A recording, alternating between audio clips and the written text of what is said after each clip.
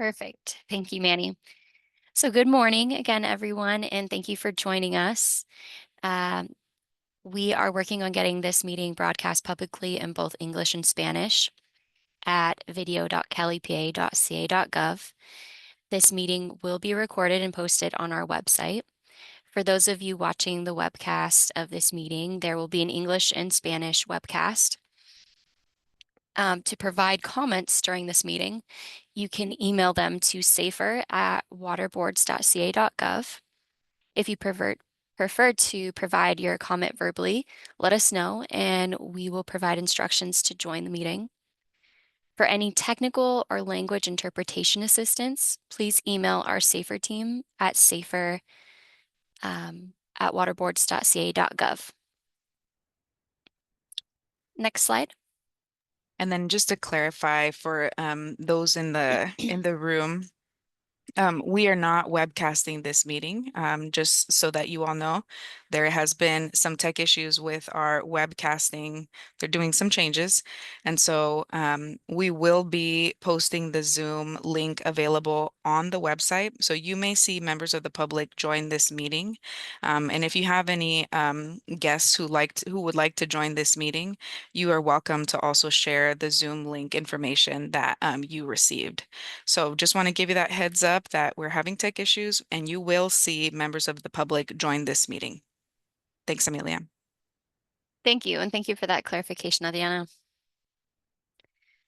All right, so good morning and welcome. My name is Amelia Nishimura with the Office of Public Engagement, Equity, and Tribal Affairs. I would like to thank you for joining us today for the first advisory group meeting of the year, and congratulations to all of our new and reappointed members. We have a full day of important information to share with you today, and we're looking forward to hearing your questions and getting to know each other. Next slide.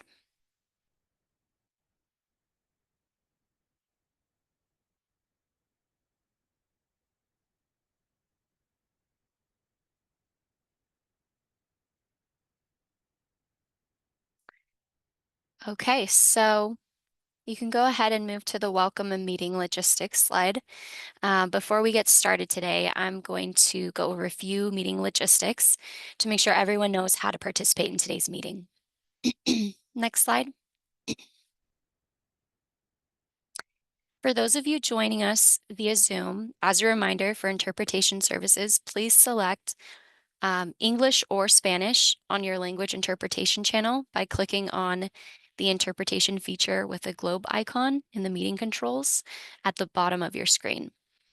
It's important that you select one of the two languages so that you can hear the presentation and comments. If you want to hear Spanish only, please select mute original audio. Mark Gutierrez and Jeanette Hernandez will be our Spanish interpreters for the day. I will pass the mic over to our interpreters for an introduction and a few additional instructions. Thank you so much, Amelia. This is Mark Gutierrez, Spanish interpreter. We just want to provide the same instruction for the benefit of those listening in Spanish. Muy buenos días a aquellos que nos acompañan en español. Queremos dejarles saber que tenemos interpretación al vivo disponible para el programa de hoy y usted podrá participar plenamente en su idioma. Para encontrar el canal en español, busque el icono de un globo terráqueo que aparece en la parte inferior de su pantalla que dice Interpretation o Interpretación. Selecciónelo y de ahí seleccione su idioma Spanish o español. Si desea escuchar solamente la voz del intérprete, quiera seleccionar Mute Original Audio o silenciar audio original. De lo contrario, escuchar al fondo la voz de la persona que esté presentando. Es importante que elija su idioma para poder participar plenamente y por favor siéntase libre a dar su comentario, preguntas conforme progrese la reunión. Muchísimas gracias. Thank you so much, Amelia. Back to you. Thank you, Mark. Next slide. Okay, so please click on View Options at the top of the screen and select Presentación en Español or Presentation in English. If you have a newer version of Zoom, the screen selection option can appear at the top left of your screen or in the middle. If you need technical assistance, you can email safer@waterboards.ca.gov. Next slide. The chat feature will be available during this meeting. State Water Board staff may use it to send additional information or instructions. You can also use it to send a message to all the participants or staff members. It may appear in the Zoom features bar with a chat button. You can try it now. If you want to go ahead and just say hi to our staff and members.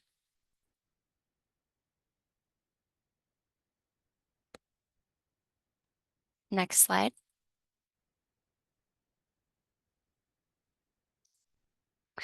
Please use the Zoom reactions button if you want to speak.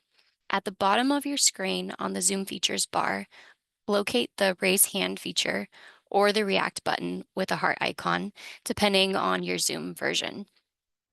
You can click on raise hand and a hand icon will appear next to your picture.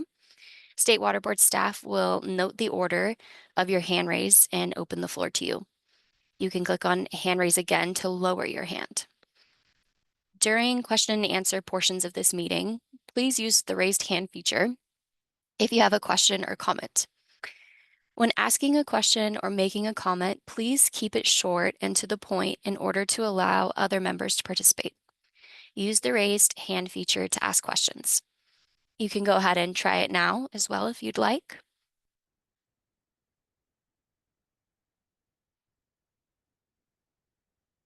Okay, thank you so much. Next slide. As you can see, today's agenda is robust. The morning session will include a welcome from our executive director, introductions from all advisory group members, followed by an overview of the State Water Board's the SAFER program and the SAFER advisory group. We will then break for a 1-hour lunch at approximately 12, and once we've finished the morning sessions. The afternoon session will include presentations on the SAFER Community Partner Pilot Effort, a presentation on the point of use, point of entry pilot effort, a presentation from our SAFER Drinking Water Program. We will then have some time on our agenda to hear from advisory group members for any announcements that you may have. We'll have a public comment period, and then we will close our meeting for the day. Please note you will have short breaks and lunch throughout the course of the day. However, please feel free to step away as needed.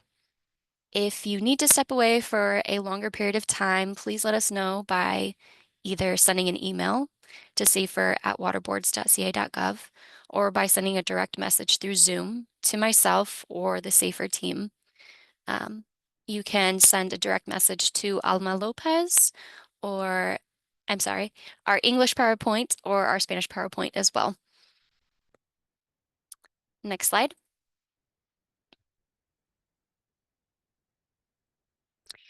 So to ensure we cover our entire agenda, we would like to share the following meeting guidelines for today's session. 1, please mute yourself when you're not speaking. Join by video if possible. And remember to have an appropriate background as we are being live streamed. Please take breaks as needed. Speak slowly so that the interpreter can accurately capture everyone's words.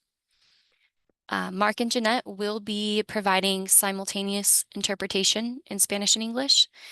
So please remember to speak slowly to ensure the interpreters can capture all of your feedback.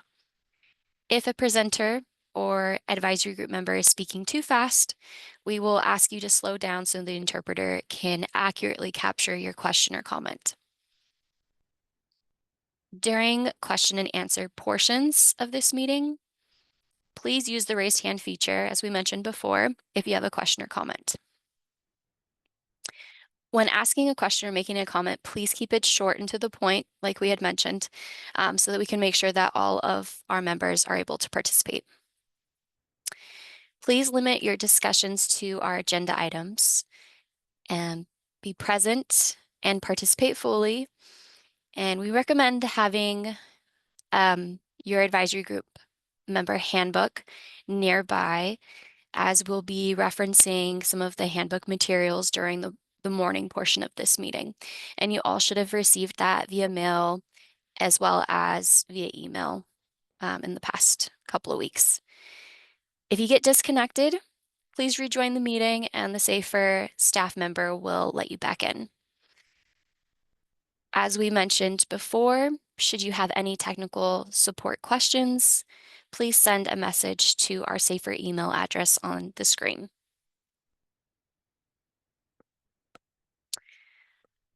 Okay, next slide.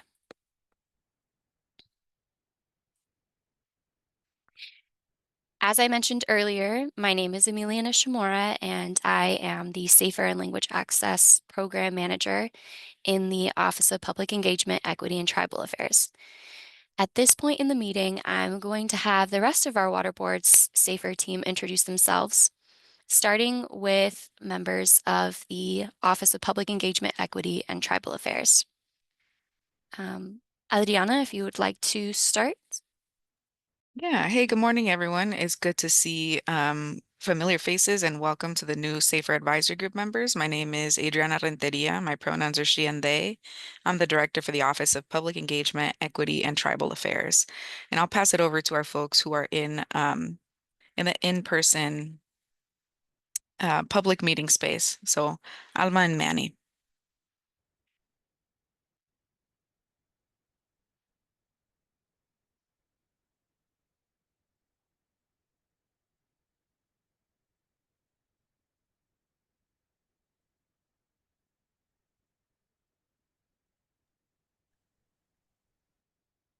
Hi, good morning, everybody. This is Manny Leon. I am here with the Office of Public Engagement, Equity, and Tribal Affairs as well. I'll be here in the background supporting the meeting. I hope everyone enjoys the information.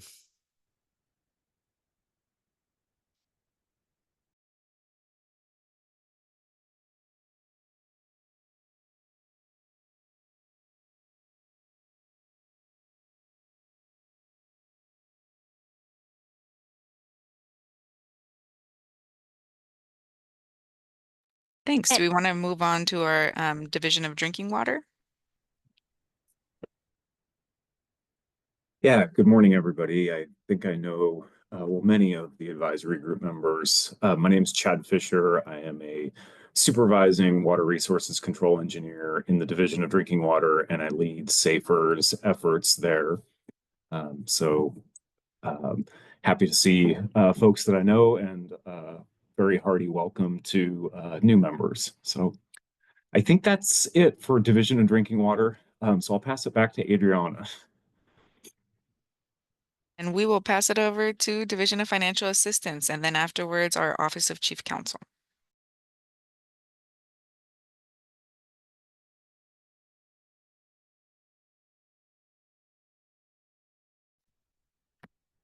Good morning, everyone. Jeff Wetzel with Division of Financial Assistance, Senior Water Resource Control Engineer over the Safe and Affordable Drinking Water Unit.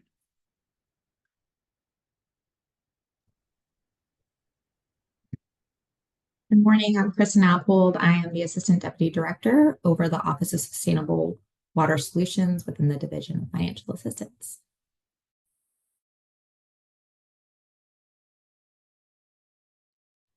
okay, thank you all. Are we missing anyone? I think we're ready to go to our Office of Chief Counsel, and then we can then close out with our board member, Laurel Firestone. And then as a reminder, please make sure that you're selecting your language. Please select either English or Spanish. If you select Spanish, please mute original audio. If you do not select language, you're not going to be hearing one another. So we'll go to our Office of Chief Counsel and then we'll close out with our board member Firestone. Good morning. My name is Anthony Austin. I'm an attorney in the State Water Board's Office of Chief Counsel. Good to see you all. Thank you. Hey, I'm Laurel Firestone. I'm one of the State Water Board members, and I'm really excited to meet the new folks here and see lots of familiar faces and get to know some of you. Really want to appreciate your time in serving on this and helping us make this program continue to achieve the goals that we're all trying to do here. So thanks. Thank you, Board Member Firestone. Okay, so thanks everyone. And now at this time, we can go ahead and start getting to know our Safer Advisory Group members. If you want to go ahead and advance us to the next slide. So now we want to hear from you. We want to take this time to warm up the group with a round of introductions. When I call your name, please turn on your microphone. You can share your name of the community or organization you represent, whether you are a newly appointed advisory group member or if you are a returning member. And why did you decide to join the advisory group, and what do you hope to contribute?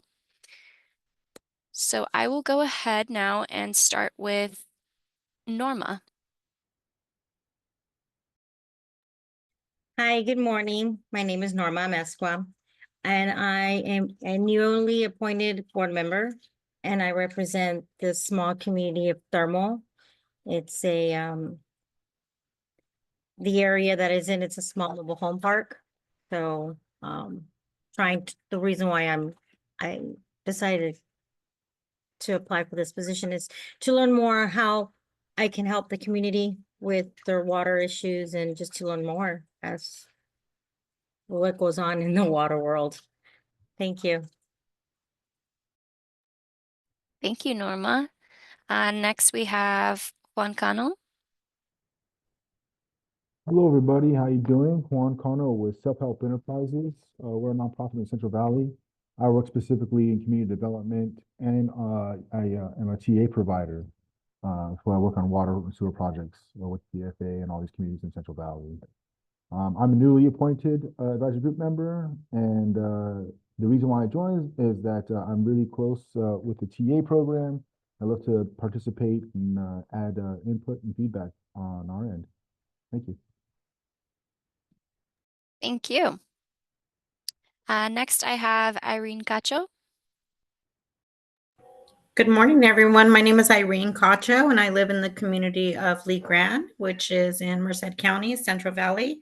And I am a community health worker, promotora, and I am newly appointed for 2025, 2026. And I am just here to better educate myself regarding water and be able to educate my community as well. Thank you, Irene. Thank you. Next we have Kristen Dobbin. Good morning, everyone. My name is Kristen Dobbin. I am on the returning advisory board group member. I'm representing UC Berkeley and UC Agriculture and Natural Resources. And I decided to join the advisory group a couple of years back because I just saw how much was changing and growing and evolving through this program and wanted to be part of it. And I hope to contribute kind of some perspective around governance and kind of the social aspects of water system management.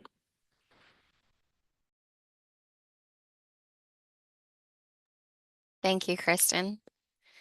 We can go ahead and hear from Takeda Jefferson. Hi, my name is Taquita Jefferson. I'm newly appointed. I live in the town of Pixley, and I joined I represent the residents of environmental justice and the leadership council. And basically I joined because my community is underrepresented, and I want to be able to make sure that they are heard in certain places. And I can't without becoming more knowledgeable of what's going on around us in regards to water and certain aspects of it. And we come from a very rural community, and things are being done without our input. So I'm trying to make sure that our voices are heard. Thank you. Thank you, Taquita. We appreciate you. Next we have Angela Islas.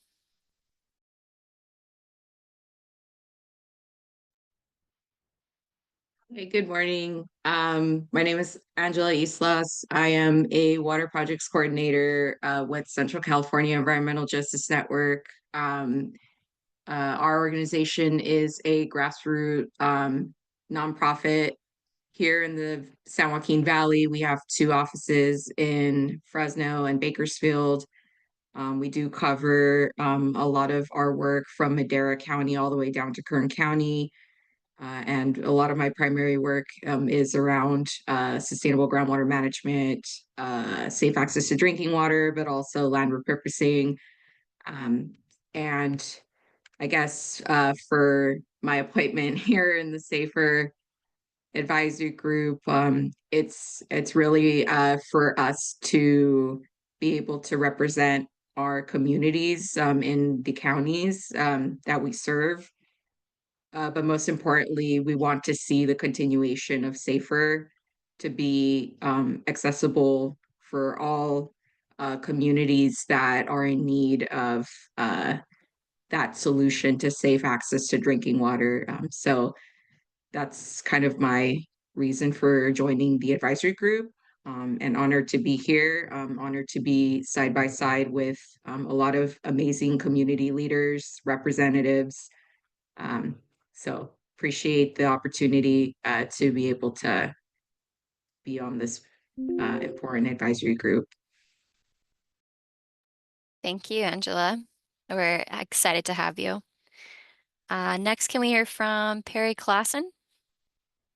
Good morning, everybody. Perry Clausen. I'm Executive Director of Valley Water Collaborative. We are a fairly new nonprofit that was formed to implement the nitrate control program in the Central Valley. This is a new program that involves management zones throughout the Central Valley that work on providing free domestic well testing and bottled water if a well is exceeding a nitrate standard. 3 years ago, our organization was able to get a SAFER grant to help supplement outreach and additional contaminant testing of the wells that we were testing for nitrate only. And I'm newly appointed. I have a lot going on. We've been doing the Priority 1 basins for 4 years now. We have about 600 residents receiving bottled water from our program. We've tested over 700 wells, and those were called the Priority 1 basins. Priority 2 just recently started 2 weeks ago, the beginning of the month.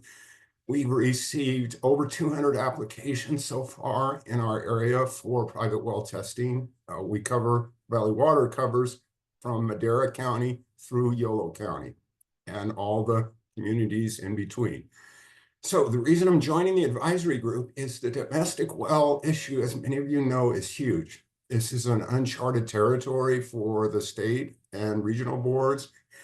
And we feel like there's an effort needed, as I heard in the last meeting, to figure out what's a strategy for the state for domestic wells. What is the funding for the disadvantaged communities? We not only do free well testing. Sorry, I have a commercial there. We not only do free well testing and bottled water, but we are responsible for developing and helping assist long-term solutions for these communities, for these private wells. So we have a lot on our plate, and I'm learning things all the time. I spent 20 years of my career running the irrigated lands program in eastern San Joaquin, Stanislaus, Merced, and Madera counties. I resigned that account. Now I work on Valley Water. And I know a particular person I see in the center of the screen I was around the table with, Laurel, for 10 years, developing the CV Salts Basin Plan Amendment.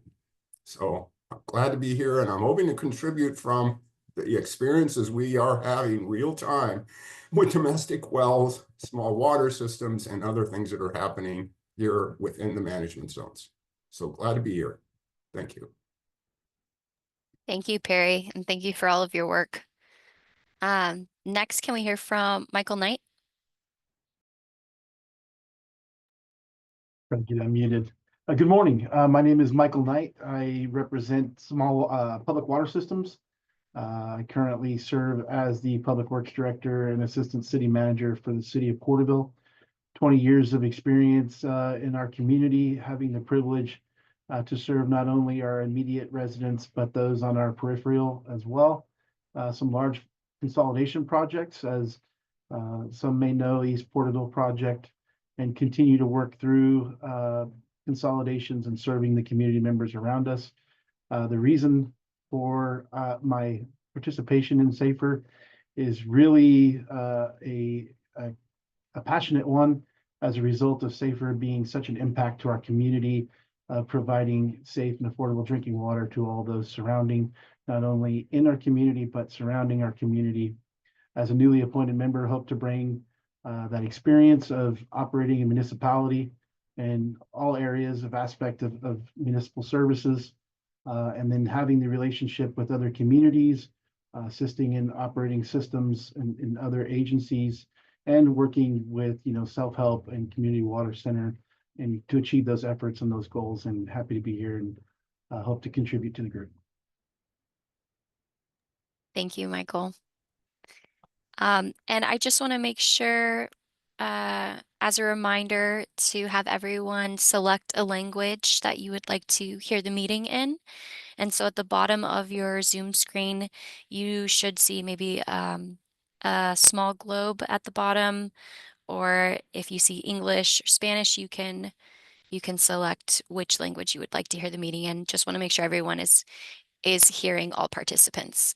Please direct message me, or you can email our safer@waterboards.ca.gov to let us know if you're having any technical issues with audio. But next, can we hear from Eric Orellana?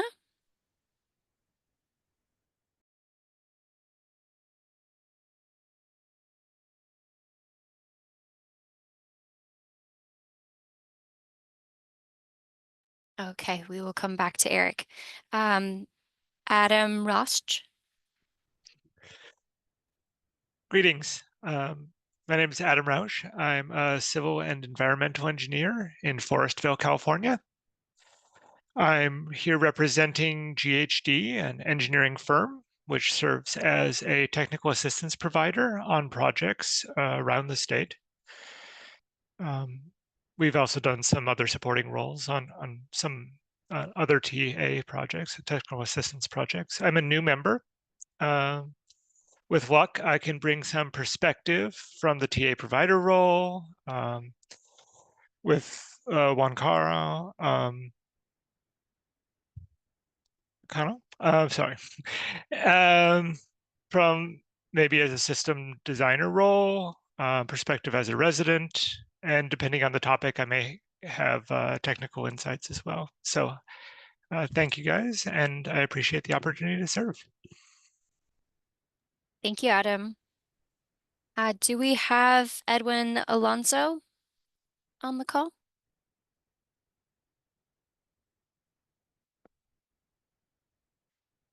Okay, next, can we hear from Stephanie Anangnason? Sure. Stephanie Anagnason. I work for Madera County. I'm the groundwater sustainability manager and the flood control manager. I'm a continuing advisory group member, and congratulations to the newly appointed members. We joined in order to have the voice of a small agricultural county heard, both the concerns for people who farm and people who don't farm. So happy to be here. Thank you. Thank you, Stephanie. Next, can we hear from Don James?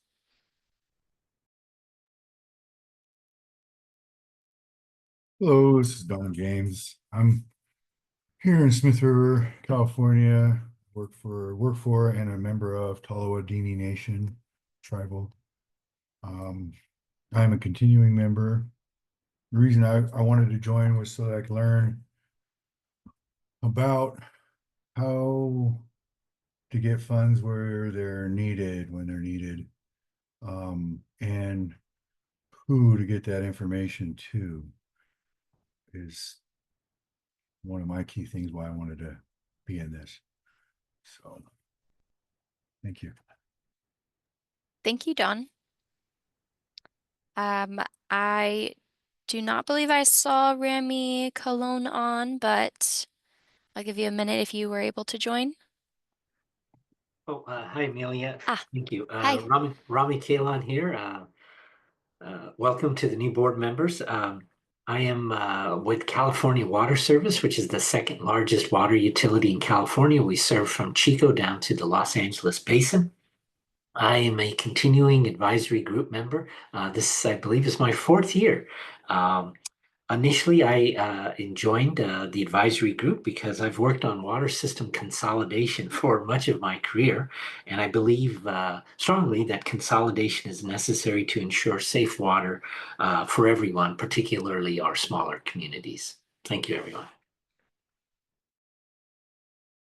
Yes, thank you, Remy, and thank you for your time serving on our advisory board. That's awesome. Next, can we hear from Soren Nelson? Yeah, good morning, everybody. Soren Nelson with the Association of California Water Agencies. We represent most of the public water utilities in California, and that represents about 90% of the water treated and delivered to Californians. This is my second year on the advisory committee, and it's always nice to be back. We joined because we were big proponents of the funding source for this program and really want to see the program succeed and continue into the future. And so here to be a resource both to our members and also to the board as we support the program. Thank you. Thank you, Soren. Next, can we hear, do we have Isabel Solorio on? Hola, buenos días. Sí, aquí estamos. Mi nombre es Isabel Solorio. Soy de la comunidad de La Nare en el condado de Fresno. Y la comunidad que represento, pues, es obviamente mi comunidad. Soy un miembro que continúa, gracias a Dios, por varios años. ¿Y por qué estoy en este grupo? Porque mi intención es seguir apoyando a que mi comunidad no quede fuera de las ayudas para hacer un cambio, seguir apoyando que haya una unificación con otro sistema, porque mi comunidad es pequeñita. Muchas gracias.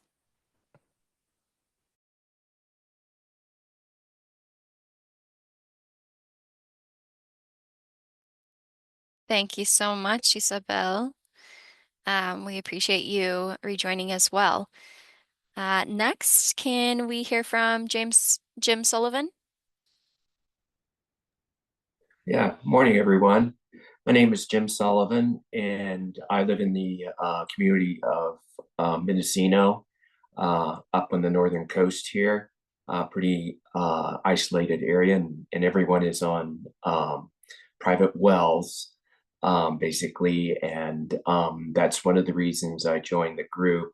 I'm representing private well owners, and I am a returning member and very happy to be part of this group again.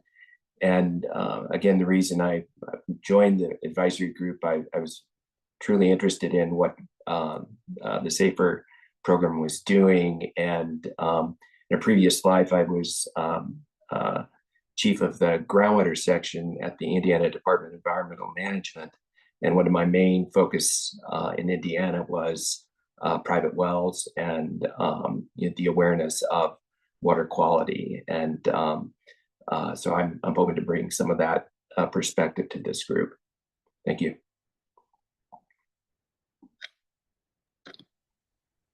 Thank you, Jim.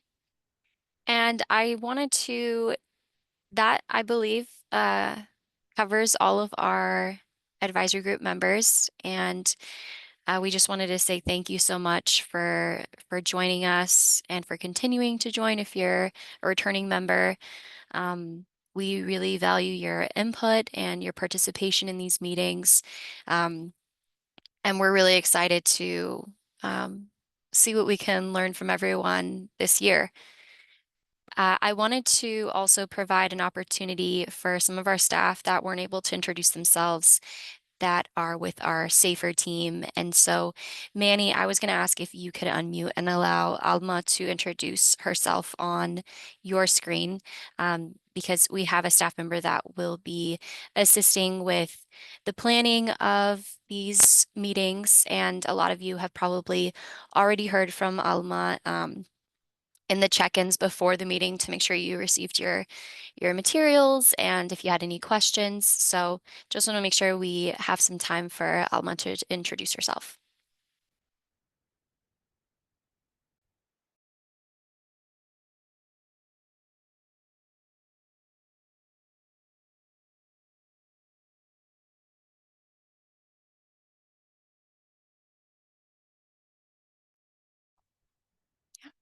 Muy buenos días. Good morning, everybody. Alma Lopez with the Office of Public Engagement, Equity, and Tribal Affairs.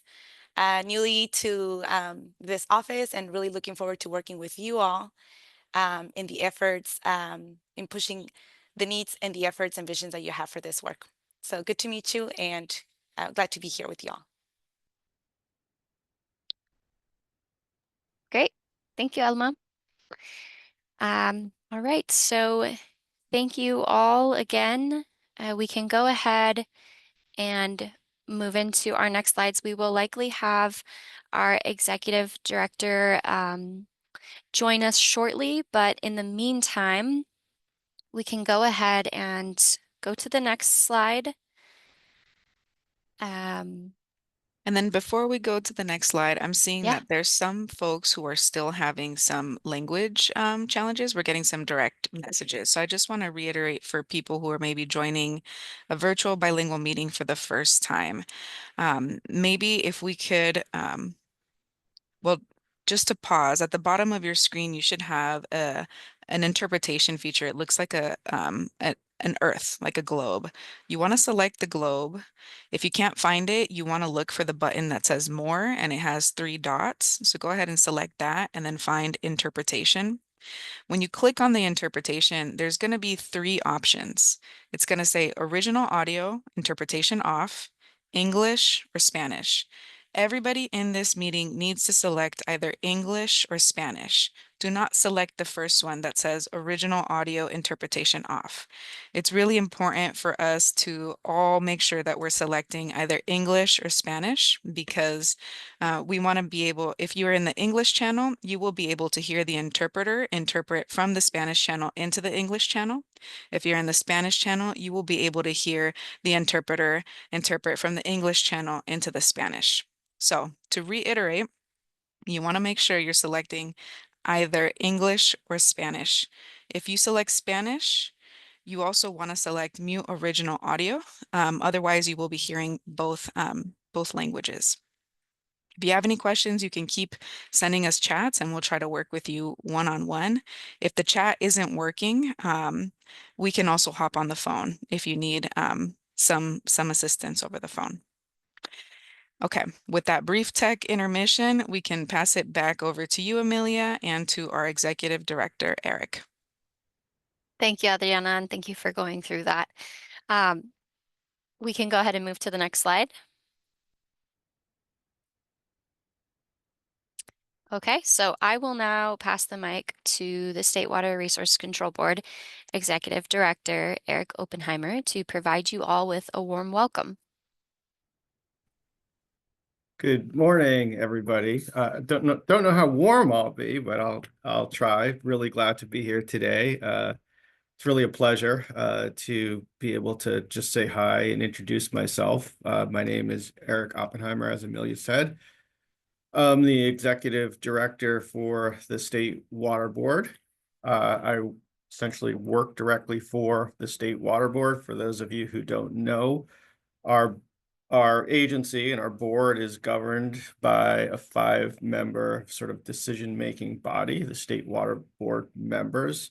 Those board members are appointed by the governor and confirmed by the Senate, and they serve 4-year terms. They can be renewed. Many of them are on multiple terms at this point and have served the board for many, many years.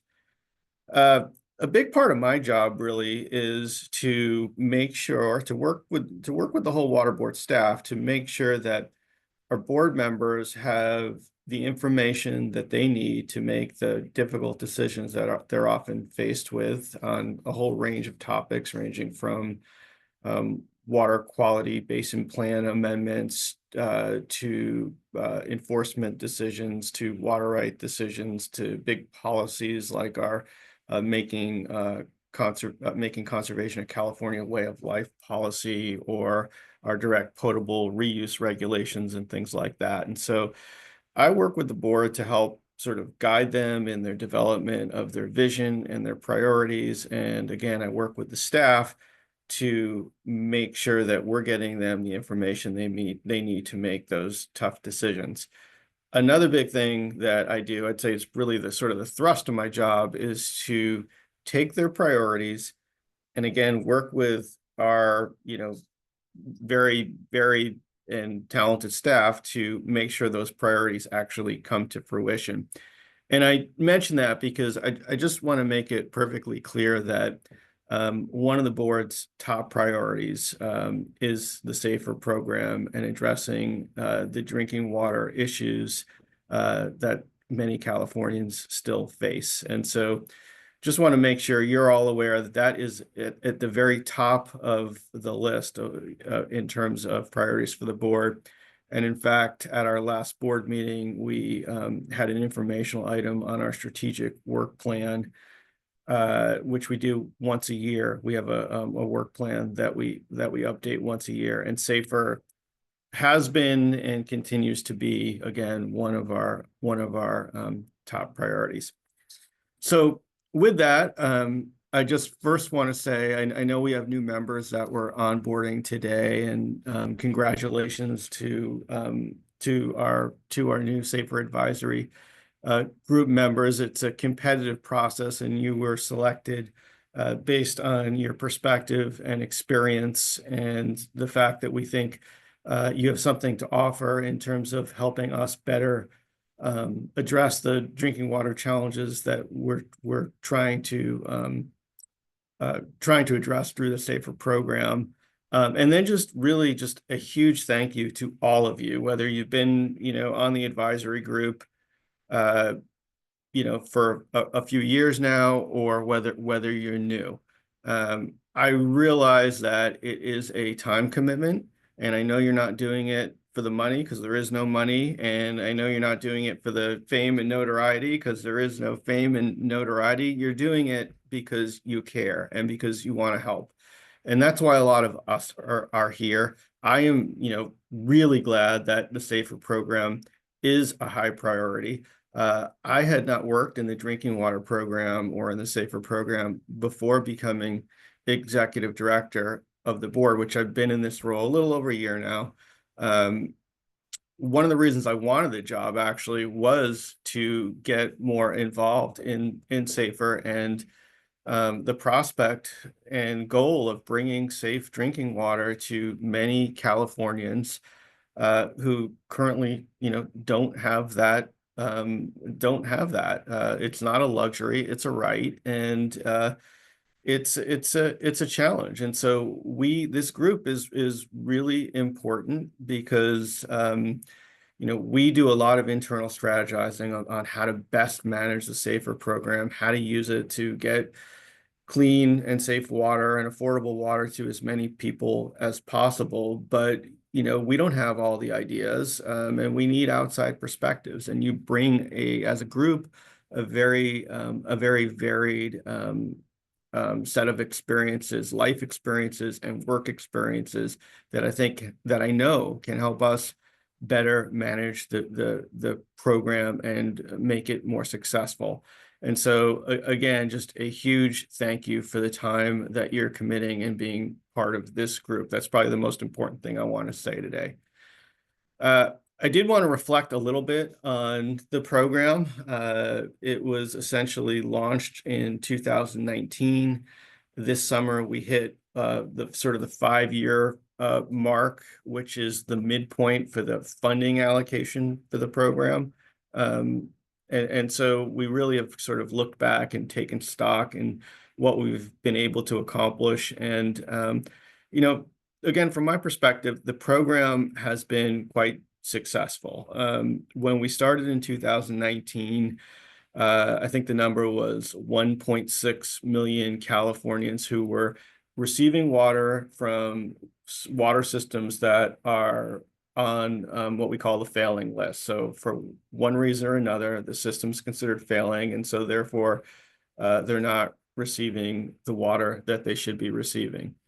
At the halfway point, we've gotten that number down to about 800,000 people. And so that's a gain of 800,000 people who are now, receiving water from systems that were failing in 2019, but now are off the failing list. So, to me, that's like the best measure of success of the program. Human beings who, were receiving water from failing systems that now are not. And so we're proud of that accomplishment.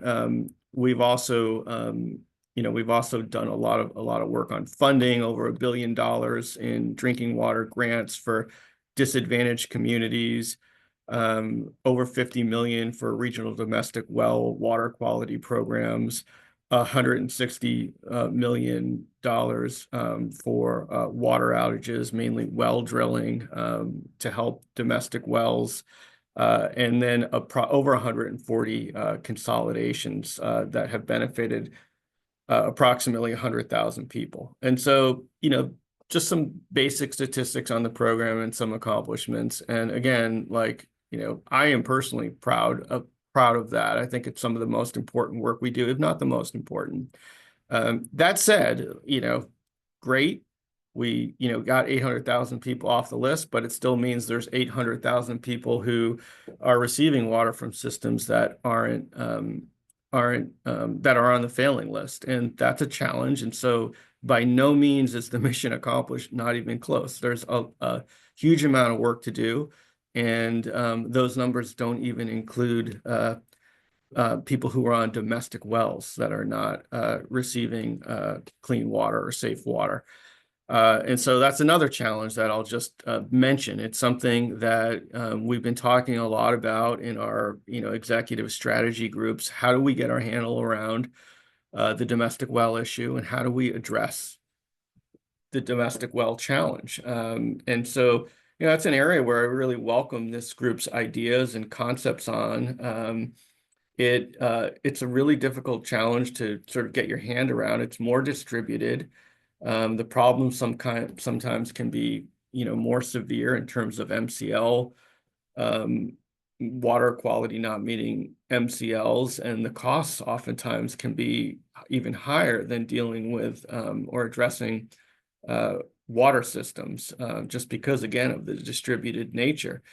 And so it is something that our attention is on, and we're working on coming up with a strategy.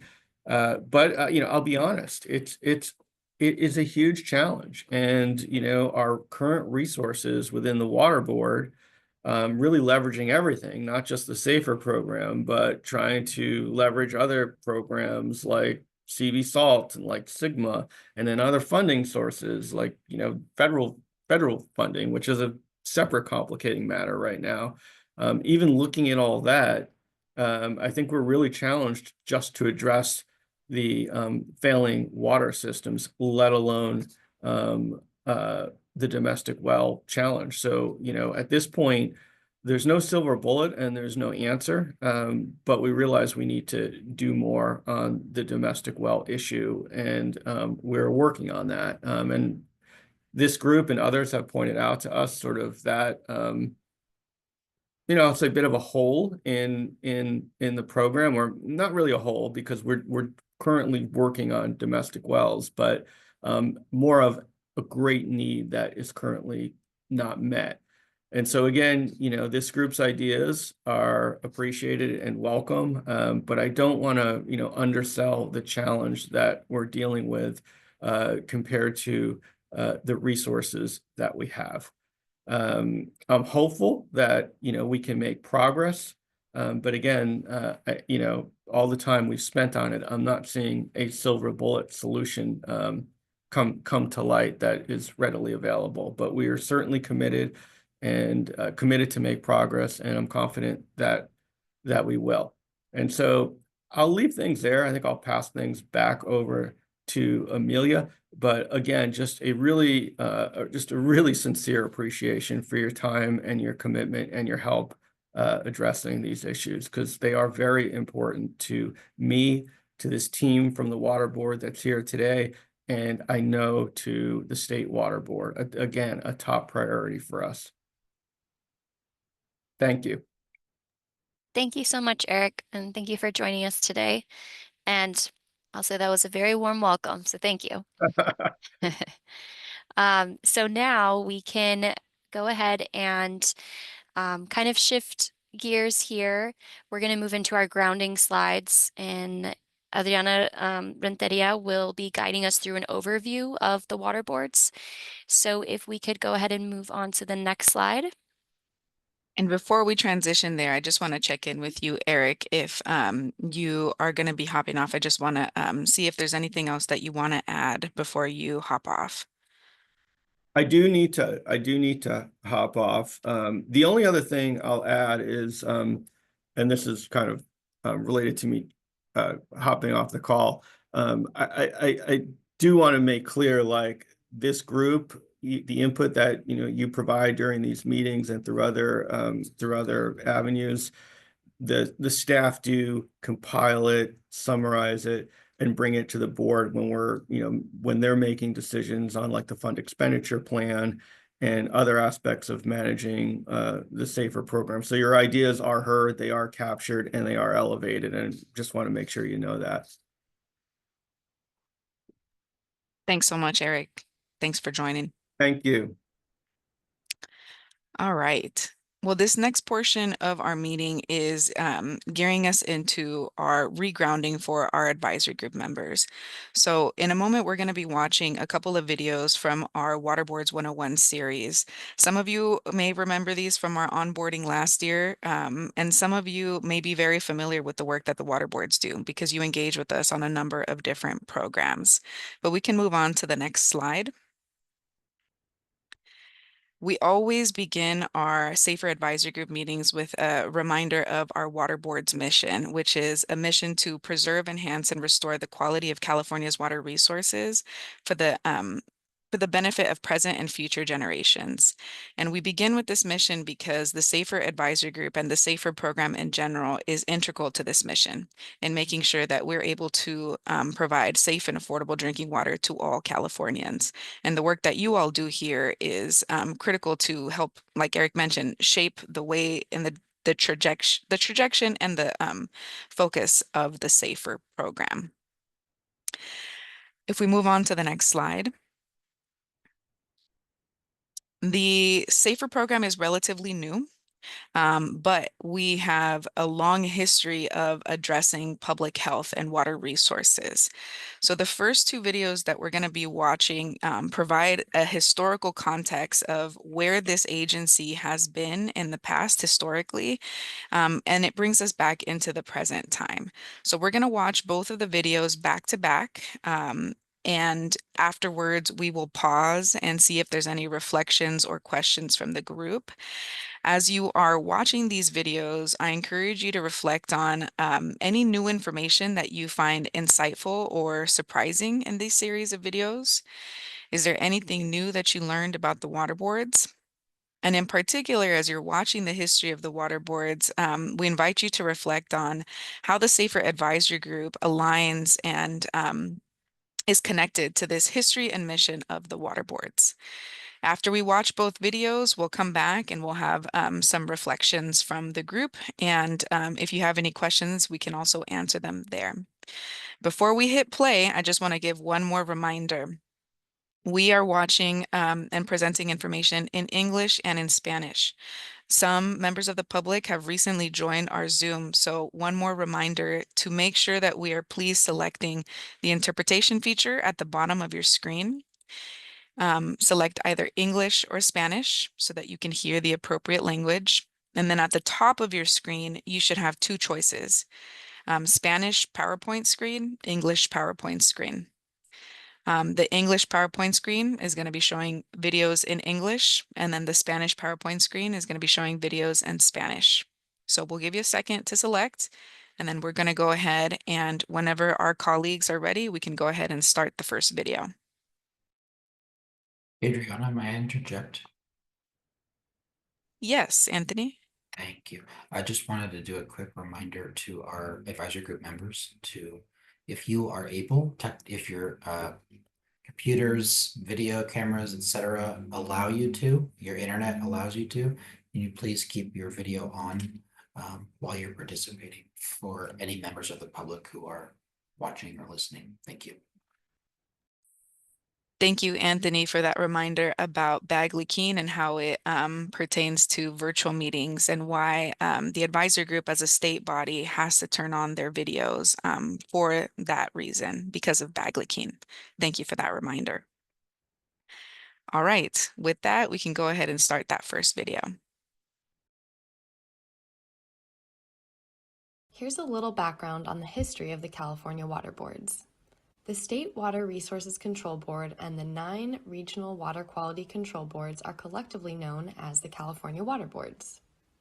The California Water Boards are part of the California Environmental Protection Agency, or Cal EPA. Cal EPA was formed in 1991 with the mission to restore, protect, and enhance the environment to ensure public health, environmental quality,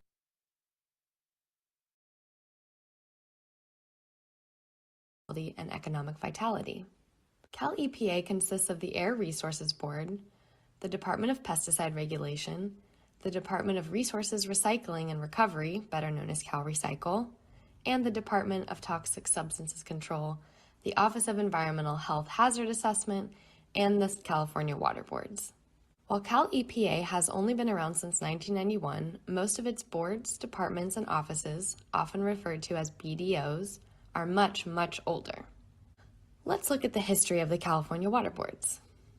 After becoming a state in 1850, California adopted the practice of riparian water rights law, which is based on the ownership of land bordering a waterway. This means that a property owner whose land is next to a river has the right to use that water, and that right cannot be transferred apart from the land. Around the same time, miners and settlers that came to California during the gold rush developed a system of claiming the right to take and transport water based on the concept of first in time, first in right. This essentially granted rights to the first person to claim a source of water and is more formally known as appropriative water rights. An appropriative water right is based on physical control and beneficial use of water, regardless of the relationship of land to water. Appropriative rights are entitlements to a specific amount of water with a definite date of priority and may also be sold or transferred. Today, California operates under a dual system that recognizes both riparian and appropriative rights. In 1913, the California Water Commission Act was the first attempt by the state legislature to address California water rights in a comprehensive manner. When it took effect on December 19, 1914, the Act divided appropriative water rights into what you'll commonly hear as pre-1914 and post-1914 water rights, and created the agency that evolved into the State Water Board's Division of Water Rights. In the mid-1940s, outbreaks of waterborne diseases, degradation of fishing and recreational waters, coupled with wartime industrial development and population growth, triggered a new appraisal of water pollution control in California. While there were many government agencies with various degrees of jurisdiction over waste disposal, public health, or water, attempts to address and solve new pollution concerns in a planned manner were unsuccessful. The California Assembly Committee on Water Pollution realized that existing laws were often unreasonable and concluded that the state had reached the point where continued population and industrial growth would soon exhaust water supplies, and California's water resources could only be protected and conserved if regulators found a way to maximize water quality objectives and water conservation. Sweeping changes in California's approach to water pollution control and water quality were recommended. Specifically, the committee said, water pollution is largely a local or regional problem, but it also involves conflicting interests of the state and the nation. Channeling all interests through a single focal point at the local level will provide the missing link necessary to abate, control, and prevent water pollution effectively and equitably. In 1949, acting on the Water Pollution Committee's recommendations, the Dickey Water Pollution Act established the State Water Pollution Control Board and 9 regional water pollution control boards to set pollution control policy and oversee pollution abatement. In 1963, the state and regional water pollution control boards were given broader water quality authorities rather than the limited field of sewage and industrial waste control, and were renamed the State and Regional Water Quality Control Boards. In 1969, the state legislature enacted the Porter Cologne Water Quality Control Act, the cornerstone of today's water protection efforts in California. Porter Cologne entrusted the California Water Boards with broad duties and powers to preserve and enhance the state's complex waterscape, and was the basis of the Federal Water Pollution Control Act amendments of 1972, better known as the Clean Water Act. The Clean Water Act requires each state or U.S. Environmental Protection Agency, aka U.S. EPA, to set standards for surface water quality, mandate sewage treatment, and regulate wastewater discharges into the nation's surface waters. It established a multi-billion-dollar clean water grant program that, with the Clean Water Bond funding approved by California's voters, can assist communities in building municipal wastewater treatment facilities. The California Water Boards became responsible for enforcing the Clean Water Act, which melded state and federal processes together for activities such as setting water quality standards, issuing discharge permits, and operating the grant program. In 2014, our state's drinking water regulatory and financial assistance programs moved from the Department of Public Health to the State Water Board. This transfer allowed for greater coordination between water quality protection and the provision of safe drinking water to millions of Californians.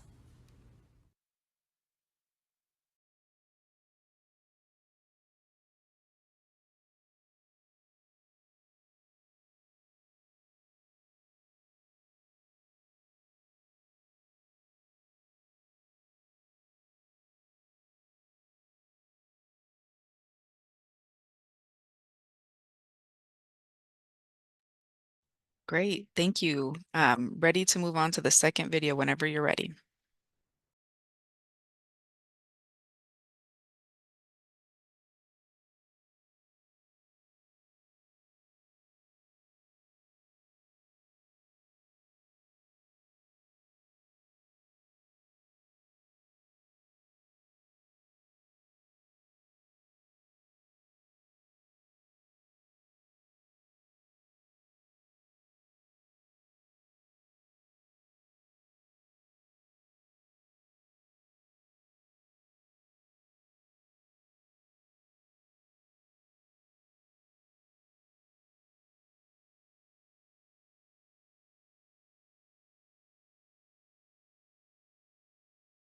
The State Water Board is responsible for allocating water and protecting water quality statewide and has 5 full-time salaried members appointed to 4-year staggered terms by the governor and confirmed by the Senate. Each member has special expertise and experience in water issues and fills one of the following categories: public member, qualified in the field of water quality, attorney qualified in the fields of water supply and water rights, civil engineer qualified in the fields of water supply and water rights, and sanitary engineer qualified in water quality. More information on the State Water Board appointment terms can be found at the State Water Board member website. The 9 regional boards are responsible for the day-to-day implementation of the Porter Cologne Act and the Clean Water Act in the hydrologic areas within their regional boundaries. Regional boundaries are based on the unique differences in climate, topography, geology, and hydrology for the different watersheds. Each regional board is comprised of 7 part-time, non-salaried board members appointed by the governor and confirmed by the Senate. 6 of the 7 regional board members must have expertise in one or more of the following areas: water quality, water pollution control, water resource management, water use, or water protection. The seventh member is a public member who is not required to have specific expertise. Most regional boards have one office, but due to their size, the Central Valley Regional Board has 3 offices, and the Lahontan Regional Board has 2 offices. Contact information and a regional board map are available on the Water Board's website. The relationship between the state and regional boards is often described as semi-autonomous or quasi-independent because the state and regional boards work together to protect California's water resources, but each has its own board and specific responsibilities. The state board has many direct and indirect controls over the regional boards. For example, the state board controls regional board budgets, but the regional boards are not fully dependent on the state board. For example, the regional boards issue cleanup and abatement orders without approval by the State Water Board.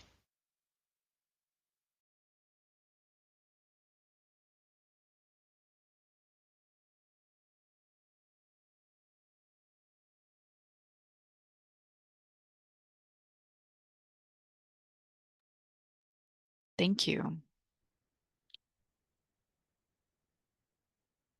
We'll give it a moment for the Spanish language to also transition out, and then we will regroup.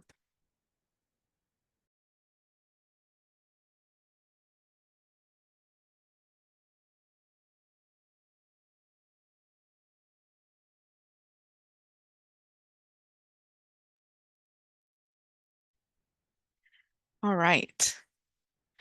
Well, we'll now open it up if there's any questions, reflections, or comments. I think one of the big takeaways that we want to emphasize here is that the water boards have gone through many different transformations and expansions in our role over the many years. And in general, California is and has always really been a leader when it comes to our water programs in the nation. And drinking water is one of those areas where we lead. And so we hope that kind of giving this context helps better understand the role that the SAFER program and our drinking water efforts play within this larger kind of trajectory and the transformation of the water board's work. So with that, I'll open it up to see if any advisory group members have any questions, reflections, or comments about the videos that we just watched. And you can use the react and raise hand feature. It's at the bottom of the screen. It's a heart. If you want to raise your hand, and then we'll go to you first. Takita, I think I saw your hand. I don't know if you were clapping or if it was a raised hand. Raise hand, go for it. Yeah.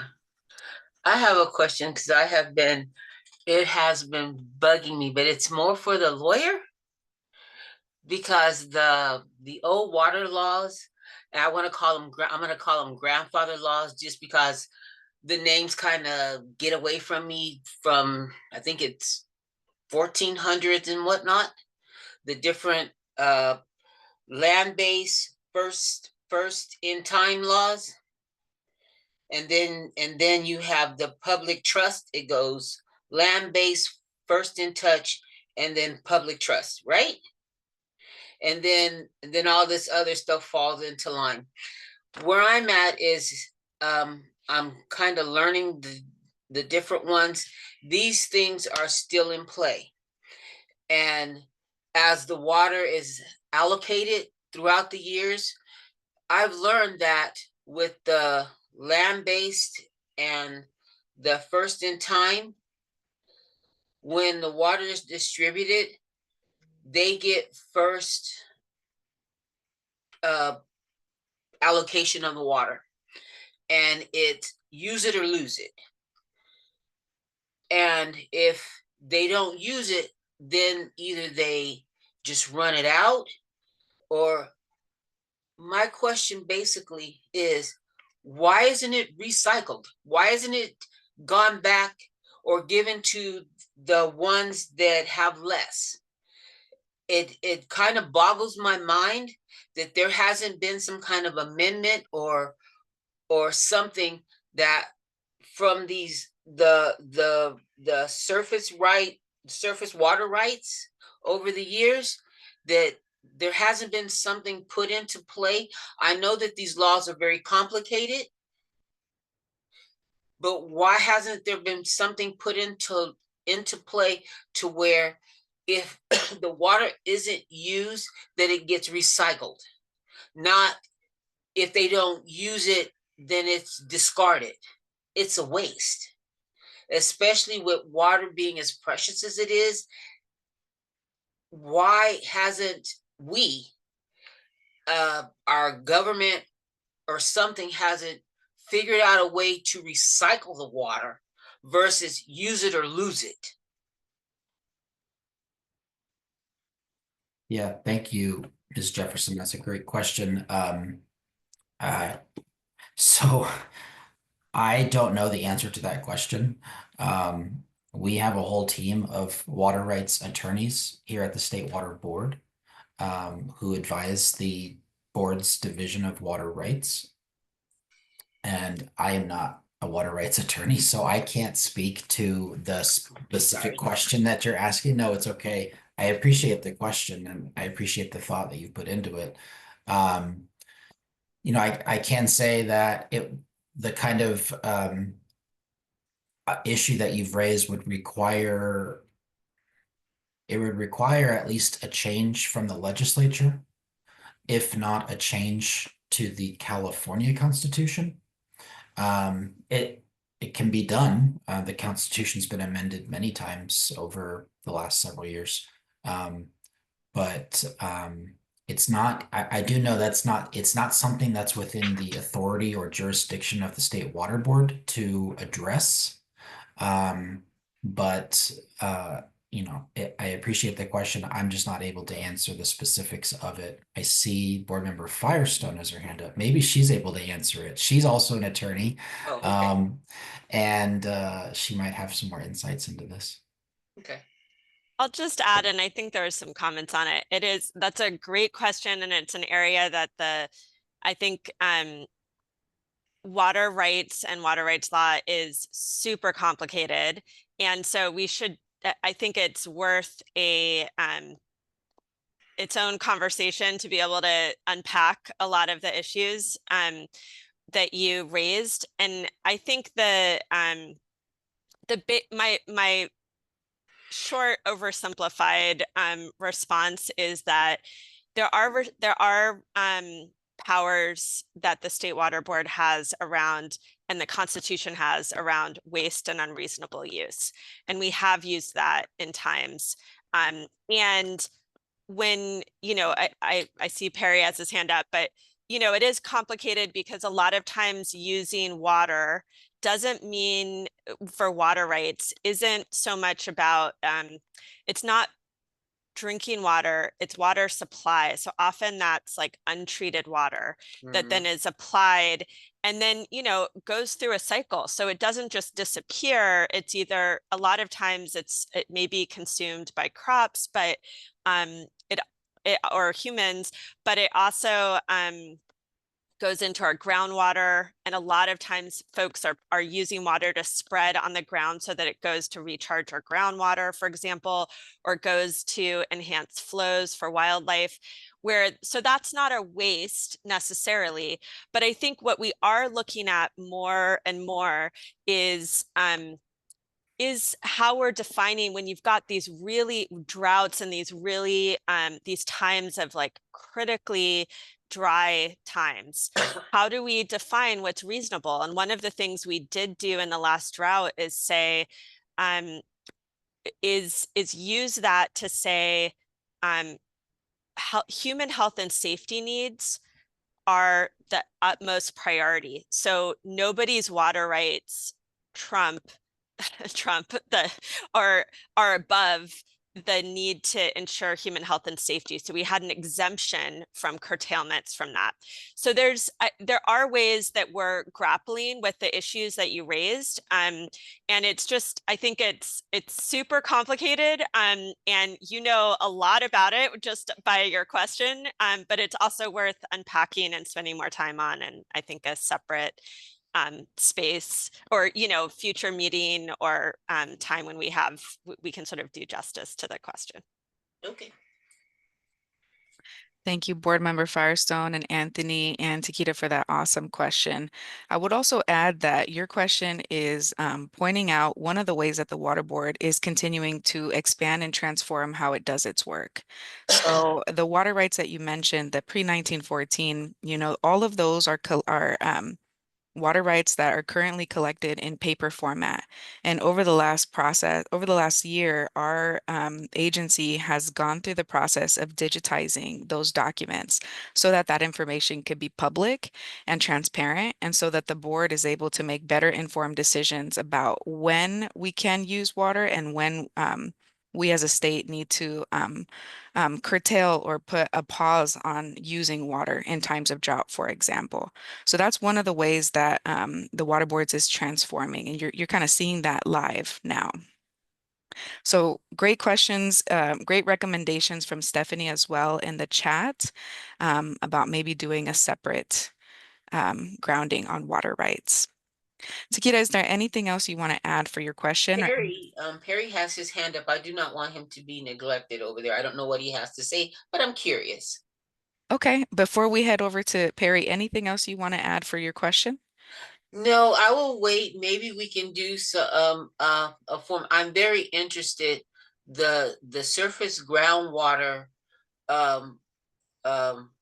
water rights is I'm very interested in that, to see if there is anything we as board members or we can suggest to legislature or whatnot to kind of see if it can be changed somewhere along the line. We can give suggestions or whatever, because I know that there are smaller counties and whatnot that suffer due to how the law is set up. That sometimes they're left out because of how, I'm going to say, grandfather laws are set up, that the 1940 and then the land base, and then first touch, and then the public trust, and so on and so forth. It trickles down to where sometimes the ones that are in the greatest needs are left out. So I'm just kind of, it's a little unnerving to where the ones that need it the least get the most, and the ones that need it the most get the least. This is kind of, it's a little unnerving to where there can't be some kind of legislature to say that if you are not in that, and if you have an overabundance, why can't it trickle down to those that don't have as much as you have? So that just kind of bugs me. You know what I mean? But that's the way it always is. The ones that have the most they don't want to give it to those that have the least. So it just kind of bugs me. Sorry. Yeah. Yeah, that's you're spot on. That's totally correct. So thanks for sharing that, and maybe at a next advisory group meeting we can dive deeper too. Thank you. Thank you. All right, Perry, thanks so much for waiting patiently. That's okay. I'm going to change the subject. Oh my gosh, water rights. Oh, well, we could have an 8-hour conversation just on Takita's question. No, I'd like my understanding is Division of Drinking Water is a fairly new child at the State Water Board. It was Department of Health Services. Is that, I'd like just a little brief on that. Is that fully transferred from DHS to DDW now? And where is that just DDW that then used to be Department of Health Services? Or maybe explain that a little bit. I think that'd be good to understand. Great question. And we actually meant to add a third video, which is on our public website, and it is the history of the California water landscape. And that is actually the first video of the series that you just watched that we missed, we skipped it. But that does describe the transfer from the Department of Public Health into the State Water Board. But I'm going to pause and pass this over to our Division of Drinking Water colleagues if you want to kind of explain that transition, when it happened, why it happened, and how it has transformed our agency.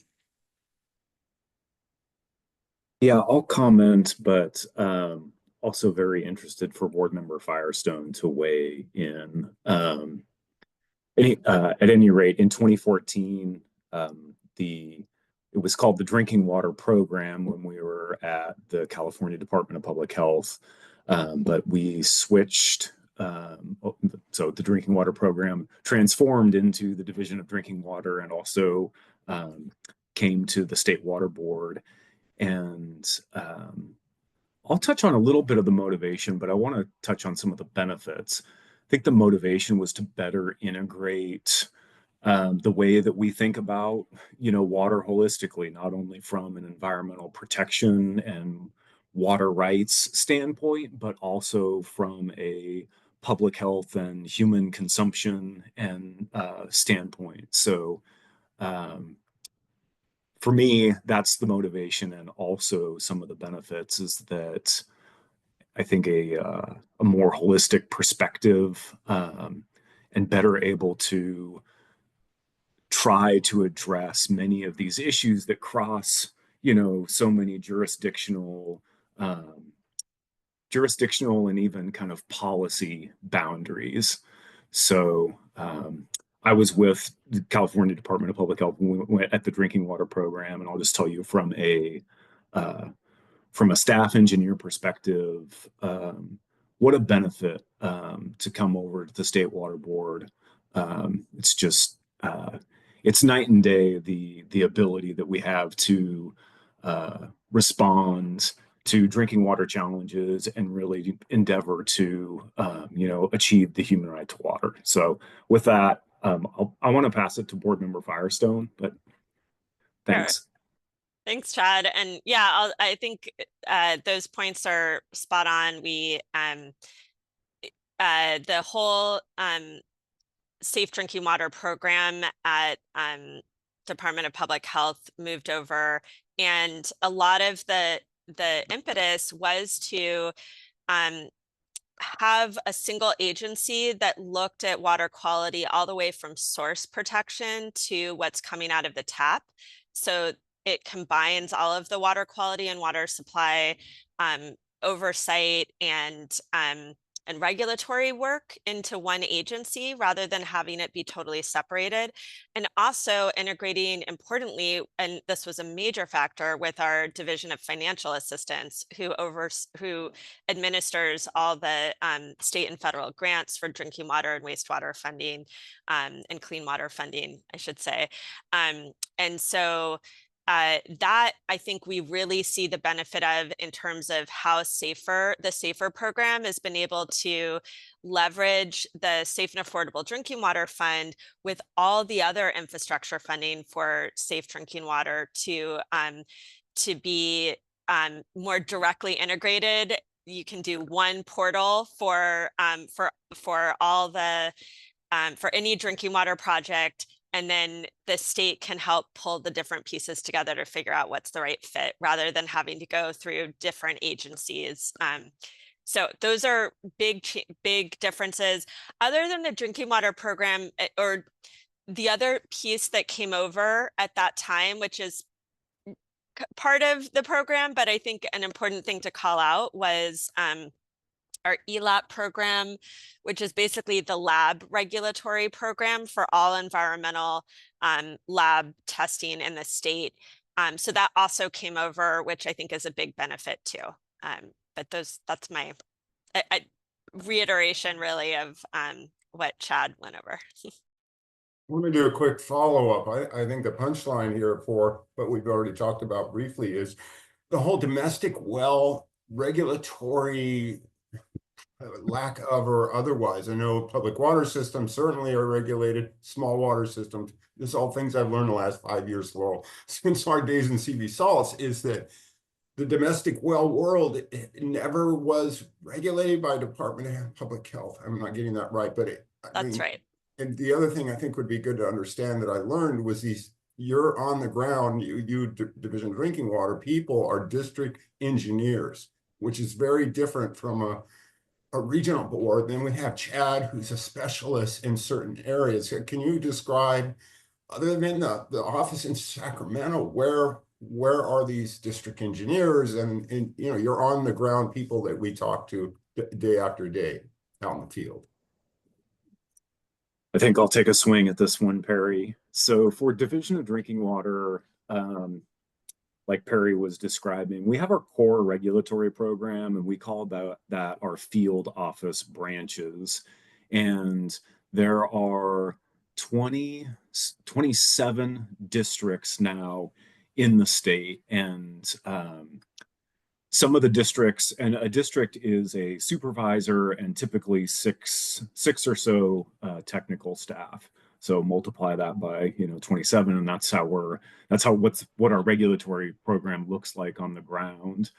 I should know off the top of my head, but we have about 10 field offices in addition to Sacramento. I'll rattle them off, and we have a district office, or we have a field office in Reading. That some of these house multiple districts, and I won't go into it, but Reading, Santa Rosa, Richmond, Monterey, certainly Sacramento, Stockton, Fresno, Bakersfield, Carpinteria, Glendale, San Bernardino, and San Diego. I think that's correct. I think that's all of them. So those are the folks, like I said, that implement our core regulatory program. And like Perry was talking about, Safe Drinking Water Act. So when I say regulations, I'm talking about everything associated with Safe Drinking Water Act.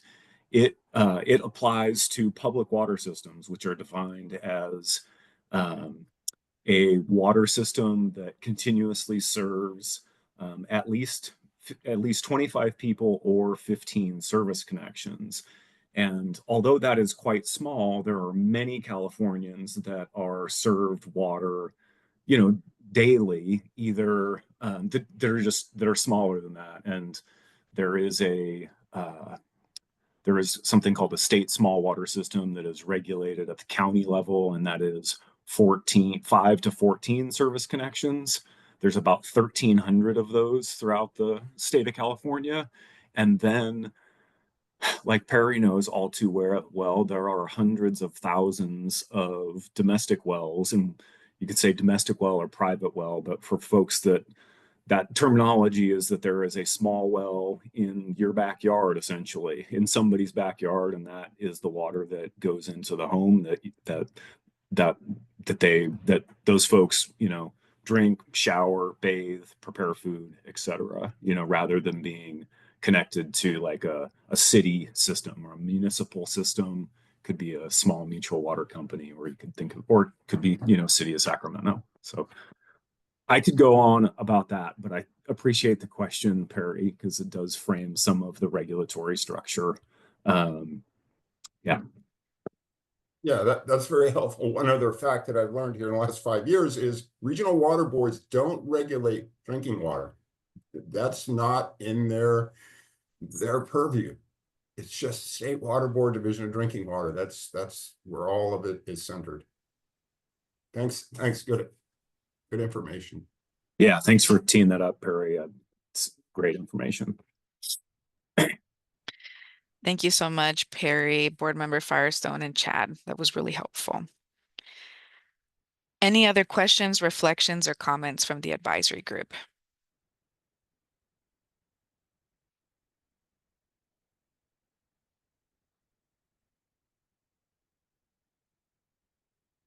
Okay. In that case, shortly we will be adding a link to our webpage where you're able to watch the full Water Boards 101 series. It's a series of 5 or 6 videos. The first one covers a general history of California's water landscape, and I really encourage you to watch that first one. We'll add that into the chat, but in the meantime, we'll go ahead and transition into a break. We will take a 10-minute break, and we will be back at 10:50. So 13-minute break, 10:50. See you back at 10:50.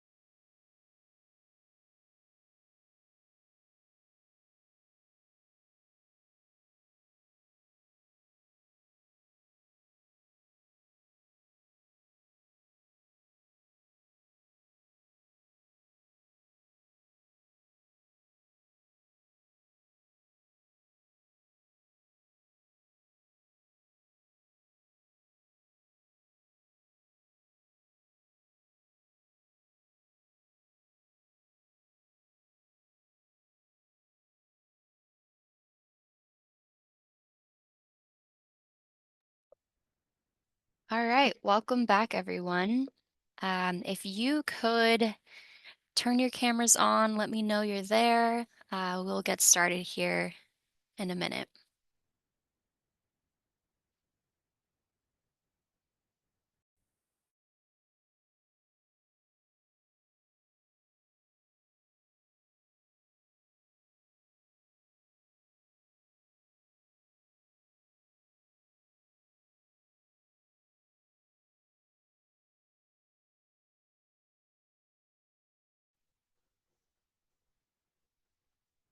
While we're waiting for everybody to come back, sometime I know the pronunciation of my name can be kind of hard. So just FYI, you guys can call me Q. Okay, thank you. But just so I get it right, Tequita. Tequita. Okay, but I will mark Q as well. Thank you.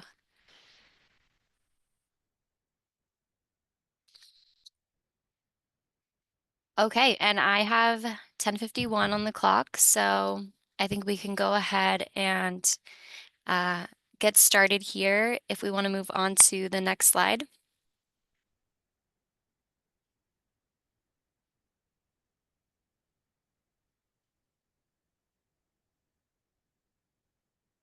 All right. So welcome back, everyone. I hope you had a good break. You were able to get up, get a stretch in. You'll now be hearing from myself and Anthony Austin for a review of the Safer Drinking Water Program and the Safer Advisory Group overview. We can go ahead and move on to the next slide.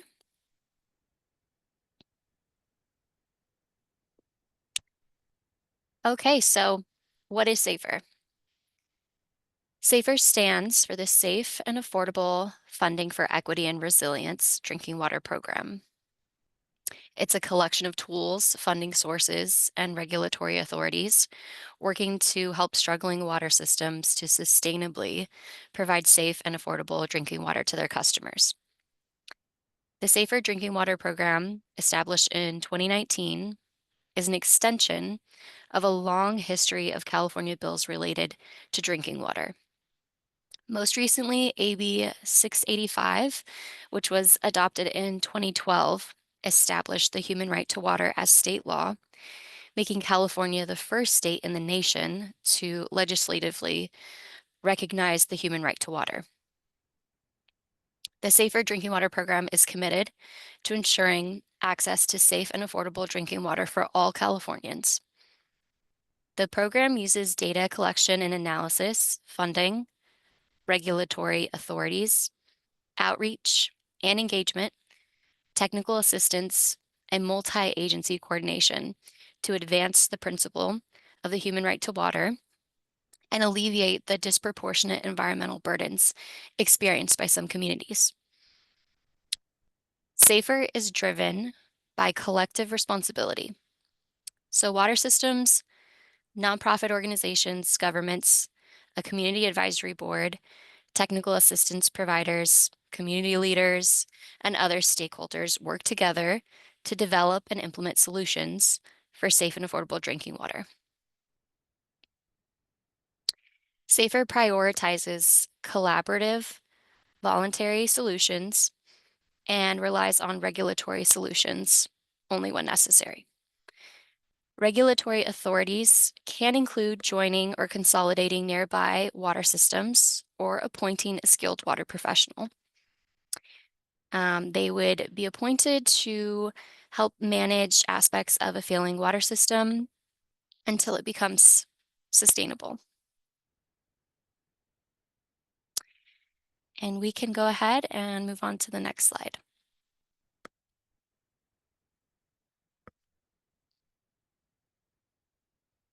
Okay, so next we will be discussing why SAFER is necessary. The map on the right is a screenshot of the Drinking Water Needs Assessment dashboard.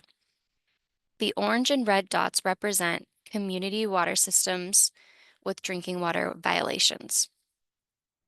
So, of the approximately 3,000 community water systems in California, the majority are serving safe drinking water. There's about 400 that don't meet safe drinking water standards. 90% of the violations are taking place in water systems with less than 500 connections. So these are small water systems, and many serve disadvantaged communities. One thing to note is that this map does not show approximately the 350,000 domestic wells and 1,350 state small water systems. Nor does it show tribal water systems, which are regulated by the federal government. So, SAFER is helping these struggling systems to implement solutions that will allow them to sustainably provide safe and affordable drinking water to their customers. So how did we get here? As California's water infrastructure was being developed, waves of migrants were settling in various farm worker and dairy labor camps. Many of these camps later grew into small communities, and eventually, several became cities. However, historically, decision makers used race to establish structures and systems, including land use practices. Because of this, oftentimes cities would grow around these small migrant communities, creating fringe communities located outside of incorporated areas and municipal services. Without access to municipal services, many communities formed special districts. Others sought water through mutual water companies, small cities, domestic wells, and state small water systems. These historic land use structures continue to develop to deliver these desperate outcomes, including wealth, health, educational, and environmental inequities. Many of the communities that have experienced historic land use structures are also the communities that don't have safe drinking water. The Water Board is committed to racial equity and environmental justice, and we hope that through the SAFER program, we can achieve the human right to water for all Californians. Through SAFER, public water systems and domestic wells in California that are failing or that are at risk of failing to provide safe drinking water are proactively identified, allowing us to provide assistance where most needed to ensure communities get access to safe and affordable drinking water as quickly as possible. Next slide. So we fast forward to today, and we now have these small disadvantaged communities that are facing complex challenges to delivering safe and affordable drinking water. Often, they do not have the technical capacity to run sophisticated treatment systems, the governance or managerial capacity to operate their water systems effectively, or the financial capacity to support growing operation and maintenance costs. Every year through our annual needs assessment, we review these indicators and a few more for every public water system to see if they are at risk of not being able to provide safe drinking water. Next slide.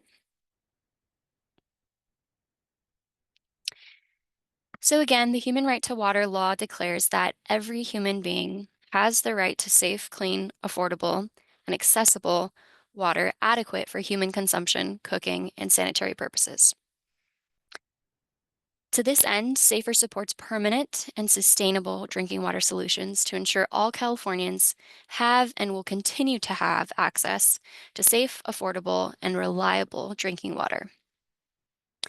The tools used by SAFER to address the challenges facing water systems include assessing systems, needs, and providing comprehensive water system support, including short and long-term solutions. SAFER staff regularly review water quality monitoring reports and coordinates directly with water systems to identify issues and potential solutions, understand community needs, and get the system on track to sustainably provide safe and affordable drinking water. Short-term solutions include such things as temporary connecting a community to a safe water source or providing bottled water. Long-term solutions lead to self-sufficient drinking water systems and include such things as system upgrades, consolidation, and staff training and development. We also ensure equitable engagement and participation in all that we do. So to do this, we are continuously evaluating ways to support community capacity building and involvement in SAFER. This includes making all SAFER materials available in English and Spanish, offering interpretation services, and encouraging participation through thoughtful meeting design. Additionally, staff receives input from the advisory group, which advises the State Water Board on the Safe and Affordable Drinking Water Fund Expenditure Plan and other related Safer Drinking Water Program policies. So you'll be learning more about your specific roles and areas of input later today, but the Fund Expenditure Plan is one of the areas where we really need and value your input, with members of this group representing a variety of stakeholders, including public water systems, technical assistance providers, local agencies, tribal water systems, non-governmental organizations, state small water systems, domestic wells, and those served by community water systems in disadvantaged communities. So the Water Board also has regulatory authorities to accelerate drinking water solutions when a water system has consistently failed to provide safe drinking water. This authority includes issuing violations and enforcing mandatory consolidations and system administrative appointments. SAFER projects are funded through a variety of funding sources. Each year, a needs assessment is performed that identifies water systems and domestic wells that are failing or at risk of failing to provide safe drinking water. This information is used to develop the annual fund expenditure plan, which I just mentioned and that this group will be providing input on, that describes how safe and affordable drinking water funding will be spent with priority given to small disadvantaged communities. SAFER also provides technical assistance. As we discussed earlier, communities with drinking water challenges may need help finding solutions and accessing funding. So technical assistance providers support communities with project planning, assessment, financing, and technical and managerial needs. Technical assistance is available to all water systems, but priority is given to small disadvantaged communities. Next slide.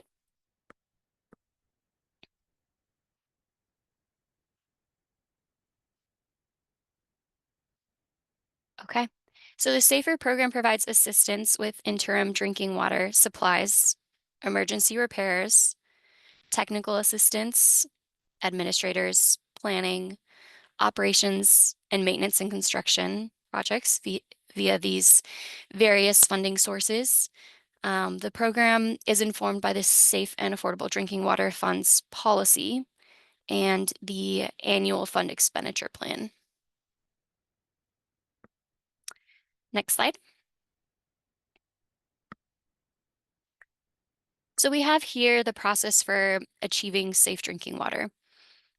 Each year, staff conducts an annual needs assessment to identify water systems and domestic wells that are failing, or if they're even at risk of failing, to provide safe drinking water. This information is used to develop an annual fund expenditure plan that describes how safe and affordable drinking water funding will be spent, with priority given to small disadvantaged communities. Staff then proactively engage with water systems and communities identified through the needs assessment process to collaboratively develop a solution to address their drinking water challenges. Finally, a solution is implemented to get the system on track to sustainably providing safe and affordable drinking water. Next slide.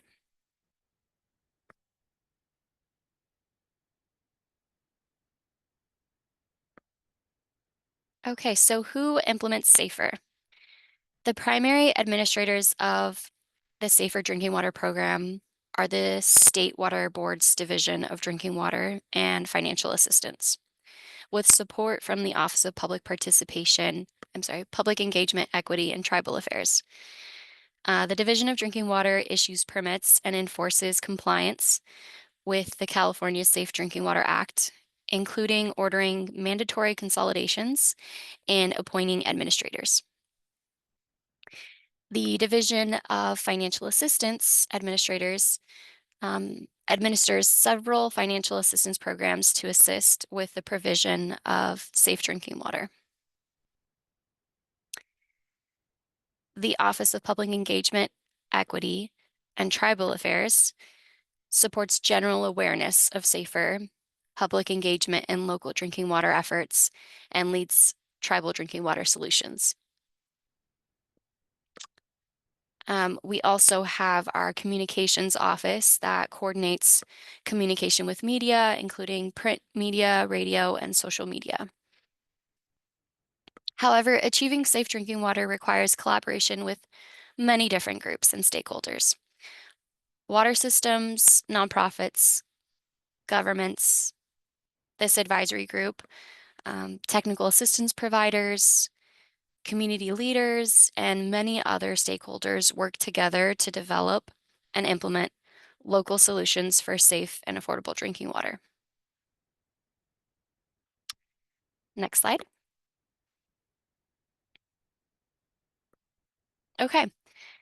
So at this point, we're going to go over kind of a very brief, high-level overview of the SAFER Advisory Group.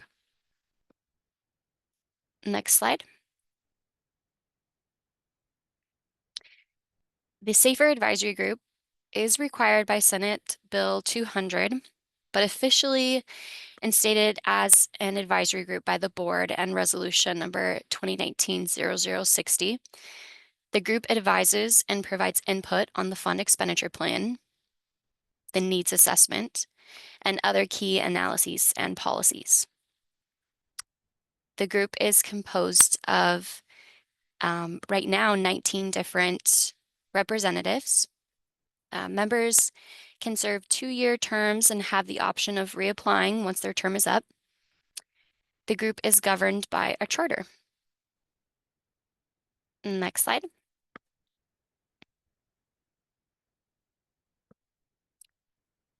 So exactly what does the advisory group do? This group advises the board on priorities of the fund expenditure plan and other key SAFER components like the needs assessment and any other sort of analyses. The advisory group does not approve plans, documents, or have authority to make policy decisions, but the advisory group members will also not evaluate applications for funding or develop consensus recommendations. Next slide. During advisory group meetings, staff will present information on a variety of topics and engage in discussions to obtain feedback from the group. Water board staff ensures information is relayed to the board itself by keeping meeting notes, minutes. These notes are shared with the SAFER and State Water Board leadership, gathering and reviewing group public comments. We also have document areas of agreement, disagreement, and we provide these minutes to the board and group members for their input and review.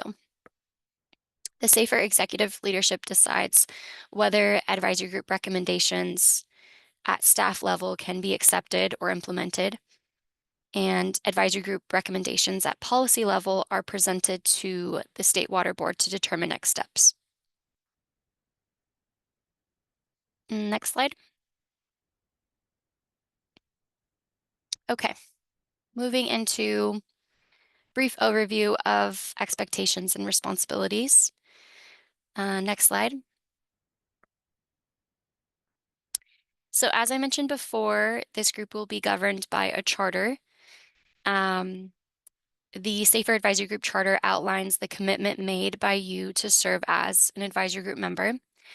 The charter also outlines the purpose and background of the group, member responsibilities, terms, and reimbursement, and outlines meeting procedures and protocols. I will just mention here that for the majority of these meetings, we will not be traveling or in person, except for the last meeting. And so once we get closer to our last meeting of the year, and there's an in-person meeting, we can go over more specifics on travel reimbursement. Next slide. So some of the member responsibilities include attending all meetings. You can always reach out to us if you are not able to attend. We just appreciate that heads up. You want to make sure you're prepared for each meeting. Commit to fully being present for the entire duration of the meeting. Notify board staff if you will be absent. And that would happen ahead of time. Make sure you ask any questions that you may have, share your advice, respond to emails, calls from board staff, and resign if you are unable to actively participate in the group. Members who can no longer actively participate in group activities must inform the executive director or his designee, and their membership in the group will be terminated. Members may resign at any time by submitting a written notification to our executive director or his designee. Members shall maintain compliance with applicable ethics and conflicts laws, including AB 1013. Members shall be terminated from the group due to excessive absences, considered more than 2 absences from the group meetings in a calendar year. Exemptions may be made on a case-by-case basis due to serious illness or other circumstances as deemed acceptable by our executive director. And terminations under this section are at the discretion of our executive director. Next slide.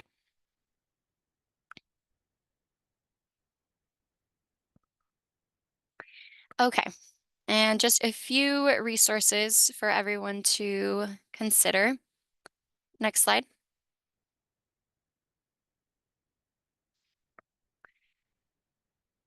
All right. So we want to make sure that you let us know if you have any language needs. You can indicate your preferred language in advance for things like phone calls, materials, emails. Hopefully we have already reached out to everyone on this and we've already documented your preferences, but if we haven't done that already, please do let us know and we're happy to accommodate in that way. You can also let us know when you are not able to hear the interpreter and provide feedback on interpretation services as well during these meetings. Next slide. The Safer Drinking Water Program commits to providing English and Spanish language services for advisory group meetings. And we also provide translation of written documents. So any kind of communications, materials, packets, as well as interpretation services in person and via Zoom. We also do our best to provide bilingual staff assistance as well. So just wanting everyone to keep this in mind and just reach out to us. Okay, and this next portion of our overview will be with Anthony Austin, so we can go ahead and go to the next slide, and I will pass it over to Anthony. Thank you, Amelia. Good morning again. My name is Anthony. I'm an attorney at OCC. I am going to talk pretty briefly about a couple of items, one of which is the Bagley-Keene Open Meeting Act, and then I'm going to touch very briefly on the state's ethics and conflicts of interest laws. I'm not going to spend much time talking about the conflicts of interest laws. because they, on further review, they don't actually apply to the SAG members. And so it's not directly relevant, but it's still good to keep in mind. Next slide, please. Thank you.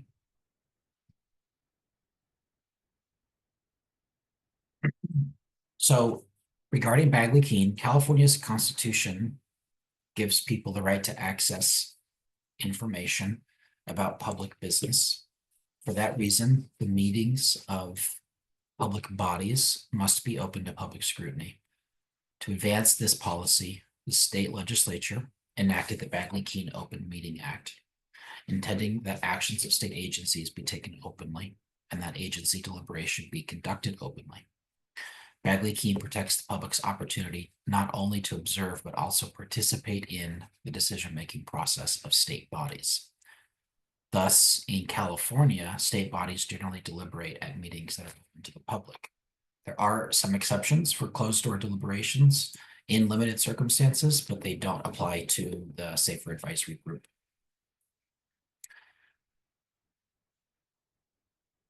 So a meeting occurs when three things happen. A meeting that is subject to Bagley-Keene occurs when three things happen. There's a majority of the state body gathering. That majority of members actually gather to hear, discuss, deliberate on an item under its purview. Bagley-Keene does apply to advisory bodies. The Safer Advisory Group is an advisory body, therefore Bagley-Keene applies. So it's not really anything that the advisory group folks have to concern themselves about, because water board staff, myself included, we take care of that on our end. We make sure that the advisory group meetings are held in compliance with the Bagley-Keene statute. So a meeting notice has to go out. It has to be made publicly available. Certain information has to be included in the meeting notice. Because you all are participating remotely, we have to provide a means for any member of the public to be able to participate in the SAG meetings remotely. So they need to be able to hear and see what you hear and see. They also need to be able to participate. They also need to be able to provide public comment. And we will have that opportunity at the end of the SAG meeting today to provide comments to you all from members of the public. There are, very nuanced requirements in the law. So for example, as I mentioned earlier, and Adriana mentioned earlier, the law requires, because we are participating remotely, that videos remain on. There are exceptions in case network capabilities prevent that from happening. Sometimes the bandwidth of the internet that we have causes some issues and prevents videos to be turned on. That is acceptable. That is okay. But to the extent you are able, to the extent you have the ability to keep your video on, the law does require that. That's not something the State Water Board imposes. That's not a requirement from the State Water Board. It's a requirement from Bagley-Keene. That's pretty much it. There are some, potential changes in the law. So right now, when COVID hit, the law was amended to allow for remote participation. And that current law has a sunset provision. It technically is expiring, but hopefully the legislature will keep those flexibilities in place. Nothing to worry about right now. If the law changes again, then we will adapt and make sure that the meetings are held in accordance with the statute. For our purposes, there are 20, I believe, 20 Safer Advisory Group board members. So a majority would be 11, right? So if 11 of you meet and meet someplace else to talk about the fund expenditure plan, technically under the specific language of the law, that would be a violation, because you would be having a meeting with the majority of you about something that falls within the advisory group's purview. And the purpose of that would be to allow public participation in that meeting. So that's the sort of reasoning behind the law. Again, it's to encourage and allow for public participation to see into these advisory bodies, into state bodies like the State Water Board itself, to see how they deliberate, what they discuss, what they decide on. In our case, the advisory group's case, we don't actually make any actual decisions, but we do deliberate, we do discuss, we share ideas, we ask questions, and there is benefit and value in the public being part of that process. So I will pause there in case anybody has any questions about Bagley-Keene. Thanks, Anthony and Amelia. I think we can transition into general questions. So you've received essentially like 3 types of presentations: an overview of the SAFER program in general and how we work with communities to provide safe drinking water, an overview of your role as advisory group members, and then an overview of the legal expectations of this state body. So any questions, reflections, or comments on all 3 of those are welcome. And folks, as a reminder, you can raise your hand using the React button at the bottom of your screen. If you select the React, it's a heart, and then there's a raised hand feature. If you're having troubles, please send us a chat and we can workshop it with you. And with that, Adam, you can kick us off. Thanks. Sure. I know that, as you said, one of the goals here is to inform or, have a hand in the fund expenditure plan. I also know that a lot of the SAFER projects, at least the TA projects, have construction funds and sometimes planning funds allocated through the DWSRF application process. And the DWSRF and complementary programs has an intended use plan, which is a separate document. I haven't really worried about where the boundary was between those two, but if we're informing one and not the other, I wonder if there's any line that's been driven about, or to delineate, what work is sort of being done by one versus the other, or where the boundaries of those are. Awesome question, Adam. Thank you so much. I'm going to check in with board member Firestone, and then I'm also curious to hear from Kristen or Jasmine as well. Sorry, and Adam, I missed the I heard the fund expenditure plan, but what was the other thing that you were saying was separate? The other document that seems to govern a lot of these things, at least from our perspective, is the DWSRF, the Drinking Water State Revolving Fund Intended Use Plan. Yeah, and so, right. Yeah, if there's a line that separates the scope of those, perhaps. Yeah, that's a great question, and it is confusing. That's part of our just having to meet different requirements of federal funding, and so that's what the there's a lot within the SRF, and DFA can also answer, but from a board member's perspective, the fund expenditure plan is really where we are setting the priorities for all of the funding to address SAFER needs. And we, in the fund expenditure plan, identify those other funding sources, which include those that are governed by the intended use plan. That's an overall funding priorities.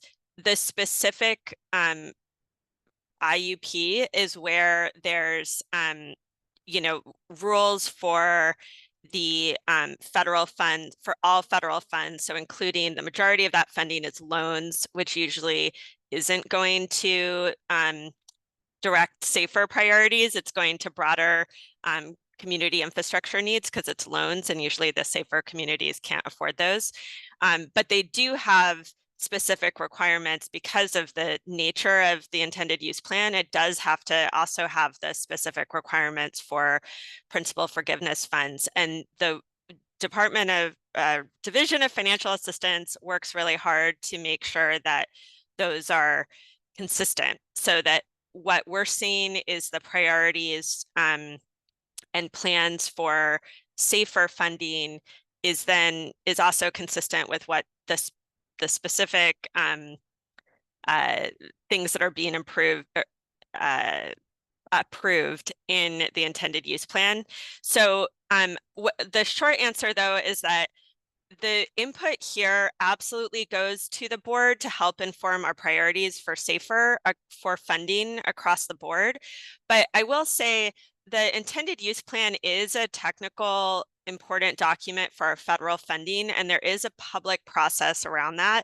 And I definitely still encourage people to participate in that public process and provide comments on it. But the intent is for us to not require, to take this input to and have the safer program funding priorities be implemented consistently across the different documents we have to do, including the fund expenditure plan and intended use plan. That's Kristen, you want to add or correct? Yeah, I mean, not correct. I'd just say confirming what Member Firestone is articulating here. You know, my team here at the Water Board administers 95% of all of the grants and principal forgiveness under the SAFER umbrella, using all types of funding sources that we have available to us within each fiscal year. And so, you know, it is my team that looks at both the language in the annual IUP and the FEP. And our goal is always alignment and consistency. And I think we're getting better and better at that each year. However, you know, it does go through that public review process.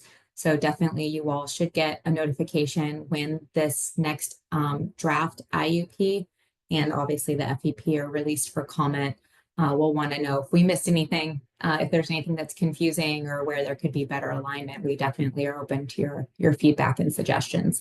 And definitely also please flag where there may be things that aren't clear. I think that's something we always want to strive to improve, ensure that there's nothing that's kind of a question mark for folks as they read through it. So hopefully that helps Adam answer your question.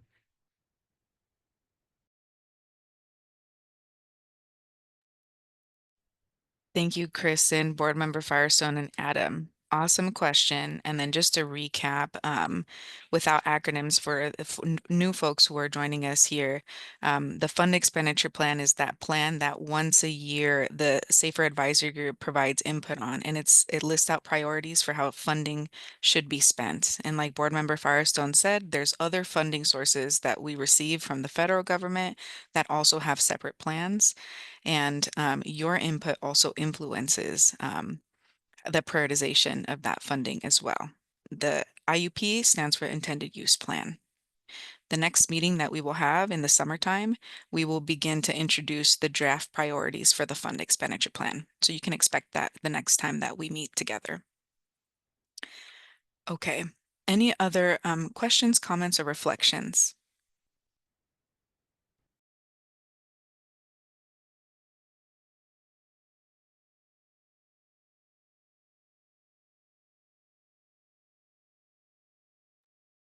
Yes, Angela, go for it. This is Adriana.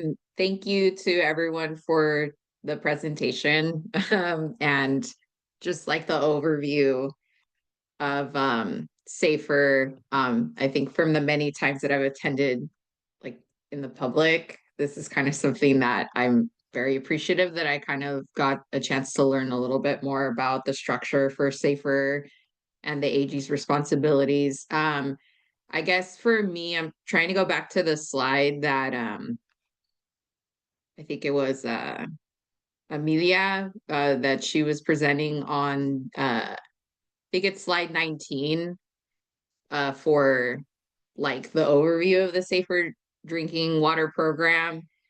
I think what I was a little wanting to get more clarification around is the definition of like a failing system between domestic wells as well as like small water systems that have secondary contaminant issues. I think in the case of, like, I want to say 3 different communities that I'm supporting in West Fresno County, you know, where a lot of those residents, you know, there's 2 that are facing secondary contaminant impacts. One of them is in 5 Points, California. That's like along the 145 highway going towards Kalinga. And their community has high exceedances of total trihalomethane, which is TTHM. It's a very complicated contaminant that I was trying to present to residents. And they were receiving notices that, you know, they're going to be switching from surface to ground because they're receiving surface water currently in their well, and they're getting switched over to groundwater due to the high levels of TTHM, but they're still encouraged to use that water. And a lot of residents were telling us about how it affects their hair, like it's affecting like their like hair health, it's affecting their skin, they're like having it like all dried out, their hair is falling out, they can't really like cook with it because it like gives a really bad taste to the food that they're like cooking it with. So, you know, there's that piece with that community.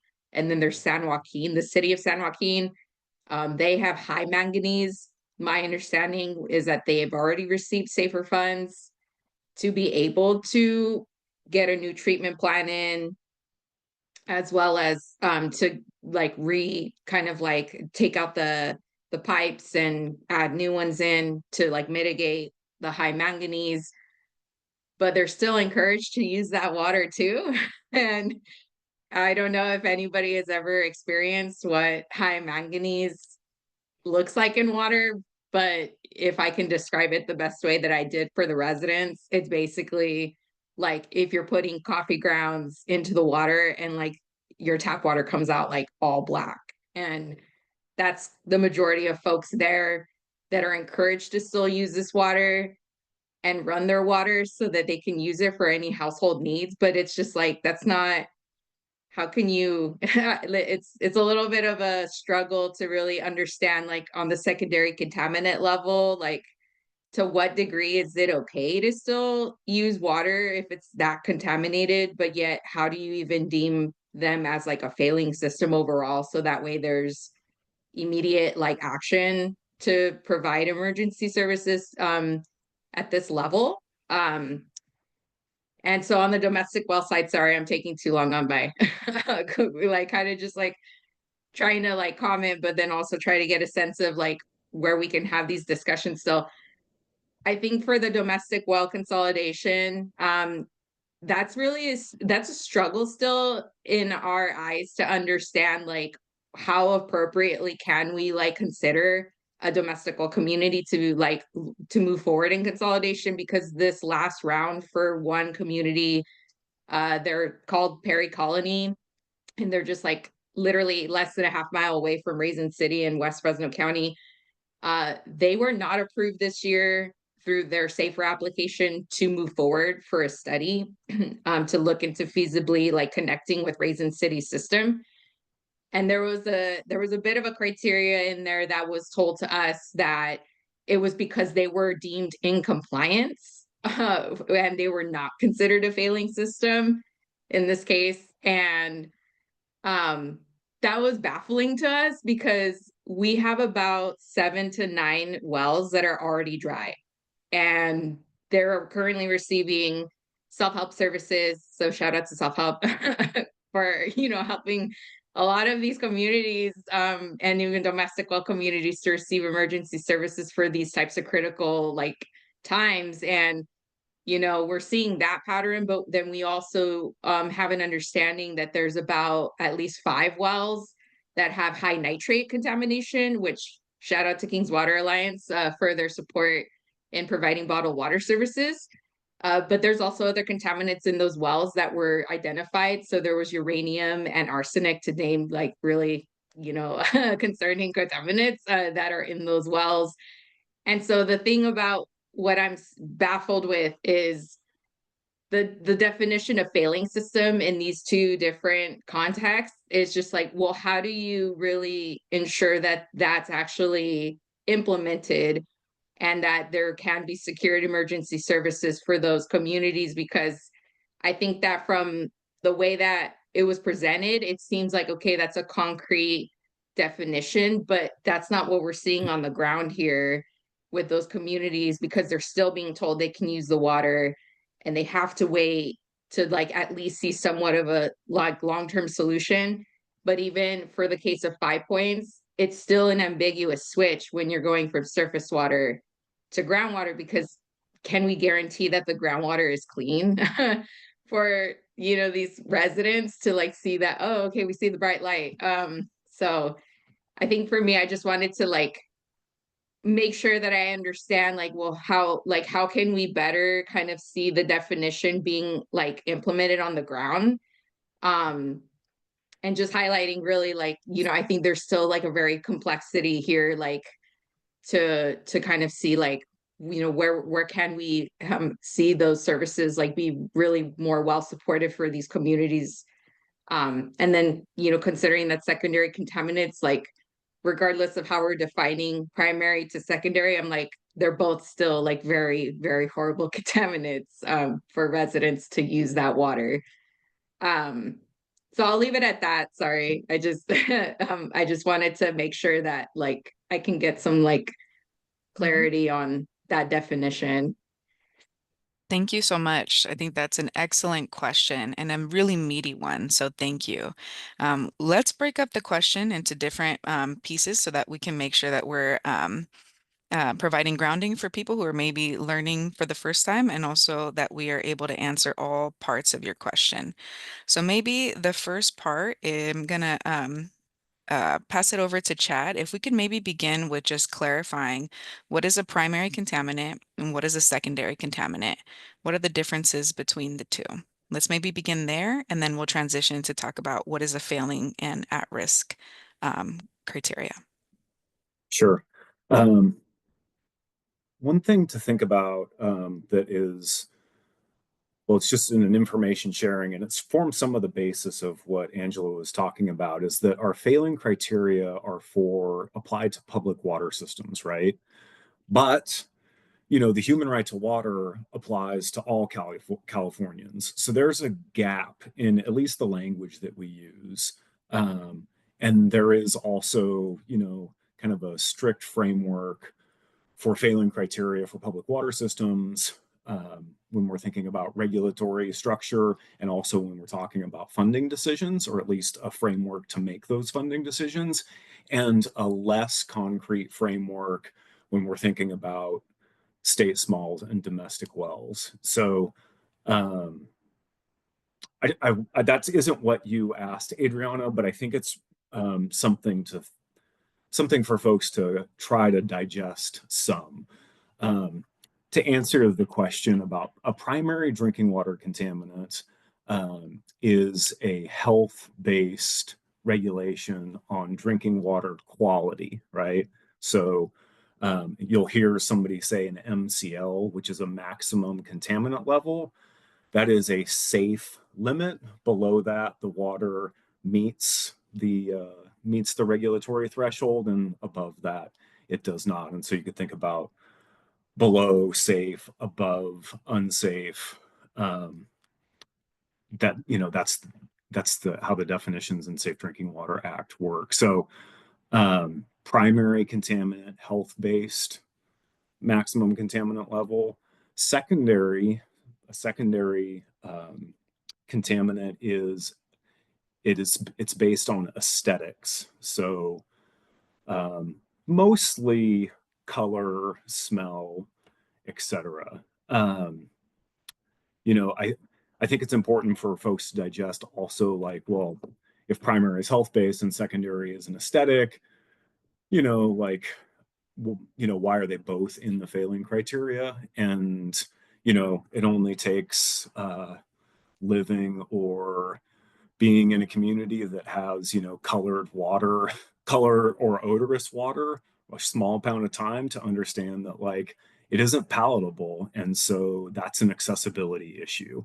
So, you know, it's just like you wouldn't drink, you know, contaminated water from a health-based standpoint, but you also aren't going to drink it if it, you know, looks or smells or feels, you know, I'll say unpalatable, but I'll just say just like, you know, just looks or smells terrible. Like you're not going to drink that. And so that's, you know, a reality for many communities. I over answered. Adriana, please. No, that's great. Let's move on to the next part of the question. So Chad just walked us through the difference between a primary contaminant that impacts public health, and then a secondary contaminant that impacts the aesthetics and our what the water looks like. Now, let's answer the question around what is the failing criteria? How is it developed? How is it different between how that criteria is applied to public water systems as opposed to domestic wells? And then if you want to also add in difference between a failing criteria and an at-risk system as well. Wow, that's a meaty set of questions also. I'll take a swing, and if Kristen or Board Member Firestone want to chip in with what I omitted, please do. So the failing criteria, again, this applies to public water systems, and there are four main areas of the failing criteria. Number one is, does the drinking water exceed a primary contaminant, right? Just like we talked about, does the drinking water exceed a secondary contaminant?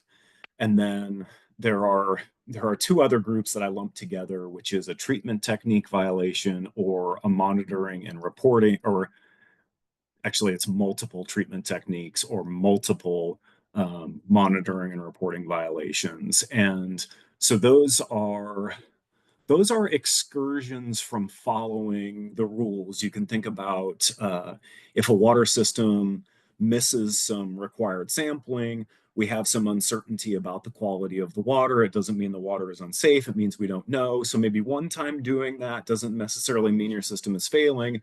But if you do that many times, it's like that's, you know, that's out of bounds. That is failing. We can't be certain about the water quality there. And then the last one is the newest criteria, which is water shortage. We have a few violations around, I'll just say water shortage. So that's if the system is experiencing water outage, like folks go to their sink and turn on the water and sometimes it doesn't come on. That's failing. I should have started out with failing means that the water system fails to consistently provide a safe and reliable source of drinking water. So for me, fails to meet the human right to water. So the second part of that question is, how does the failing criteria apply to public water systems, which is what I described? And then, is there a failing criteria for domestic wells? And I'm going to say yes and no, because I already said that, you know, human right to water applies to all Californians, right? But the failing criteria and how State Water Board constructs it applies to public water systems. You could apply that failing criteria to domestic wells, saying that if, you know, water served to somebody's home via a private well, you know, exceeds a health-based standard, exceeds an aesthetic standard, or is intermittently out, you know, is there's intermittent outages, that certainly is failing to provide that home a reliable source of drinking water. But I'm trying to make the distinction that that the failing criteria, the way the State Water Board has constructed it, it's the public water system paradigm. I don't know that I answered all of that, but I'm eager for Kristen or Board Member Firestone to chip in here. Chad, I can help just a little bit. I think the important distinction here is that the State Water Board, as you've heard already, regulates public water systems, which means we require them to do sampling, we're doing inspections. So we have a tremendous amount of data for public water systems to say on a given basis, they're meeting this failing criteria or not. And then we also do the risk assessment, right? Are they at risk of failing? You know, we have a lot more control in that space to be able to make that strong of a determination. Domestic wells and state smalls not regulated by us. That is at the county level. And oftentimes counties are not looking at water quality on any routine basis once a well has been permitted. And so because we don't have real data on state smalls and domestic wells, we don't really know who's failing and who's not. We have some spatial data. We have some data from some sampling efforts, which is why we have a risk assessment for state smalls and domestic wells. And we'll identify those areas that may be at risk of failing. Now, we don't know until we have boots on the ground, Angela, like you were saying, that say, hey, you know, hey, this home here, they have a dry well, or we just got some water quality sampling in from this well. They're above the health standard for these chemicals, right? These analytes. And that's when we have better information and we can say whether or not they're failing equivalent in terms of how we often look at the failing criteria for public water systems. But I think part of your conversation or your question was around, you know, how do we take that information and make decisions around who gets interim and emergency assistance, as well as support in looking at long-term solutions and implementing those long-term solutions. You know, at the Water Board at DFA, our Division of Financial Assistance, you know, we have some criteria documented around how we make those types of decisions. And we have a lot of regional programs that help implement interim and long-term solutions. You'll hear me talk about that later in today's presentation. But one of the things that we do is we have to look at the community that's being impacted. If it's a domestic well community or community served by state smalls, we have to look to see, you know, are they eligible for our program? Our regional programs based on income levels, based on the issues that we're seeing. And that, you know, if we have interim programs in that area, then we try to deploy those resources. However, you know, when we start looking at the possibility of funding long-term solutions, if we're looking at connecting to a nearby water system, we need to see enough homes in that area to be within a reasonable distance from a nearby water system where the cost of that project fits our funding limitations and thresholds. And so sometimes we'll see a community that has a lot of real issues, but we may not be able to come in and do a large construction project consolidating if the project is way beyond what we can currently fund. But we'll try to see if there is resources, again, if the right criteria is met, to help with looking at alternative long-term solutions. And obviously, like I said, trying to get access to some of those interim emergency solutions. So it's definitely a different dynamic due to kind of our regulatory authorities and based on information that we have.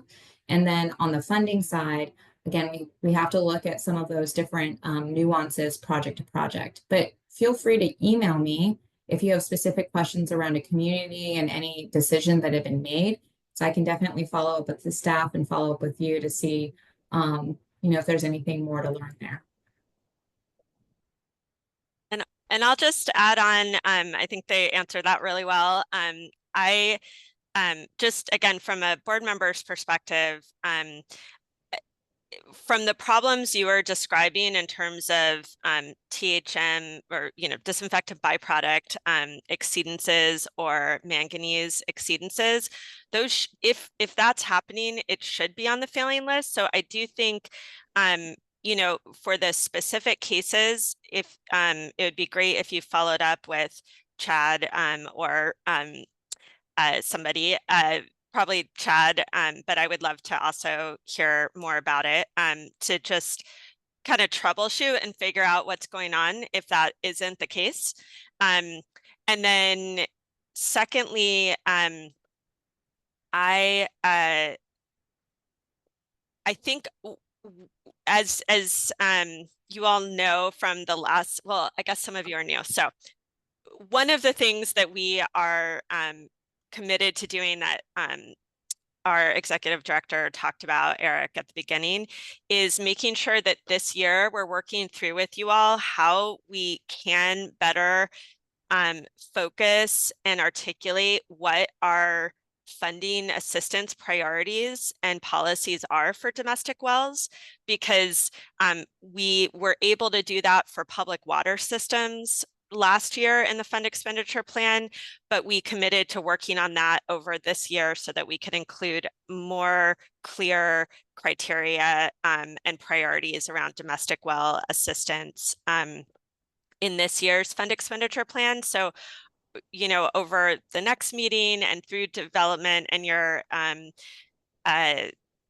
advice on the fund expenditure plan, that's one of the things that we're trying to do new this year that will be an opportunity to help shape that. So I think some of the things that, you know, that Kristen said is we don't have enough money for funding every, you know, especially domestic well community and consolidation out there that needs it. And so we're trying to work through with you all and the public and through the fund expenditure plan, how we can best prioritize and focus the resources that we have. So I think that's just a teaser for more to come on that.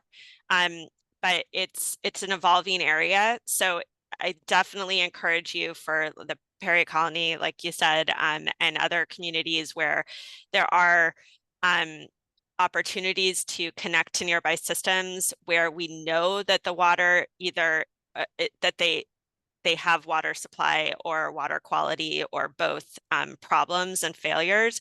Even if it's on a domestic well, it's not going to be on the failing list, but it still may fit to a top priority. Certainly if it's at that level. And I think it'd be great to follow up with Kristen, like she offered, to try to figure out what's going on and then you know, help us over the next few months to figure out how to best prioritize and articulate what our priorities are for domestic well assistance. Thanks.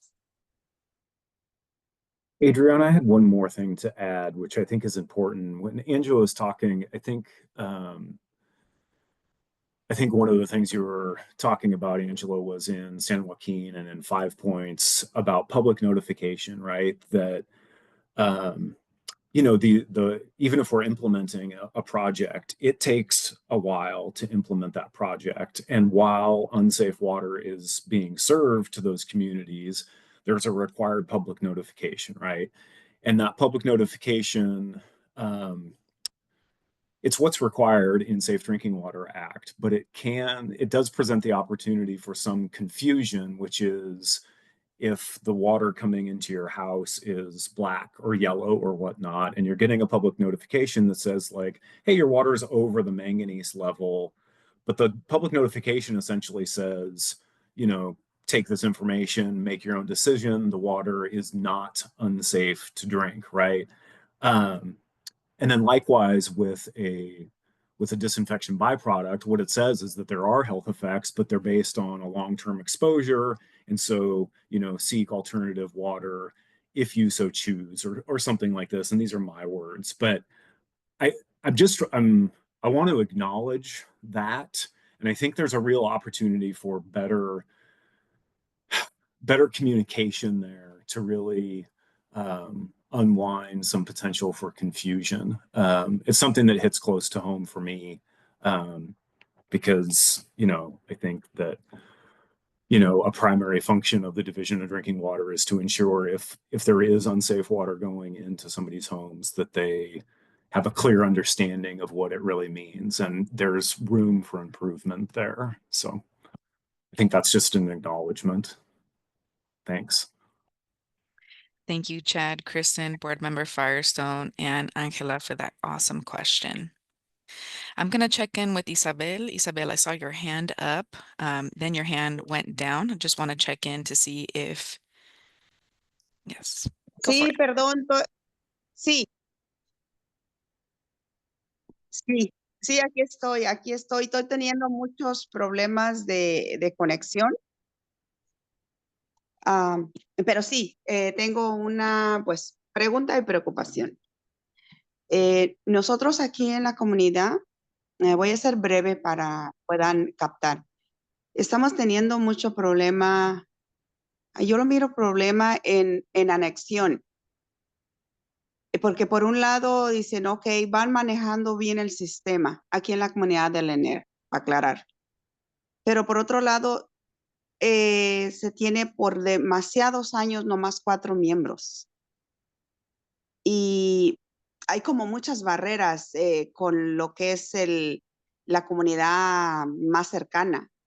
Siempre nos está esquivando a continuar una conversación para anexión. Aquí ya el Estado sí tiene que meter la mano en consolidar.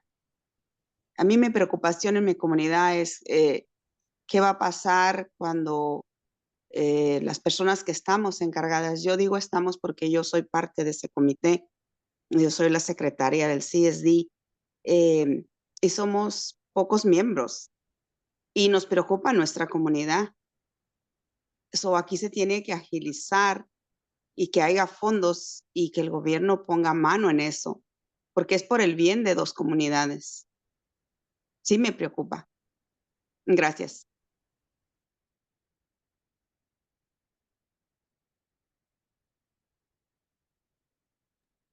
Thank you so much, Isabel. I'm going to check in with both Chad as well as board member Firestone on a question related to issues with annexation. And in particular, if you could comment a little bit on when the State Water Board takes regulatory action for mandatory consolidations, maybe you could provide some clarity there. And any reflections on governance. It sounds like there has been 4 board members in their water system. Any reflections on governance would be great too. I'm also, I see Anthony as well. Do you want to answer that question, Anthony? No, I don't want to answer the question. I wanted to just flag, I didn't hear the beginning of Miss Solario's question. The interpretation began after, I believe, well after she started talking, and I think everything was okay on my end in terms of I had the right things toggled. I don't know if other people experience that too. I just want to make sure technically we're all set, and I want to make sure all of the folks' responses and questions and comments are heard in their entirety. Thanks, Anthony. I think we're good. I think I see that the interpretation is working well. And so thank you for flagging. If it comes up again, let us know. But if there's any, so thank you. So coming back to board member Firestone or Chad, any reflections on Isabel's comment around issues around annexation? And if you could talk about the state's role in mandatory consolidations or helping with communities where the nearby community may express challenges with that annexation. Yeah, I'll make a couple points and then eager to hand it off to board member Firestone. I think Isabel touches on, for me, a primary role of SAFER is community engagement and, trying to facilitate solutions, for a particular community or a group of communities. And sometimes that means consolidation, right? And actually, I hope in many cases it means consolidation, as that is, our best sustainable solution. And then particularly, sometimes it makes sense for the Division of Drinking Water to issue a mandatory consolidation order.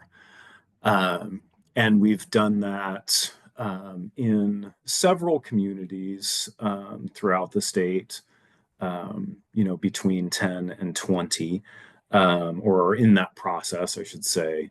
And a little bit about that process is that the Division of Drinking Water needs to be able to make a finding that, that a community, fails to provide a safe and reliable source of drinking water to their community. And there's a few other findings to make, but if we can make that primary finding, then we can mandate, we can order 2 communities to consolidate. And that's both, you know, ordering the failing system to consolidate and also ordering the, call it the receiving system. So that's the system that, you know, has access to safe drinking water, and we can connect a pipe and share that water, you know, between those two communities, or in my mind, make those, that is now, you know, that is one community, right? So we can exercise, you know, that authority. Annexation and governance around mandatory consolidation is, I'll just say it's difficult, because the State Water Board can order to communities to consolidate as far as drinking water goes, but we can't tell them how they do that from a governance standpoint. So we can't tell a system to annex another system. We can merely tell the system that they have to connect, you know, this other water system. So I guess that's just an acknowledgement that it is that even when we use that mandatory authority, it is still difficult. And there's, anyway, it's still difficult, and I'll just leave it there and maybe pass to Board Member Firestone to fill in and add on. No, absolutely. Totally agree. So this is a power that we've had for a while, but it is limited based on funding and state capacity, because it takes a lot of resources if we have to go to mandatory consolidation. That authority has also changed over time. So it has been up until just recently only for failing systems, but it was just expanded to allow for at-risk systems too. But it, you know, we also take very seriously that it is a really big deal for the state to come in and mandate consolidation if it's not something that you know, both communities can come to agreement to. And so we really are use this very sparingly. There is a relatively small number of times that we've used it. And instead, what we've been trying to do is do outreach to communities to identify really how these can be win-wins for them to develop voluntarily. There are definitely cases when we have to use this authority, and we have and will, but there's it's generally a lot faster and more efficient if communities can develop solutions together. One of the things we've done is create incentives to try to facilitate folks coming to solutions more quickly voluntarily. So if we don't have to go to mandatory consolidation, it means the systems can get additional grant money for, especially for the larger system to take on. So there's, I think, a lot we could go into in this whole area. I think what is important too is that to this point, I don't think we have used mandatory consolidation authority for at-risk systems. I think we've only used it for failing systems. And we also are typically where we've used it, it's when it's for both physical and managerial mergers, so connections.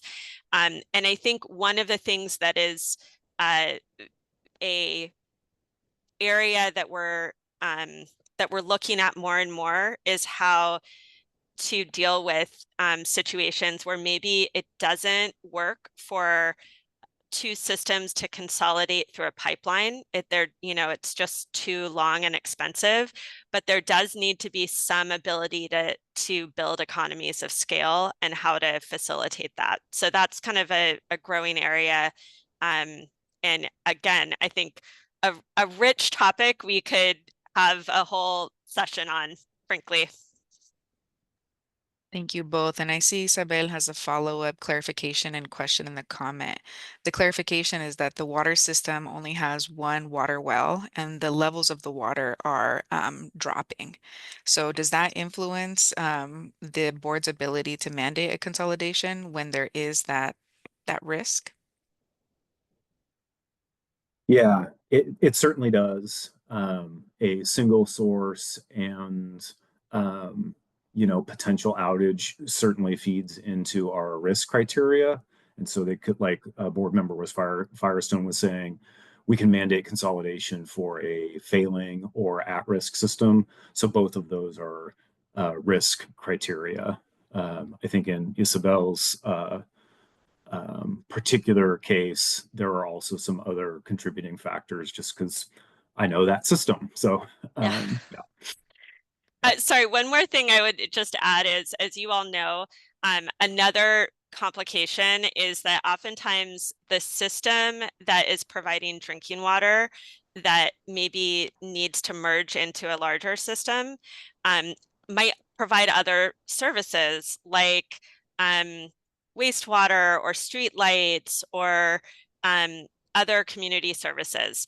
And so then it's it's a question of how do you do that merger? What our authorities are just on merging the drinking water portion. And then lastly, there is a lot of, really the annexations and mergers, and I know Isabel knows this very well, is the LAFCOs, the local agency formation commissions, are the ones that oversee the these sorts of annexations and mergers of local districts and their powers. And so that, and I happen to know that Kristen Dobbin, Dr. Dobbin just did a really great publication on this, and maybe that's something that we could share with the group. Great. Thank you for that, Board Member Firestone. And Isabel followed up to affirm that that yes, the annexation would also include the wastewater too. So thanks for that. Sounds like a complex situation. All right, we're getting close to our lunchtime, so we're going to take Perry as our last question. And then to close us out, I want to make sure that we verbally address some of the chat we've been having in the chat, just so that people who are watching this recording also get the benefit of learning from the information shared in the chat. So Perry, if you want to share your comment. Yeah, this consolidation subject is enormous, as we've just heard in details. It'd be great if there isn't some sort of compilation of information that we could use, and I'm thinking management zones, because consolidation is a long-term option. And the limited conversations I've had are exactly what has been talked about. There are so many issues, LAFCO being huge, but I think lessons learned type of conversations would really help, I think, as we start putting this forward and acknowledge and prepare for pushback or questions on these various things, because it is a state priority. But boy, you just heard just a tiny bit of the challenges of consolidation that recognized by those of us that are working on these sort of issues, and will be for quite a while. Because consolidation in many places, that's the only real option that we're going to have, other than just start building a lot of small water systems. Right. And you talk to the system managers, and they say that's a nightmare. If you're multiplying by having a bunch of little small systems versus a large system, just multiplies the challenges and maintenance and all the affiliated related issues to that. So anyway, suggestion that we cover that again someday, this next year possibly. That's an excellent recommendation for a deep dive. What is the current status of the SAFER's consolidation work, challenges we're seeing?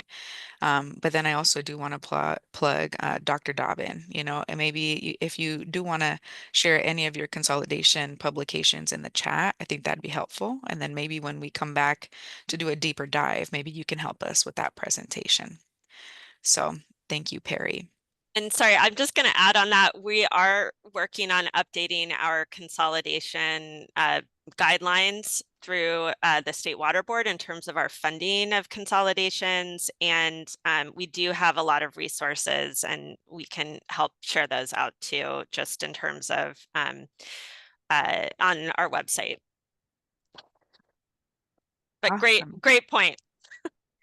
Thank you. All right, and to wrap us up before lunch, there's been great discussion in the chat. I just want to bring attention to everybody who maybe hasn't been paying attention to the chat. And for those watching, Kristen asked the question, what if a water system is not classified as failing, but they believe that they are? Kristen, would you like to elaborate on your question? And then the other Kristen, would you like to clarify how the failing criteria is applied? Thanks, Adriana. I think we covered it. I think the feedback I heard was if there are sometimes maybe regulatory delays or gaps that are resulting in a system who might meet the criteria and not falling on the list. And the message I heard in the chat was to raise those up because those cases should be known about. The only thing I would flag is that, for some contaminants, right, the way that the state regulates them is that you need to see a running annual average, which means multiple samples, continuous samples where the average then is above the MCL, the health limit. So sometimes, I'll get an email or someone will ask, oh, we got, a hit above the threshold, and it'll be for one of those contaminants where you need to see multiple hits above for it to hit the threshold. So just something to think about too as you're looking at water quality data. Obviously, that's not the case when we're talking about a water outage event, but I'll leave it to our district staff to figure that out. Thank you. Yeah, one point.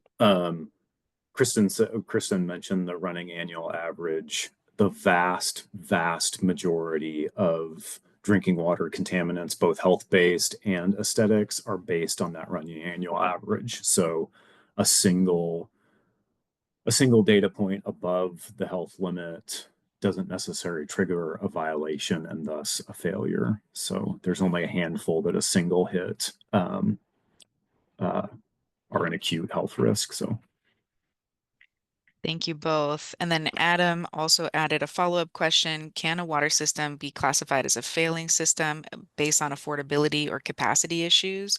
We clarified that no, as of now, that is not, a water system cannot be classified as failing for those two only. But the Division of Drinking Water is developing technical, managerial, and financial regulations. So that might change the future. And then lastly, as a heads up, our advisory group member, Kristen Dobbin, has added reports that she's developed in the chat. So I encourage you to check them out. They're available in English and Spanish. And with that, we're going to close out this first part of today's advisory group meeting and transition into a lunch. If at any point you have any questions around your role as an advisory group member or the legal background you heard this morning, feel free to reach out to Amelia and we can answer those. With that, we're going to take a break and we will see you back at 1:15 to talk about the community partner pilot. Thanks.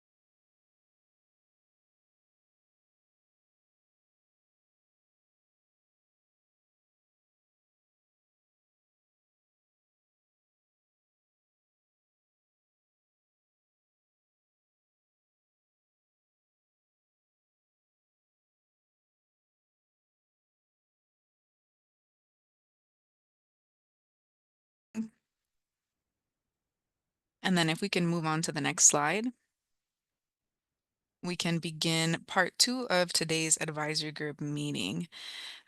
So in a little bit, we're going to be passing the mic to our colleague, Rachel Wittenberg, who's going to walk you through the community partner pilot effort. But I just wanted to give some historical context for new advisory group members who are joining. This is a pilot effort that this advisory group helped us scope many years ago. It's gone through quite a couple transformations and expansions as we work out the details. So as we enter into this discussion, I just want to reiterate our thanks to everybody who has informed this pilot effort and who has given us feedback over the years. We're excited that this pilot effort is now being rolled out. So you will hear from Rachel about where it is, why this pilot effort was created, and how you can help inform both the rollout and then future versions of this program. And with that, I will pass it over to Rachel. Thank you for that, Adriana. All right, just making sure everyone can still hear me okay. Fantastic. Thank you for confirming. Let's go ahead and move on to the next slide, please. All right, well, hello, everyone. Like Adriana mentioned, my name is Rachel Wittenberg. I'm also in the Office of Public Engagement, Equity, and Tribal Affairs, and I'm very happy to be with you all today to talk a little bit more about the community partner effort. So for those of you who are already familiar with it and you've given your feedback, we really appreciate your input, and that's been incorporated into, as Adriana mentioned, the kind of current iteration of where we are in this effort today. And for those of you for whom this is new information, we really look forward to hearing your thoughts on it. So a little bit about what we're going to talk about today. We'll start with what inspired the model that we've been using for this framework. We'll review briefly the goals that we have for the program. We're also going to discuss who is a community partner and who is a funding partner. How do they work together? We'll talk about how the community partner complements and layers into the existing efforts that may be going on for water solutions. We'll then talk a little bit more specifically about the pilot rollout of this program, an overview for it, and then move into the next steps. We'll have some time after that for some Q&A and discussion to talk about the program. Thank you. Next slide.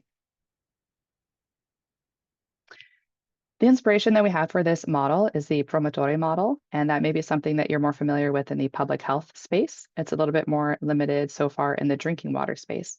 However, we have seen a lot of overlap between how the Promotore concepts of community-based participation and support and development of solutions could work in the drinking water arena.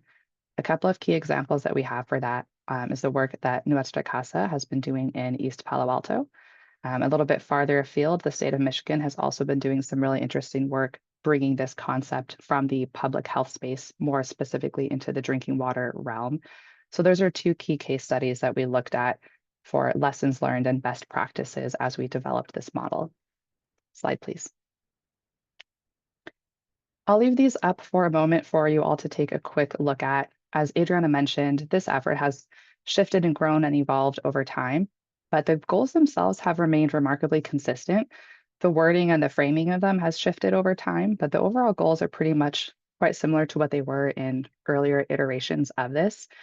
Key items are enhanced levels of community engagement and support for projects, ability to more proactively identify any barriers that we might have toward a successful long-term drinking water solution, enhanced collaboration between residents, community members, and other project team members, such as anyone from state agencies.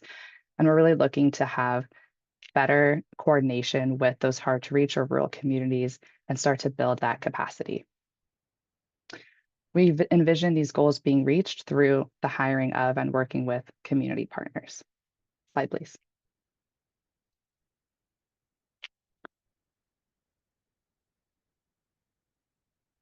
Sorry, just one. There we go. Perfect. Thank you so much. So who is a community partner? The community partner could be an individual, or it could be a small group of people. If the community partner is a group, we're envisioning that being more of a local organization, something somewhat informal, like a neighborhood association or a local community group. We don't see the group version of a community partner as being anyone who is currently contracted with the state, or would be able to be a grant holder from the state themselves. So we're trying to resource folks who would not otherwise necessarily have access to the kind of funding and resources that we're hoping to be able to provide through this effort. What we're looking for from a community partner is someone with really close ties to their communities. We're envisioning these communities potentially being served by private wells, state small water systems, areas where drinking water solutions are currently being developed. Slide, please.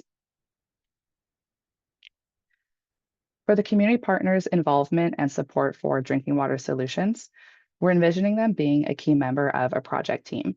So if the Division of Drinking Water and the Division of Financial Assistance are working on a potential water solution in a community, they may bring in our office, the Office of Public Engagement, Equity, and Tribal Affairs, to help support the outreach and engagement strategies. We may also have technical assistance provider or providers on that project team to provide support as well. And so we're envisioning the community partner being someone who would be a part of that team. We see the community partner as someone who can liaise between the community members themselves and any service providers or government agencies that may be involved in the project. And a key point here is that third bullet down.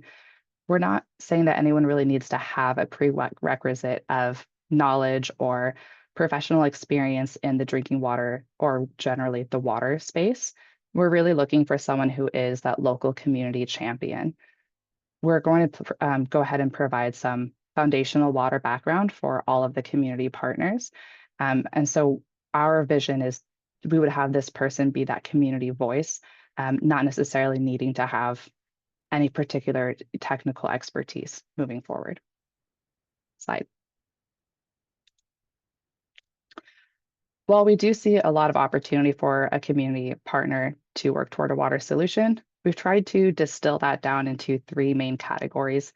The first one being outreach and engagement and education that's culturally relevant for the communities in which they would be working.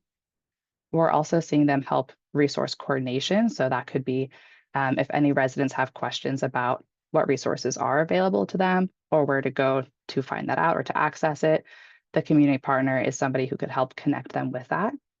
And we're also seeing them have a role for individual and community advocacy. Slide, please. So now that we know a little bit about who the community partner is and the kinds of things that we're envisioning they would work on, I'd like to transition for a moment into discussing the funding partner. The funding partner is a TA provider already. They're taking on the additional role of funding partner with the State Water Board. In that role as funding partner, they're responsible for issuing and overseeing the work of the community partner in order to fund that outreach and engagement by the community partner. So the icon on the right-hand side of the slide will show the administrative depiction between the State Water Board, the funding partner, the community partner, and then down to the communities. So applying for and receiving funding from the state can be a long process, and it can be difficult to achieve if that's not something that you're equipped really to do. So because of that, we have the funding partner who's already successfully gone through that funding process with the state. Since they've successfully completed that process, the funding partner will then be able to much more quickly and easily dispense funds down to the community partner without the community partner having to go through that process themselves.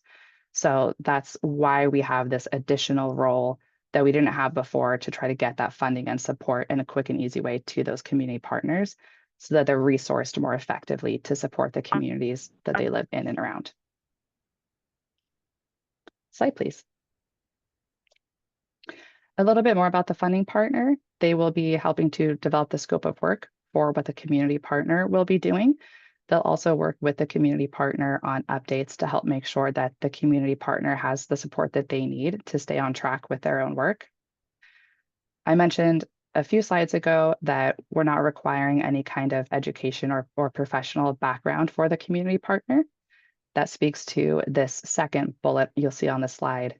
We're envisioning the funding partner providing any onboarding or foundational knowledge materials needed for the community partners as part of their hiring and onboarding process, as well as continuing support to the community partner throughout their work on a project.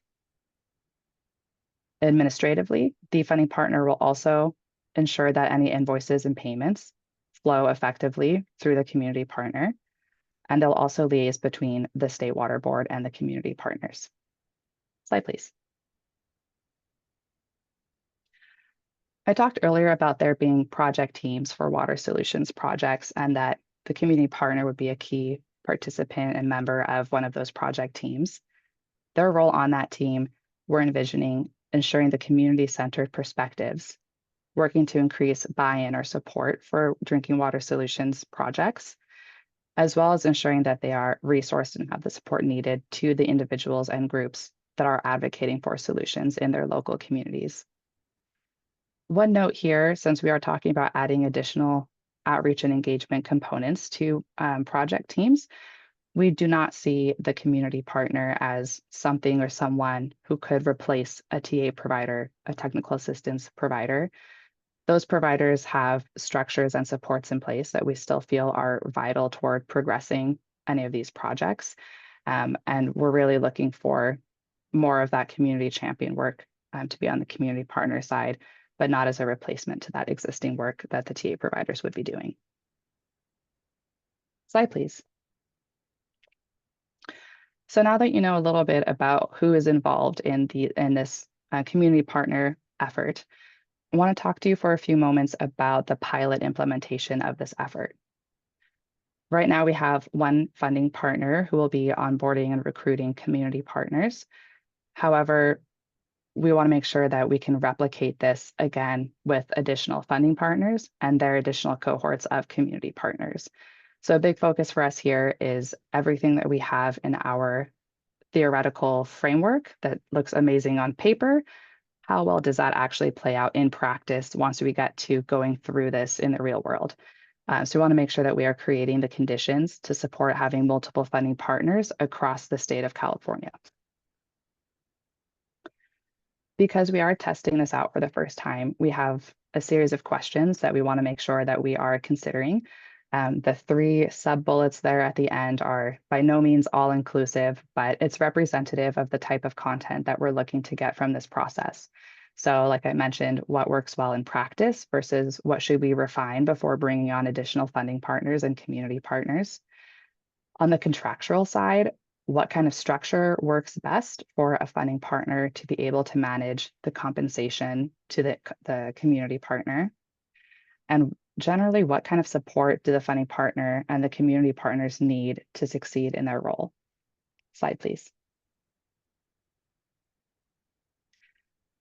For this initial pilot effort that we're doing, we have the funding partner of Stantec Consulting Services, and they will be working on a regional project, in southwestern Tulare County, and they will be looking to onboard 2 to 3 community partners to help support that regionalization effort in the area. As part of this process, we're anticipating this following materials to be produced. Recruitment materials, that includes job description, job posting, interview guide to get through those initial steps of the hiring process. As I've discussed about having foundational materials provided to help support the community partner, those would include an orientation guide, some training modules. There would also be a resource library. So the type of content that we're aiming to be provided to the community partner is content specific to their particular communities. If there's specific contaminants relevant to those communities, we would talk about that there. However, the resource library, we would also have more general topics regarding water that might not be as relevant to that specific community. But as someone who's interested in water and supporting their communities, that might still be helpful or interesting information. So we'll provide that as well. We're also planning to have a scope of work template, and then at the end, the lessons learned report, which will encapsulate some of those questions that we talked about on the previous slide and make sure that we have any refinements that are needed to the process as we continue with potential additional funding partners in the future. In terms of some of the specific work that we see a community partner engaging with in this southwestern Tulare County regionalization project, we envision the community partner collaborating with a team of engagement specialists, engineers, and planners to help support engagement about regional partnerships between drinking water systems in the area in southwest Tulare County. We're also envisioning that the community partner will help promote attendance and participation in community listening sessions so that we can make sure that community priorities related to drinking water are heard and are incorporated from the beginning. We also see the community partner helping to engage with private well communities, as well as providing any feedback on community outreach and education materials and attending water system board meetings. Slide, please. So next steps for this effort include recruiting and onboarding those couple of community partners that I mentioned. Once those members are onboarded, then we'll work with the funding partner to have them monitor and help support those community partners throughout the project. And then, as I mentioned, make edits to our framework or any of our process documents as we go and consolidate that at the end of this pilot phase to make sure that we're getting what we need refined so that we can move forward. Slide, please. Okay, thank you all for your time. This concludes the portion of me talking at you, and now I would like to shift over into more of a discussion format. So I have a couple of items here just to get things started, but of course, if you have other thoughts or discussion points and questions, please speak up with them. A couple of things we thought would be helpful to get your feedback on. We have tried to guess at what we think potential barriers might be for additional TA providers to potentially become funding partners themselves. And we've talked to some of you and your organizations about that as well. But if you have any barriers that you can see that you want to make sure we're incorporating so that we can adjust as we move forward, we would love to hear that. Overall thoughts on this framework that I've shared with you today, we would welcome your input. And then this third bullet isn't really a question or discussion necessarily. It's more, we would love to socialize that this is an effort that is being implemented, that we are continuing to iterate. So if you feel comfortable to share with your networks, we would love that, whether that be helping to work with people you think, hey, this would be a really strong community partner presence in Southwestern Tulare County. We welcome that. If it's just for general information sharing, we appreciate that as well.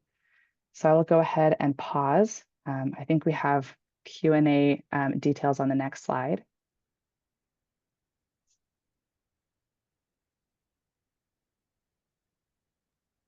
Awesome. Thank you so much, Rachel. And then as a reminder for everybody, I see a couple of you logged off of Zoom and then came back. Just in case, I just want to remind everybody to please select either English or Spanish. Do not select original audio. It's important for all of us to select either English or Spanish, including members of the public who have just joined. That way you can hear all of the comments. And then the react button is the heart at the bottom of your screen. Click on that react button and there's a button raise hand. That is how we will add you to the queue. I see Angela's hand up and then Adam. So Angela, if you want to kick us off. Thanks, Adriana. Yeah, I think I missed a huge chunk of this presentation, which is my apologies. I didn't realize how fast this section was gonna go before I was able to hop on. But I guess I wanted to make sure that I understood kind of the differences that this pilot is trying to make between funding partners and community partners. I wanted to just make sure that there's some understanding that, for the work that I'm doing on the Sigma side, this is completely separate, but on the Sigma side, we have some representation in comités, and these are local committees that are voluntary organizations that have almost similar expertise and knowledge that organizations like CCJN and CWC and others have, to be able to kind of just have an understanding of cultural relevancy and outreach and education for community residents that they represent, and they voluntarily support with a lot of these very technical pieces of work. I kind of feel this is always a really complex sort of distinguishment that we are trying to uplift and recognize these like very voluntary nonprofit community-based organizations, and even here a lot of the time like how much like funding is such a very critical need for them if they want to be able to continue to provide resources in their community. And even similarly on our end with like nonprofit organizations, like we have the same like kind of like needs where we funding is so critical like for us to be able to continue like still establishing relationships and building that type of partnership on the ground. And so here for me, I'm just already like, wait. Like I didn't realize that there was like different definitions on like partnerships that deals with funding, and then there's the deal with like community. So if I could get clarity on that, and I apologize for not being here on time to like listen to all of that. I would really appreciate that kind of like clarification and how it got to that like distinguishment of two different definitions. Yeah, thank you. Absolutely. And just reflecting on your first point of having missed some of it, I know we have this recorded, but I'm also more than happy to hop on a call at any point if you want to talk, discuss further on any of the points that may have, not kind of caught up when you hopped on. So I'm happy to have that conversation anytime. For your question about the funding and the differentiation between funding partner and community partner and existing organizations who also need and provide resource and support. I'll just do a quick recap of the clarification for funding partner versus community partner. So the funding partner being a technical assistance provider who already has a contract with the state for that role would just be adding the funding partner service on top of their work. So they'd have a separate work plan and funding agreement in place for that work. The community partner would be a resident or small group of residents. And those would be people who are not affiliated with a community-based organization or nonprofit. So they're not part of a 501c3 and would not be able to separately hold a grant from the state.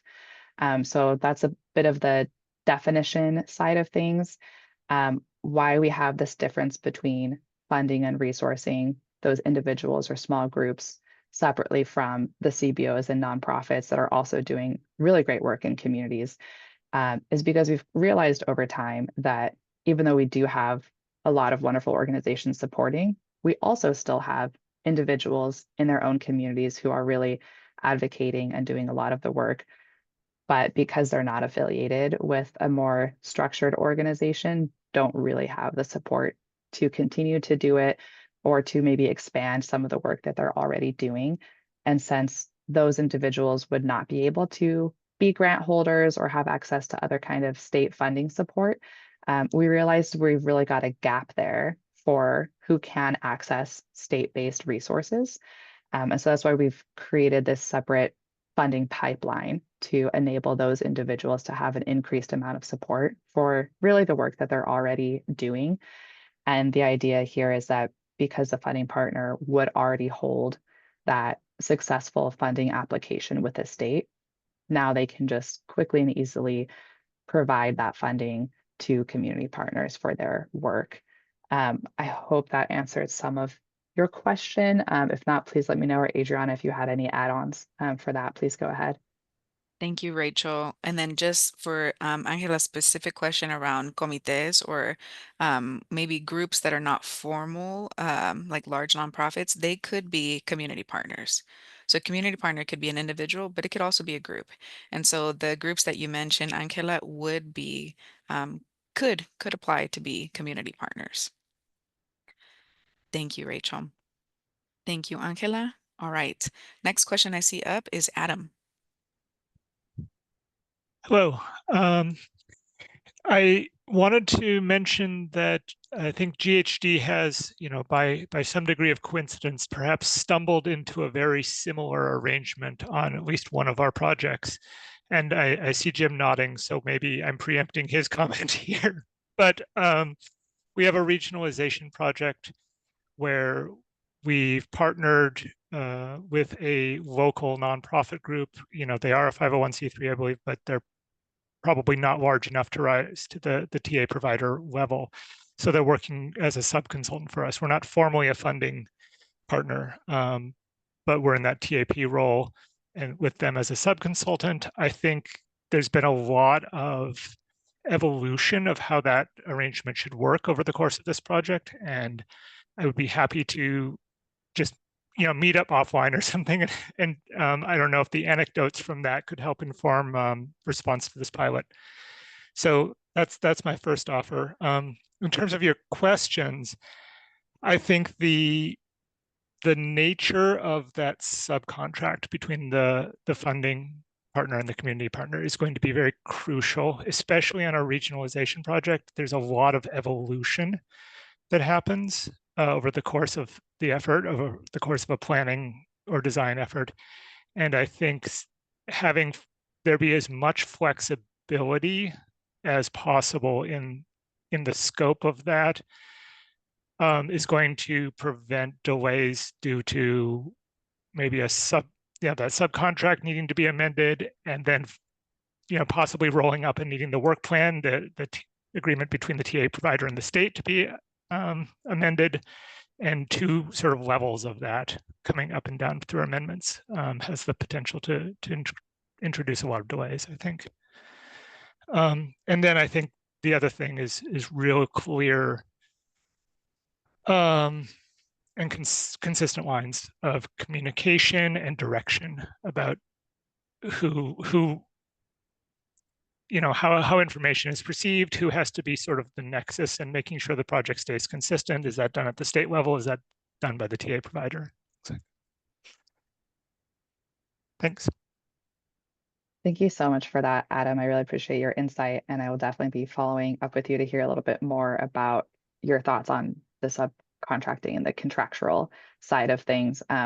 That's a point that, now that we're getting into the pilot implementation, has been really high in front of our minds to make sure that not only can Stantec do that with their model, but that structure will also work for any other TA provider. So I would love to pick your brain about that.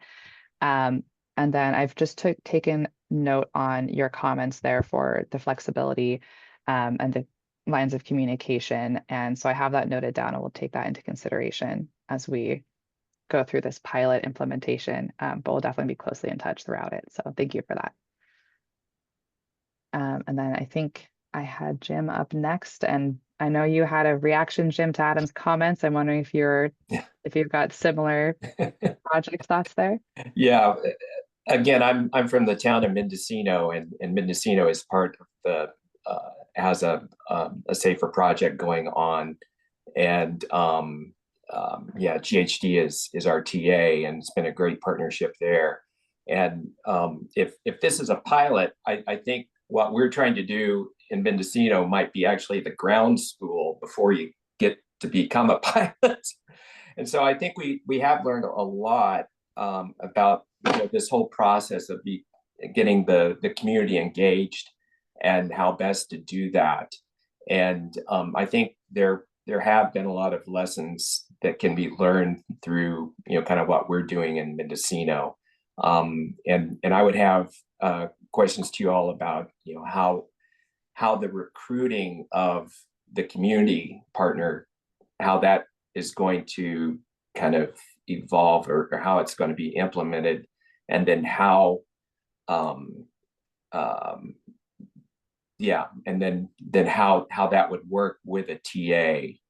Is it the TA that would be doing the recruiting, or community members going to the state, saying, hey, we would like to become part of SAFER, and we have this problem. Just how would that work, knowing that probably everybody is unique in their own way. But yeah, it's at the community level, it really is where the rubber meets the road. And if the state's trying to make progress with their goals of safe drinking water, starting at the community and getting that awareness of how everything works and comes together, I think is very key to having an honest discussion. That's it. I could not agree more. And I'm glad you asked that question on recruiting and the interaction with the community on that front. We are entering that recruitment phase right now. And so it's been really interesting for us seeing those initial steps of what is working and what could we do differently or enhance for future recruiting events. And so one thing I'll note for that, we have the funding partner. So in this case, Stantec is heading up their recruitment efforts, and we're partnering with them on anything we can do to help support getting the word out. So any contacts that we have in the area, we can direct outreach to. We've talked about potentially contacting some local radio stations to make some announcements. We were looking at doing job postings on job board sites as well. Again, that would be led by the funding partner in coordination with another group that they're working with to actually manage the invoice flow. That's been a bit more complicated than we envisioned as we play out in practice this contracting, subcontracting relationship. So we're working through that. So we definitely would love to hear if there's other suggestions on recruitment and ways to get the word out. I think one thing we're more aware of now from the last few months than we were over the summer when we were, drafting in the abstract some of these processes is the current immigration climate and making sure that any outreach practices we're doing, whether for the actual recruitment itself or for onboarding sessions or down the road actual workshops or community events, is making sure that we're having a space where people feel like they can show up and be included in a way that feels comfortable to them. And we're talking about a lot of hard to reach communities that may not necessarily have the best broadband access or have that digital fluency for some alternatives to the in-person side of recruiting and being present. So just flagging that as something that we're also taking a closer look at through this process. And so if that's something that you also have from the community engagement standpoint, we would certainly welcome thoughts on that as well. Just one more question. And it seems like it's more of a paid position or relationship that you're looking at.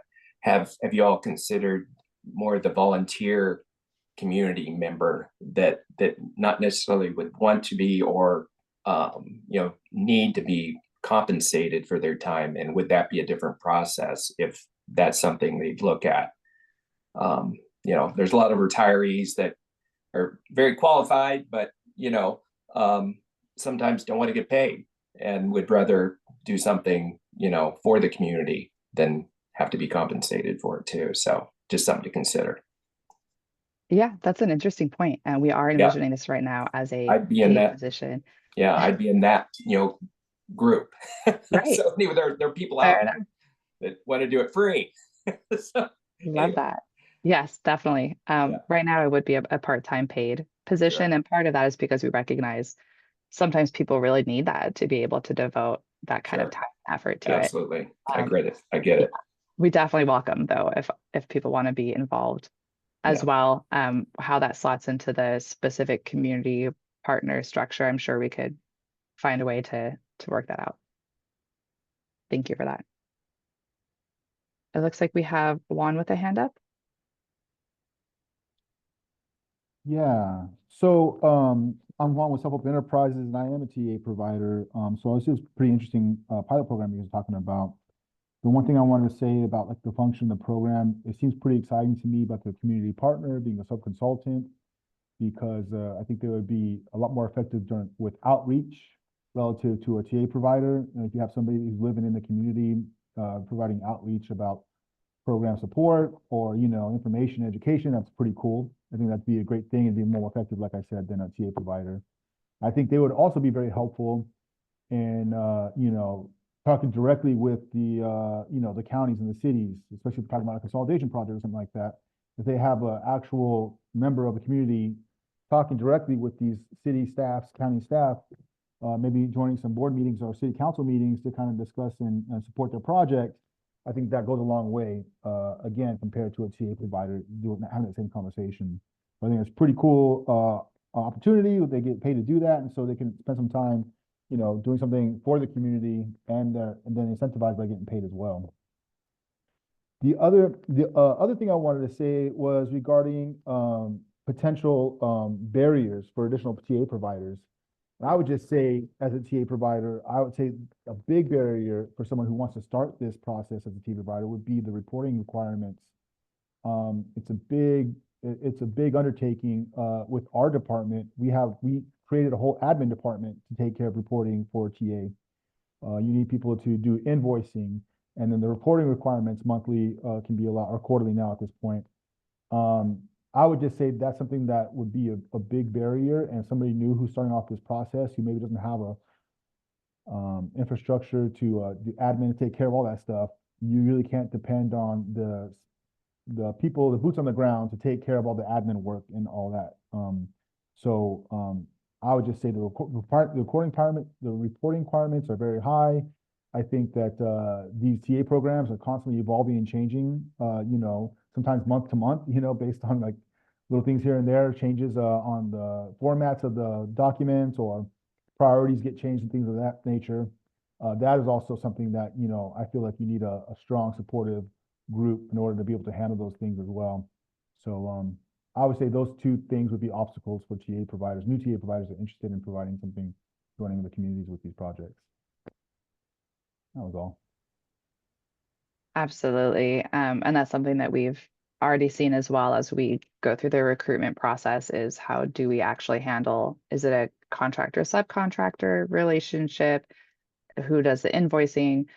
So we do have right now a third party who can handle a lot of that administrative work, and partly that's for insurance and liability questions. So that is something that we recognize that, this might not be something that can be handled in-house by the funding partner per se. And we want to make sure that either the current third party that we're using or a similar structure like that would work effectively for additional potential funding partners. So that's something that I can maybe work with our DFA partners and our leads at Stantec to touch base on, and make sure that we're getting your feedback there, because I don't want to get too deep into the weeds on some of the financial and contracting pieces, because I recognize I'm not the expert in the project team for those areas, but I want to make sure we're getting your feedback and thoughts and concerns captured that way. So I might follow up with you and loop them into that conversation if that'll work for you. Yeah, definitely. Appreciate it. Fantastic. Thank you for that. And I did see we had a question in the chat from Eric. I will go ahead and pull that number up. I don't have it off of the top of my head, but I will go find it and make sure that I get that for you, Eric. And I didn't see any other chat questions or hands up. We do have a bit of time, about 15, 20 minutes left. So if there are other discussion points that anyone has in the next few minutes, we have some time for it. Yeah, Taquita, go for it. Well, basically, I'm more concerned with the community partner because I live in a rural area, and the community partner, I'm more concerned with how your outreach is going to go, because like one of the people were saying that in my neighborhood and where I live, that people want the help, but they're scared to reach out for the help. If that makes any sense to you, that how to put it, how is your community partner going to engage to get them to participate?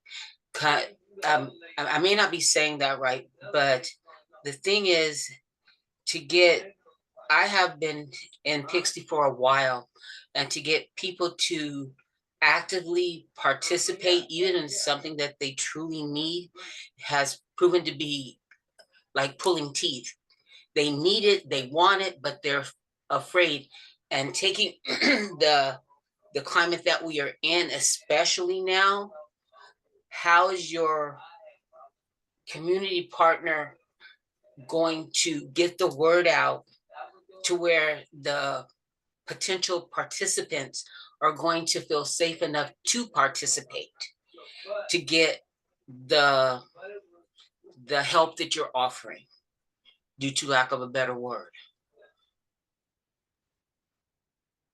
And thank you for bringing that up. That's definitely a concern that we have with engagement, is making sure that people do feel like they have that safety in order to reach out for any support that they need. I think the specifics of that answer would have to vary from community to community. And that's part of what we're really hoping to get from the community partner is that local perspective on exactly what you just said. People in my community need a level of support. They're scared to reach out to it for these reasons. What would be a good way to incorporate? That's part of why we want to have somebody who's so embedded with the community and has that trust of their neighbors. People know them, they see them around, they have trusted communications so that they feel like they can get that kind of feedback that might be a little bit less accessible to those of us who are coming in from the outside or coming in representing the state. Some things that we can help support the community partner with is they wouldn't be doing this on their own. Both the state and the funding partner would be helping them with things like resource materials, going out in pairs for if they are doing any kind of in-person, reaching out to their neighbors and other community members.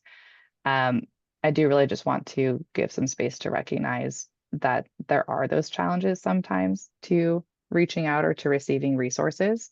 And that's something we can work with the community partner on having maybe alternative methods that weren't maybe as needed in other climates than they are now.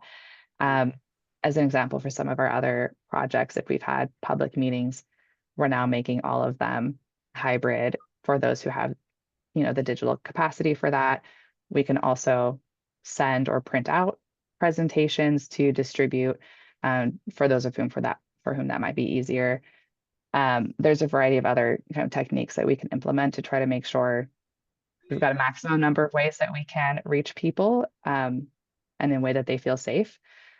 But generally, I think it comes down to checking in with residents themselves on what do you need and what's a way that you want to receive that information and that support. So I think it'll be a learning process for all of us together with the community partner. Yeah, because that bugs me now because I'm on the Pixley Town Council and on some other boards, and to get people to engage, to get what they know they need it, but to get them to physically engage is proven to be a battle. So I was just wondering, and I know you said that this was a pilot program, and in Tulare County, I know there's a lot of rural communities that are already left out. So to get them to engage to make this pilot program a success, have you really brainstormed on how to make the citizens of these communities feel safe enough to engage by webcam or Zoom or whatever, so they can tell you what they need? Yeah, I want to acknowledge absolutely that's a deep concern that we all have, and we are working to actively come up with alternative methods that we can still get that feedback in. Adriana has done some amazing work lately trying to push that forward. So some of the particulars we are still brainstorming and trying to make sure that we have better ideas and better solutions. And also, I think the best answer is going to be one that's collaborative. We can come to the table with here's what we think will help, and here's what we can provide. And we want to hear that exactly from you and your colleagues that are in similar positions for what your experiences are in your communities. And I think together we're going to be able to get to a place where it's a little bit more solid. I think I'd be hesitant to maybe list out a bunch of things right now, just because, again, I think maybe for each community situation, the answer might be slightly different. But again, I know we're certainly looking at maybe having, for example, if it's a public meeting that has been noticed somewhere, we could also have people coming and helping with digital access. We have had, TA providers in the past be able to provide that kind of support. That's an option we can look at, or having additional smaller group presentations in smaller areas throughout, just to make it a little bit easier to get to. So I would love to definitely pick your brain on this a bit more and nail down some more specifics. Adriana, I don't know if you had any thoughts that you would like to weigh in on the conversation. No, I think that you're both really spot on. This is a big challenge I think we're all wrestling with. And I think that we'd love to follow up with you, Taquita, because part of this project does include Pixley. It's that southern Tulare area. And so Pixley is one of those priority communities. And so if there's a way that we could participate in existing Pixley meetings or different events that are taking place, we'd love to connect with you to learn more too. Okay. Thank you for that. Appreciate your input. Thank you.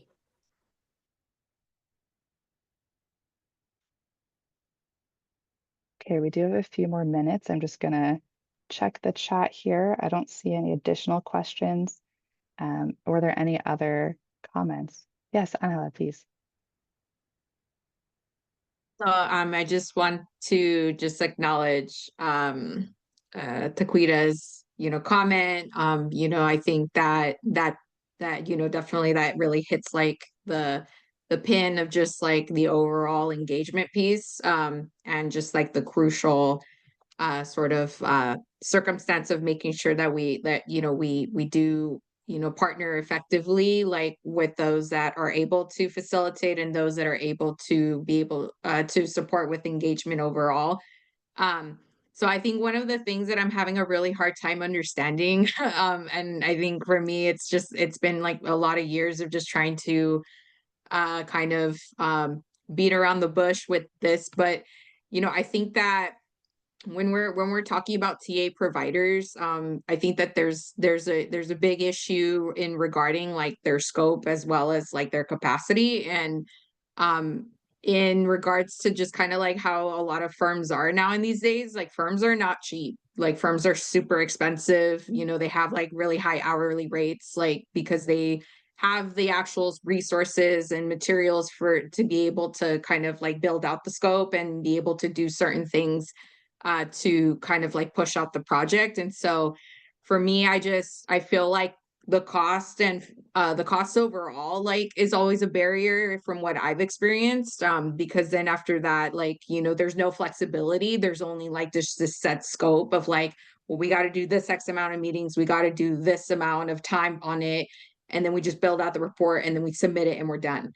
And so when we see this kind of process happening, that's when we get to the end of it and then be like, okay, then what's next?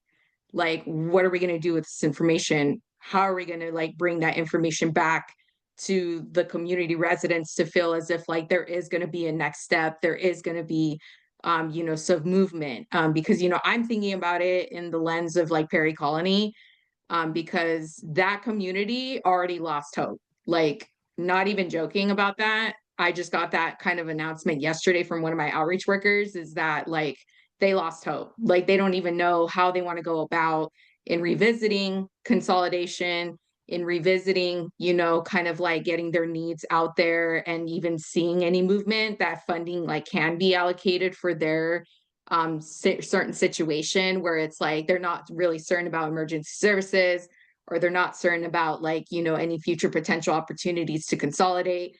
And so for me, it's like, since I'm in that kind of like mentality of like what I'm feeling from a lot of these residents, I mean, it's across the board with a lot of communities that have gone through like decades of just trying to see a bright light, whether their well is going to be okay, like with whatever funding is available for their infrastructure, what kind of like future is there, like to even see that consolidation is like the number one kind of solution, or even the water quality of their well is going to be okay, like with the X amount of treatment that it needs.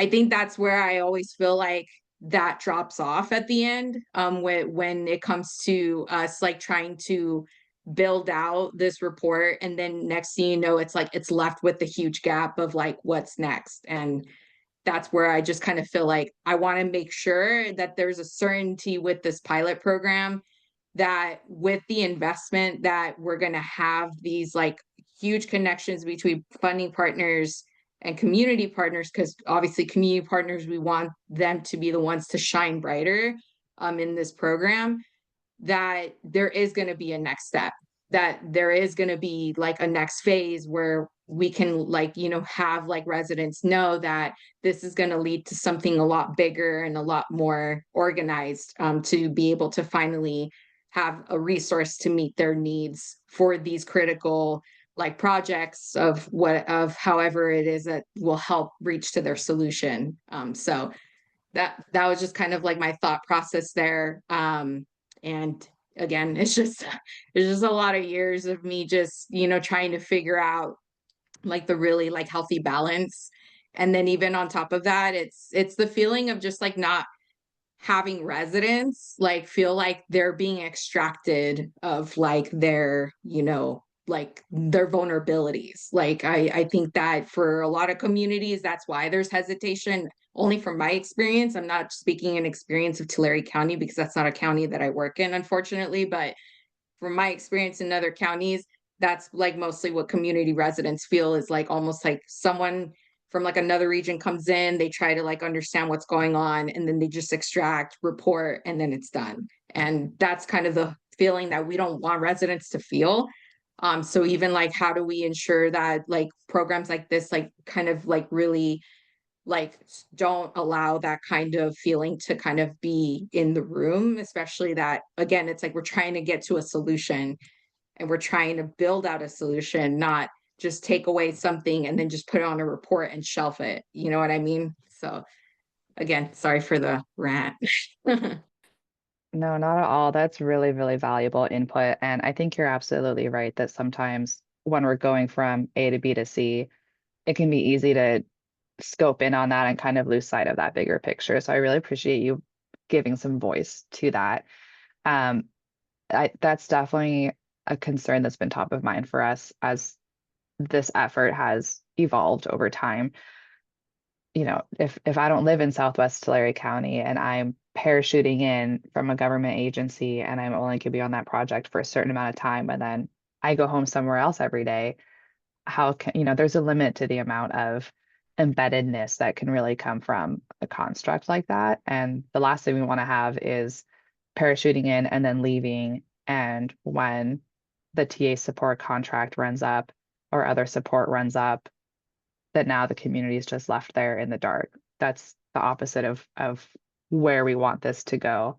So a big part for us of having that enhanced community partnership through all these projects is being able to build up their capacity for long-term solutions.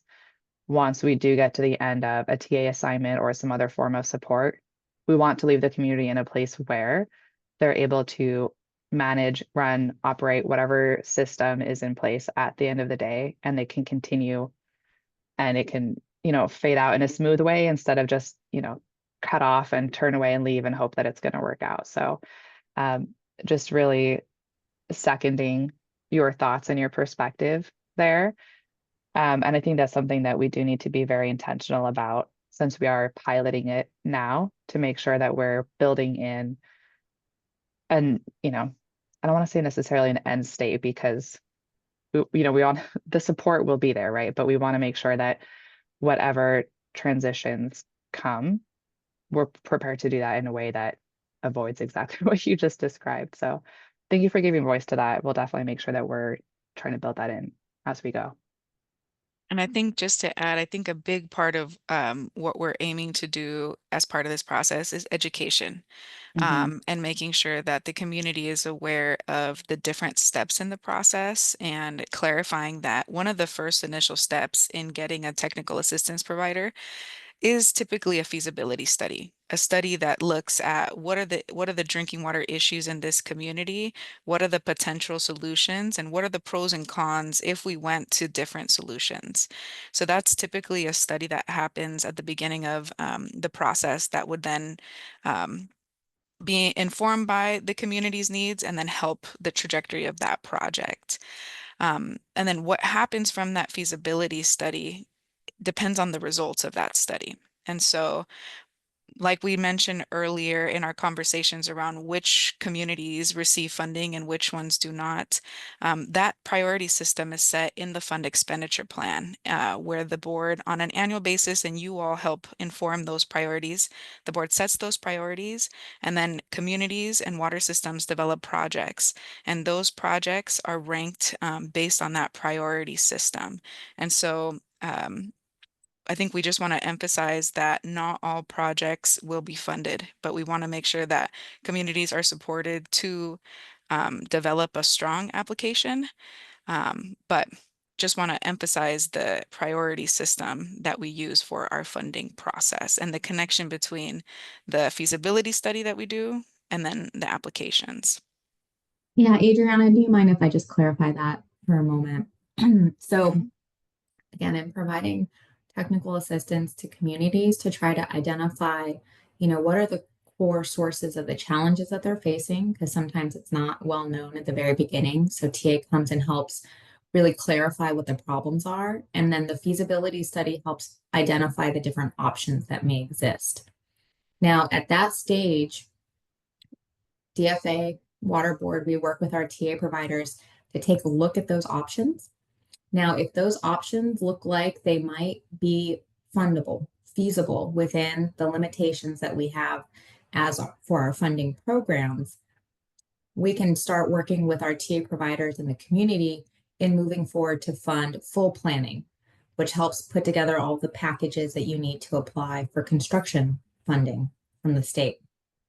But there are some cases, and we've seen them, where we hit that feasibility stage, complete that report, and there may not be a viable option in terms of securing state funding because the costs are so high, or what we sometimes see, the options that are out there are not ones that the community would be able to afford to maintain. It could be a treatment plant that would, your water rates would have to go up by like 400%, 500% to try to maintain that system, which obviously is not affordable. So we try to find a path forward working with everybody involved, but in some cases it may not be there. So we try to really emphasize that when technical assistance is coming into a community, we're trying to identify what their options may be, and there's no guarantee that there's going to be state funding available. And it's really important that that's kind of, I think, explain a little bit better to community members. And I think that's something we're trying to do a much better job at. We don't want to make false promises because, as we've seen, funding comes and goes at the state level. Sometimes it can take a community multiple years to get to a full construction application with us. And funding may have really dramatically shifted in that time period where we either, maybe there's a lot of money and we can fund the project, or maybe we're down to almost nothing, who knows? And now we're having to really pick and choose. So it's really hard. We don't like to make any sort of false promises throughout that stage where we're working with technical assistance providers and community members on looking at what their options are. So I hope that clarifies a little and you understand. I think you can imagine from our perspective why it could be it's really frustrating when we get to that stage and have to be like, oh man, this isn't looking fundable. But we'll try to always find a path that folks may want to pursue before we close things out on our end. Thanks, Kristen. And Angela, I see your hand up. Do you, I see Jim, you had your hand up, but I just want to make sure that we're closing out this question. Well, no, I wanna let Jim just ask his question. But I can just like reroute back because there was just like an idea that I had that I wanted to throw in, but I'll let Jim go. Okay, so we'll close out your question and then come back to you for your second question. So Jim, whenever you're ready. Yeah, sure. Just to kind of follow up with what Angela was saying, and also some of the others what we were just talking about.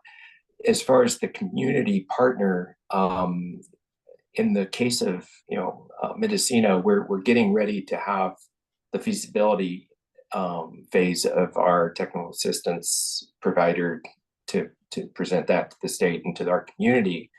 And I'm just wondering, because of the funding issues and how long it does take for things in the water world to kind of evolve, have you all thought about after the technical TA provider has done their job, but to continue on with that community partner to kind of get that time between the different choices for the community to think about and for the state to look at the funding end of things, but to keep that conversation going and alive, through a community, presence and partnership, not necessarily through a TA.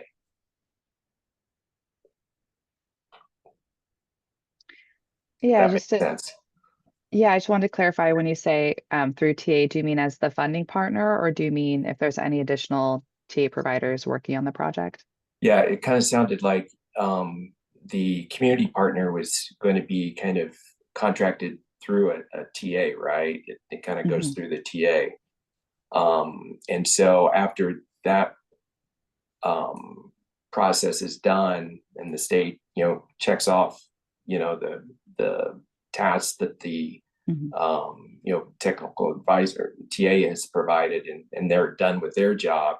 But then there's that time that the community is going to be kind of waiting for funding to start, or waiting for, a better environment to get, grants or loans. And you don't want that momentum to die as far as the community interest in, a water system. But it's easy to forget, unless there's somebody going to be championing that, the effort to kind of keep, the faith that, this is going to happen, but, here's why it's not happening right now. And just keeping that loop going. Right. Anyway, just kind Definitely. Thank you for clarifying. So right now, the TA provider who would be acting as the funding partner would be our funding pass through to be able to resource that community partner.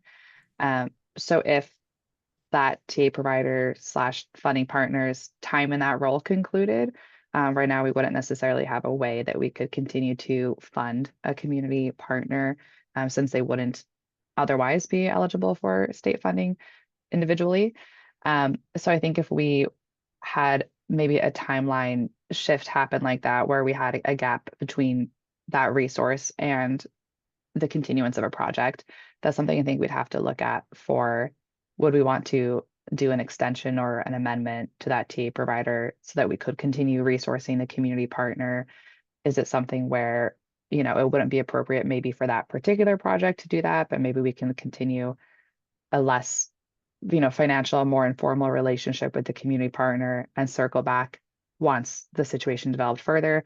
I think that we might have to take that as case by case. But right now, with that TA provider acting as a funding partner would be our only way at the moment to financially resource the community partner. Thank you, Jim. Yeah, sorry, go ahead, Adriana. I just wanted to begin wrapping us up. So thank you, Jim and Rachel. I see Angela has a hand up, and maybe we'll take this last question and then we'll take a very quick break and transition to our next topic. Thanks, Adriana. Sorry. I think it's just this, like, the pilot project, it was just kind of giving me an idea about like, if this pilot could potentially be like an opportunity to open a door to identify other, like, technical assistance providers that can support financially, like in situations like where maybe SAFER isn't as available to fund like certain phases like of like community needs with certain projects. Because I'm just, again, it's like I'm thinking about like what's happening in Perry Colony. It's like they didn't make it to the next round, which the next round was supposed to be a feasibility study to understand like the consolidation that they could be able to connect to the nearest like water system, which is in this case Raisin City. And so for me, I just kind of felt like in the case that's SAFER, like right now, like SAFER funds are not like something that like can feasibly like support like that kind of like next phase. I'm trying to see if like this pilot could also explore like opportunities for like the TA like providers list to be able to be someone that can financially support for a need that may not be like as like financially like straining for the SAFER funds. And I'm speaking on this because I have one potential I guess I can say they are a TA provider because, you know, management zones, like they've been here for quite a while. They've like built capacity. And I know that we were approached recently that the management zone that we're in right now, is looking to potentially support that community with going into the next phase and like building out the feasibility study for them. And so I'm trying to think like for this pilot, if that's like a potential like thing to explore, is like building out like at least a list of TA providers that can financially support and like community needs. Once like you kind of have the list of community needs, that they can like, kind of come in and say like, okay, we can financially support this part, and then see where Safer can like support otherwise like financially for like to meet their full like long-term solution need.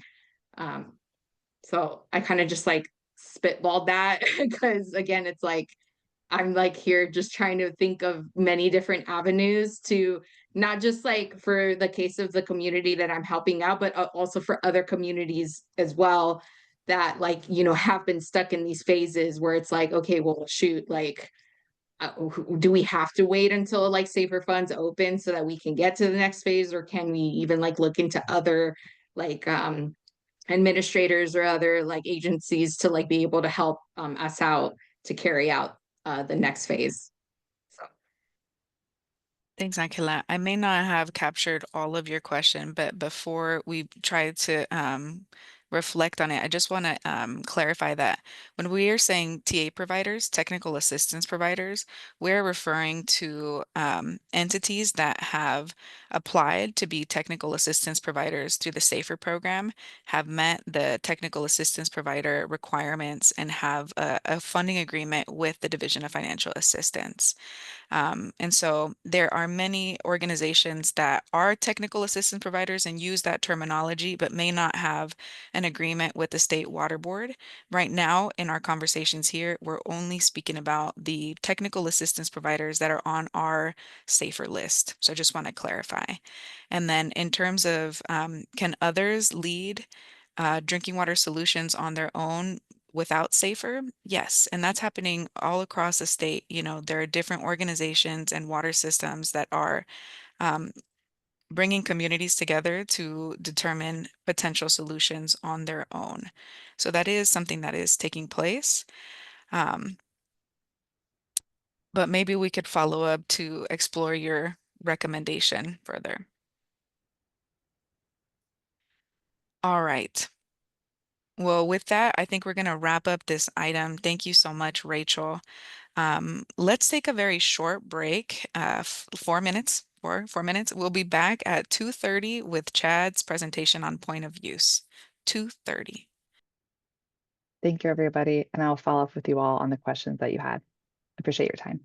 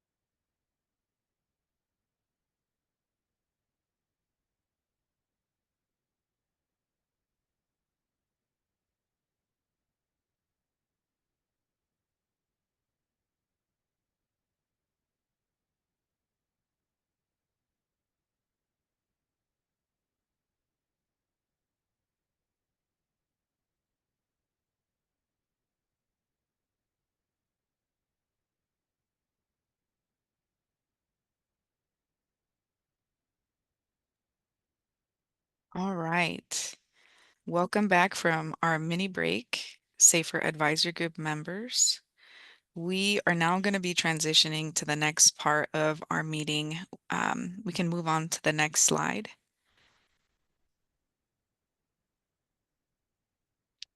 And as we're getting our PowerPoints up and as our colleague Chad is coming on video, this is a reminder for everybody, if you could, advisory group members, if you could please turn on your videos. Members of the public, you do not have to turn on your video. And with that, I'll pass it over to Chad to lead us into the next topic. Yeah, thank you, Adriana. And so today I'm going to lead, or I'm going to present on, and then hopefully lead discussion and Q&A on point of use and point of entry. I think this topic was motivated by a lot of discussion and questions from the advisory group in our 2024 fourth quarter. So I think that was I can't remember if it was in November or December, but anyway, last. So, all right, I'm going to reintroduce myself. So I'm Chad Fisher.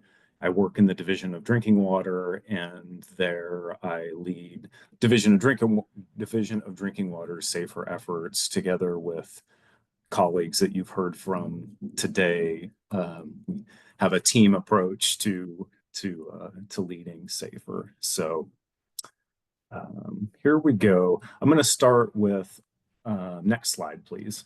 Sorry, I was trying to advance on my own.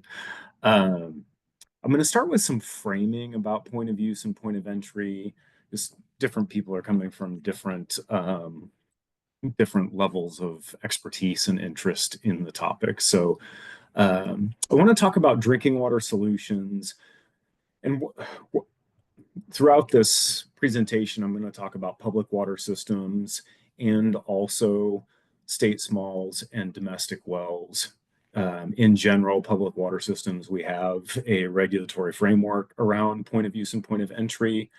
And we do not for state smalls and domestic wells, but it's useful to think about the regulatory framework for public water systems as we, apply best practices and think about deploying point of use and point of entry at state smalls and domestic wells. So with all of this said, so if we think about drinking water solutions, and particularly for public water solutions, and in these blocks here on the left, the top is consolidation, and we know that this represents the most sustainable solution for a community facing drinking water challenges, so for failing water systems.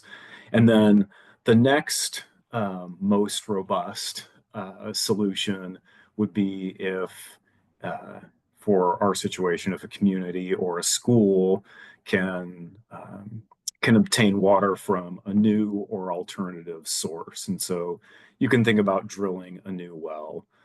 I will say that drilling a new well that meets all drinking water standards, so supplies safe water without treatment, is getting more and more challenging throughout the state. So then we generally think about centralized treatment. This takes a contaminated source and treats the water from that source and then delivers safe drinking water to the community. Centralized treatment, it treats all of the water going into the community. And it's useful to think about that as we compare and contrast it to decentralized treatment, which is point of use and point of entry. So for centralized treatment, since all of the water is being treated, that means that is for indoor and outdoor use.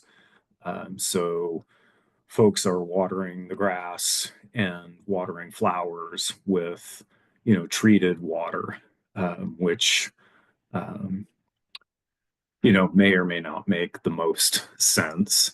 But then it also means that, all of the water going into the home is treated water, so is safe water. And so that's, showering, wash your hands, brush your teeth, even flush the toilet with safe water.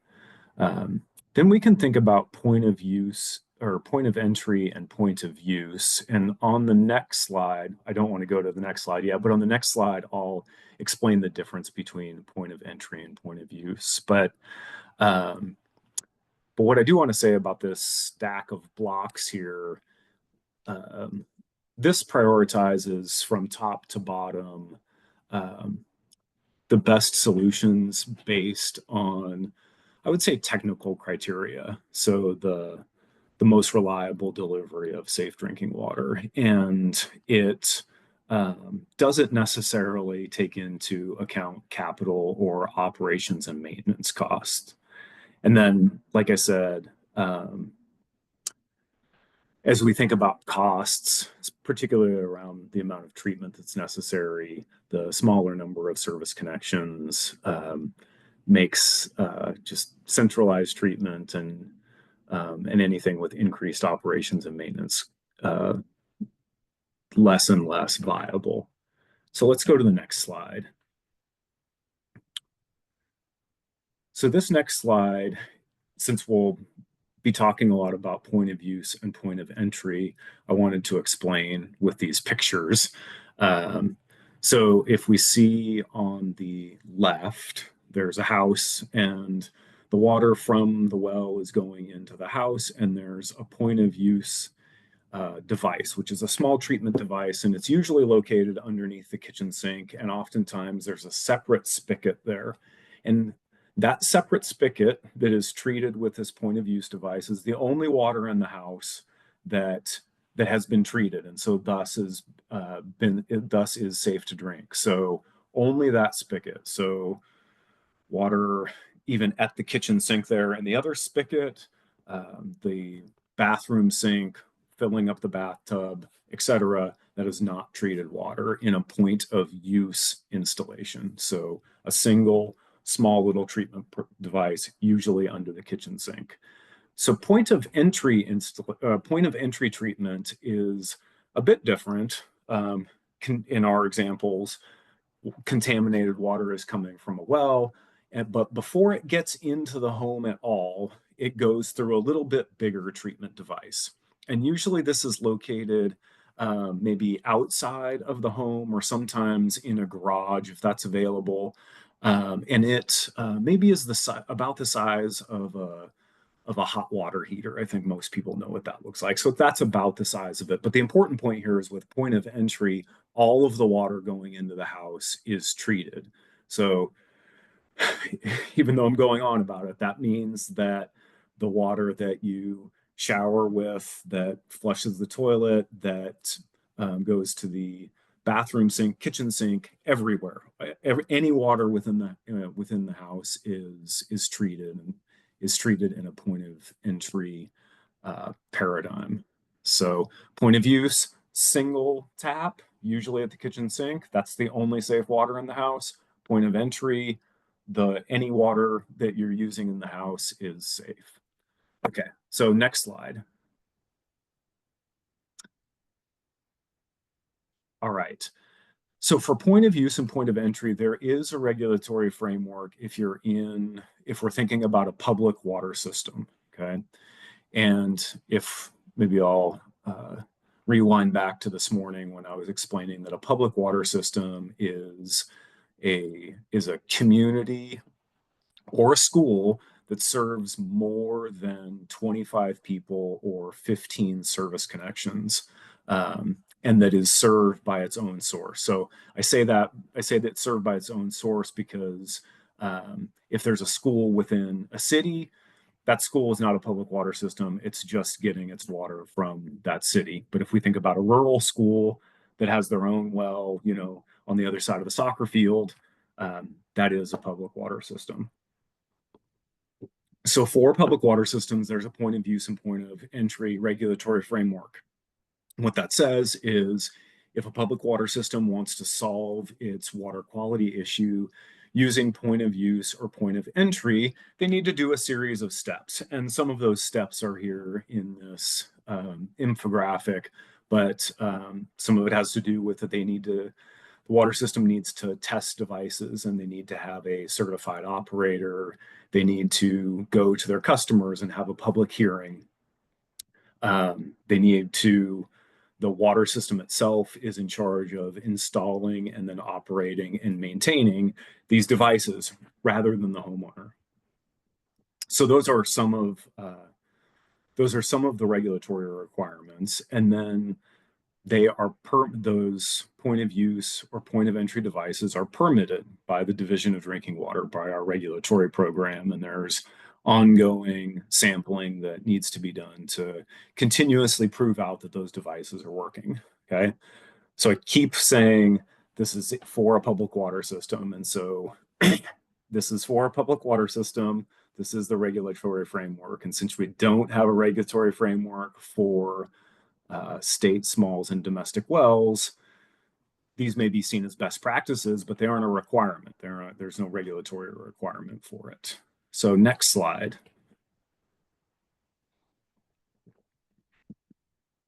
So point of use and point of entry treatment in use or proposed at public water systems. This information is a little bit stale, but the point still carries. There's between 125 and 150 of these statewide. That does include water systems that usually aren't in the safer sphere. And so when I say safer sphere, I mean communities and schools. Some of the dots on the map on the right represent a water system that is implementing point of use, but it might be a mini mart or a park or something like this. And so maybe not exactly the same use case, but this is the data that we do have. But I think the interesting thing is in the map on the right, it shows where point of use and point of entry is being implemented in a public water system. And I think it's just interesting to look at geographically, it's roughly a parallel to where we see a lot of the majority of groundwater contamination in the state, or even if we think about the concentration of communities with contaminated water, this is kind of the concentrations that we see. Pardon me, folks. And then on the left, this diagram shows the socioeconomic status of the dots that are on the right. What this shows is that roughly half of the water systems that are implementing point of use and point of entry are severely disadvantaged or disadvantaged, and then roughly half are not. And it may not be immediately apparent, but what that means is that, or what it means to me, or what I think it means, is that centralized treatment isn't terribly affordable if you're a very, very small system, even if it's an affluent, neighborhood. It just, the economies of scale are not there at all. And so you need to go to a less expensive treatment option. All right, next slide. Okay, so I've been talking about public water systems, but I want to also talk about state small water systems and domestic wells. And again, there isn't a regulatory framework, but the regulatory framework for public water systems may provide us some best practices. So on the right, there is our combined risk assessment map. And so the combined risk assessment is for state smalls and domestic wells. And there's 3 categories: water quality, water shortage, and socioeconomic risk. If you look at that map, the lighter colors are less risk, and then the size of the dot is how many people are affected. So if they're a small dot, less people; a larger dot, more people. and the lighter colors. So the yellows are less risk and the red dots are more risk, with the orange somewhere in the middle. And then I drew out water quality risk in state smalls and domestic wells, because if we're thinking about point of use and point of entry, there is an element of socioeconomic risk because it's usually less expensive to implement point of use and point of entry. But the water shortage risk, point of use and point of entry don't really touch that. They don't really do a lot there. So this is to say that point of use and point of entry may be a key tool in addressing some public water systems, and certainly is likely to be a key tool in addressing water quality in state smalls and domestic wells. All right, next slide. Okay, I think I've touched on a lot of this, but there are some similarities and some differences when we're thinking about a public water system versus a state small or domestic well. I already talked about regulatory framework, but the second bullet there is very important in practice, which is implementation in a public water system. The public water system has the responsibility for really implementing point of use and point of entry as that solution. In a state small and particularly a domestic well application, that responsibility ends up being on the resident, right? And so it's a very key difference. We can think about similar or pretty much the same contaminants. There's installation and ongoing maintenance challenges in both paradigms. They can be slightly different, and I'll go through some challenges as we move through slides. Each situation is complicated and unique. From those that are here in the meeting that are implementing this on the ground, I think this complicated and unique probably doesn't do this justice, but yeah, it is. There are some unique challenges, unique situations out there. And then if I didn't emphasize it enough, we are installing a small treatment. What we're talking about is installing a small treatment plant inside the home or just outside the home. And so maintenance and sampling to ensure that it is working correctly and delivering safe water, is a fact. There is something that we need to grapple with. It is not a install it and forget about it sort of solution. So next slide, please. Okay. The State Water Board drafted a point of use and point of entry report. It's now been a couple years ago, and we worked extensively with many stakeholder groups, and even talked with the Safer Advisory Group a couple years ago to gain insight and feedback. What the point of use and point of entry report sought to do was to kind of define the landscape of point of use and point of entry use around the state, and then really identify gaps of what is preventing successful implementation of point of use and point of entry, and then make recommendations on if those gaps can be closed by doing some further research or engaging with partners and stakeholders, et cetera. Next slide, please. So we made the report makes quite a few recommendations. I think there's about 30 recommendations, but we grouped them into these 6 categories for kind of ease of digestion.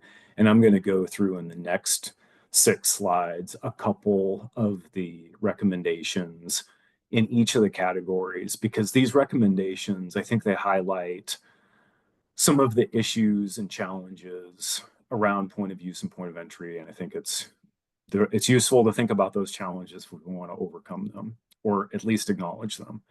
Okay, so next slide. So we had several equity recommendations. Two of those are to include an equity assessment if we're doing a feasibility study, which includes point of use and point of entry. Oftentimes a feasibility talks about operations and maintenance costs, capital cost, may talk about how, you know, easy or difficult it is to implement a solution, et cetera. But the equity assessment here is, and it may be apparent to folks, but I'm going to say it out loud, that having a point of use device under your sink to solve your drinking water issue is a single point of safe drinking water in the home. And although that's better than no points of safe drinking water in the home, it certainly isn't equivalent to having all of the water safe in your home. So, so there needs to be some sort of acknowledgement, and that needs to be a part of the conversation if you're thinking about point of use and point of entry. And then the second recommendation was, or the second recommendation listed here, is that point of entry, as it treats all of the water going into the home, is a more equitable solution than using point of use and, you know, the single point of access to safe drinking water. There are other considerations when you're thinking about point of use versus point of entry, but again, this is as far as equity recommendations go, this needs to be a part of the conversation. So next slide, please. All right, we had several education and information recommendations, and the key recommendation, which we'll talk about some ongoing efforts here, are that information in a medium and in the language that folks can understand around point of use and point of entry. Just some of it exists, but there needs to be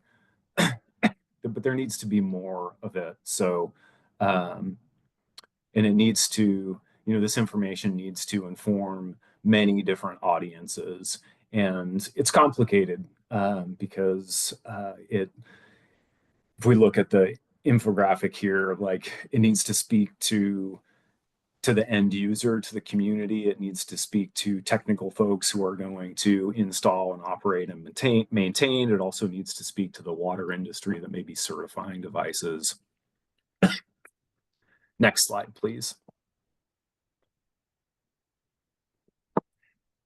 So social recommendations, we had, I think, 5 or 6, but here's 3 that stick out, and I'll focus on the second because we did move forward with an effort on this, which is develop a point of use and point of entry operator education cohort, which is essentially a workforce development effort that could or would, you know, train up folks in communities as they're interested to learn how to operate point of use and point of entry treatment.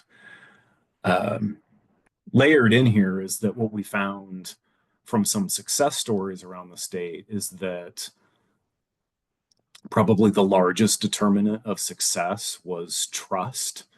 And if the I'll just put it plainly, much of this is that you need somebody, residents need somebody to come into their home to grab a sample or to do installation or to fix a device that isn't working.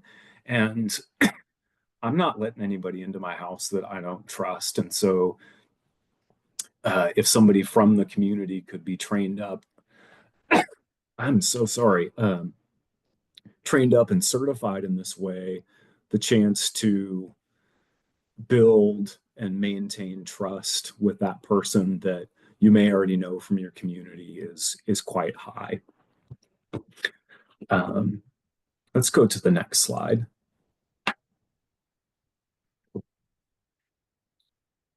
There are several technical recommendations, but they largely center on that these devices need to be certified to remove the contaminant that we're interested in removing, right?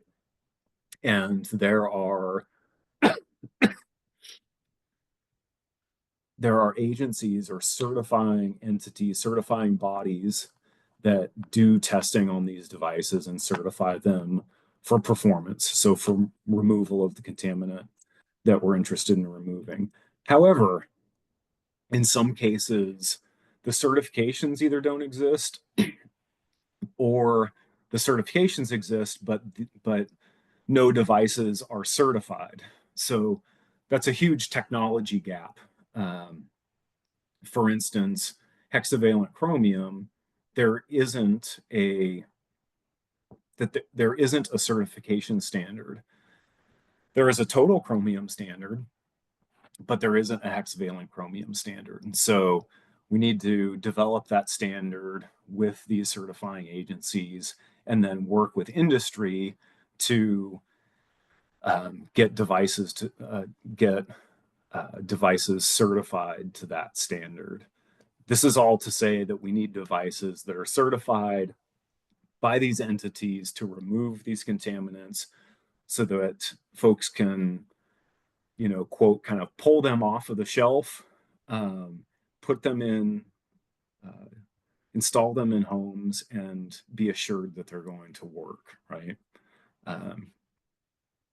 Let's go to the next slide. So we have a few financial recommendations. The second one here, I like to think about, which is that we often think of point of use and point of entry as a relatively quick to implement solution, right? It doesn't require a large infrastructure project. So if that's going to be the case, can we think about expediting funding for point of use and point of entry solutions? And next slide, please.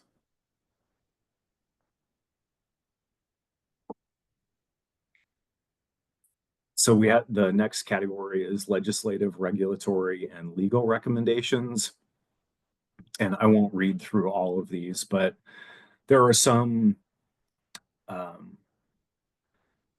recommendations in this category that can just speed implementation, I'll say, and or address some things that may be written in to some policy or even into into regulations that don't make quite as much sense on the ground.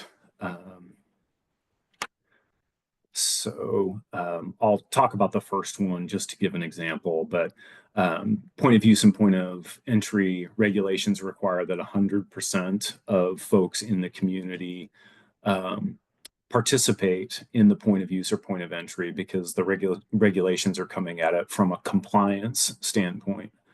So that if there's 15 homes in the community and 2 folks don't want to do it, that means that we can't implement point of use and point of entry into that community. Maybe we can't do it from a compliance standpoint, but maybe we should think about that 100% requirement, because what about, in my example, what about the other 13 homes, right? Like, let's go to the next slide, please. So the report recommends 6 pilot studies, and the top 3 here are ongoing now. And so I'm going to get into those. And then the bottom 3, bacteriological smart devices and point of use versus point of entry, those will be scoped and worked on at a later time. But the next 3 slides, actually the next 3 groups of slides, talk about the top 3 pilot studies. Let's let's go to the next slide. I'm having a really hard time here, people. Sorry. All right. So the first study, this is the educational strategies and materials. And the objective is, and I mentioned it before, that is the educational materials that are out there on point of use and point of entry. There aren't a lot of them. And then some that are there may not be the right fit for, maybe it's targeted at an equipment supplier, but certainly isn't the right type of material for somebody who's going to use a point of use device in their home. So we need to develop a strategy and the materials to really provide information to people in a language and in a medium that they can really understand. And so the expected outcomes, I think I've gone over that. So the next slide, please. So for this first study, this is the progress that we are making. We started, I guess, about a year ago, and we'll end early 2026. And so these are 5 milestones on this effort, and we're about halfway. So working with one of our technical assistance partners, which is Stantec. Stantec is doing work for the State Water Board on these first 3. Maybe I should have mentioned that before. But so working with Stantec, we have developed the educational strategy and approach, and then created processes to develop the material. And then in the process of developing the materials, after which we'll pilot the materials with community members and then present the approach. We can go to the next slide, which I think talks about our lessons learned thus far. Next slide, please.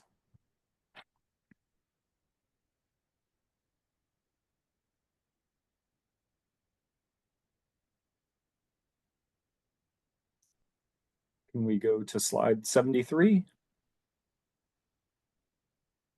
All right, thank you. All right, so a couple of lessons learned. I'll let folks read them, but for me, like I've tried to talk about, I think people understand that the regulatory framework for public water systems make point of use and point of entry implementation and even talking about and providing information on that relatively easier, and then relatively more difficult in a state small water system or domestic well space. And then there is, a lesson being learned and being overcome, which is that educational materials need to meet the needs of diverse water quality issues faced by Californian households. And this requires a balance of kind of specific and general information. All right, let's go to the next slide, which talks about study 2. So this is performance certification. I talked about this a bit on previous slides, but some contaminants that we are interested in don't have either a standard or a certified device. That the device, again, is performance certified, which means that it's been tested and proven out to remove the contaminant that we're interested in. Examples are high nitrate, hexavalent chromium, uranium, 1,2,3-TCP, and then PFAS substances. And so the goals are that we want to get 2 certified devices for each of these contaminants, and that is proving to be challenging, but we're making good progress. Let's go to the next slide.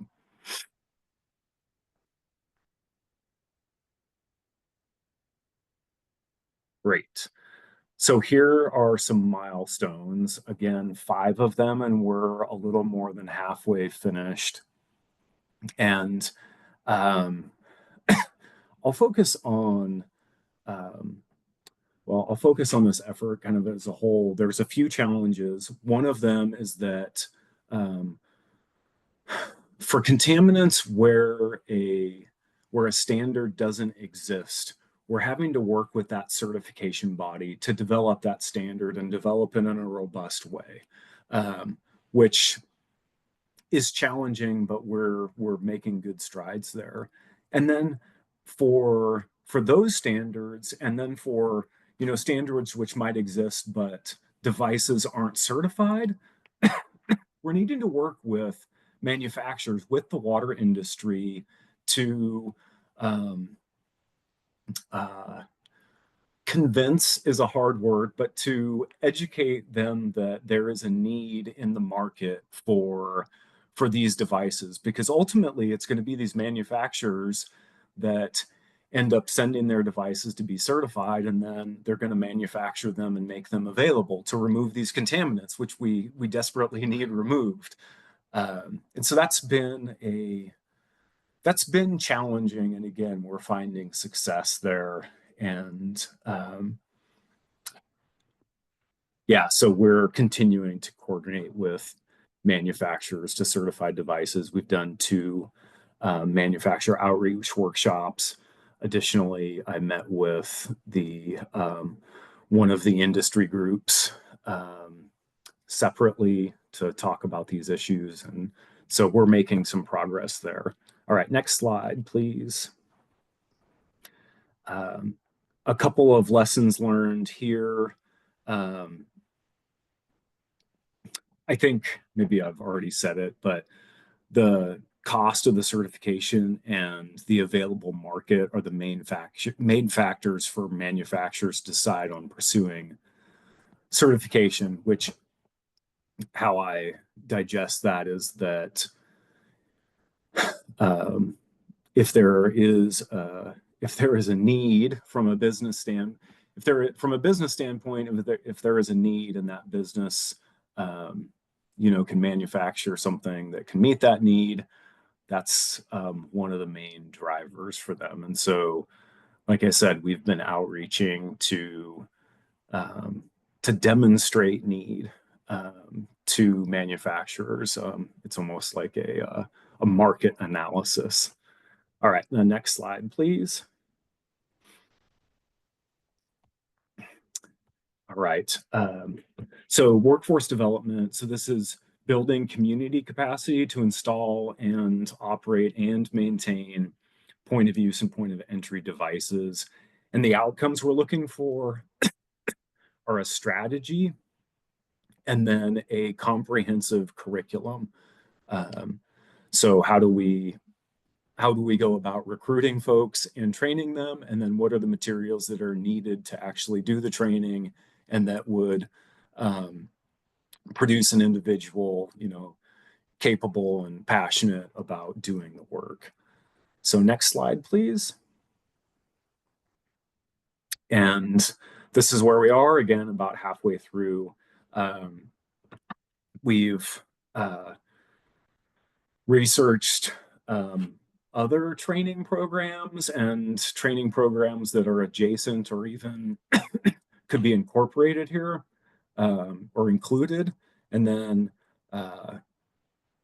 work to identify a curriculum development team. And that's actually identifying folks that have, actually some of them are maybe folks are associated with folks on this call, but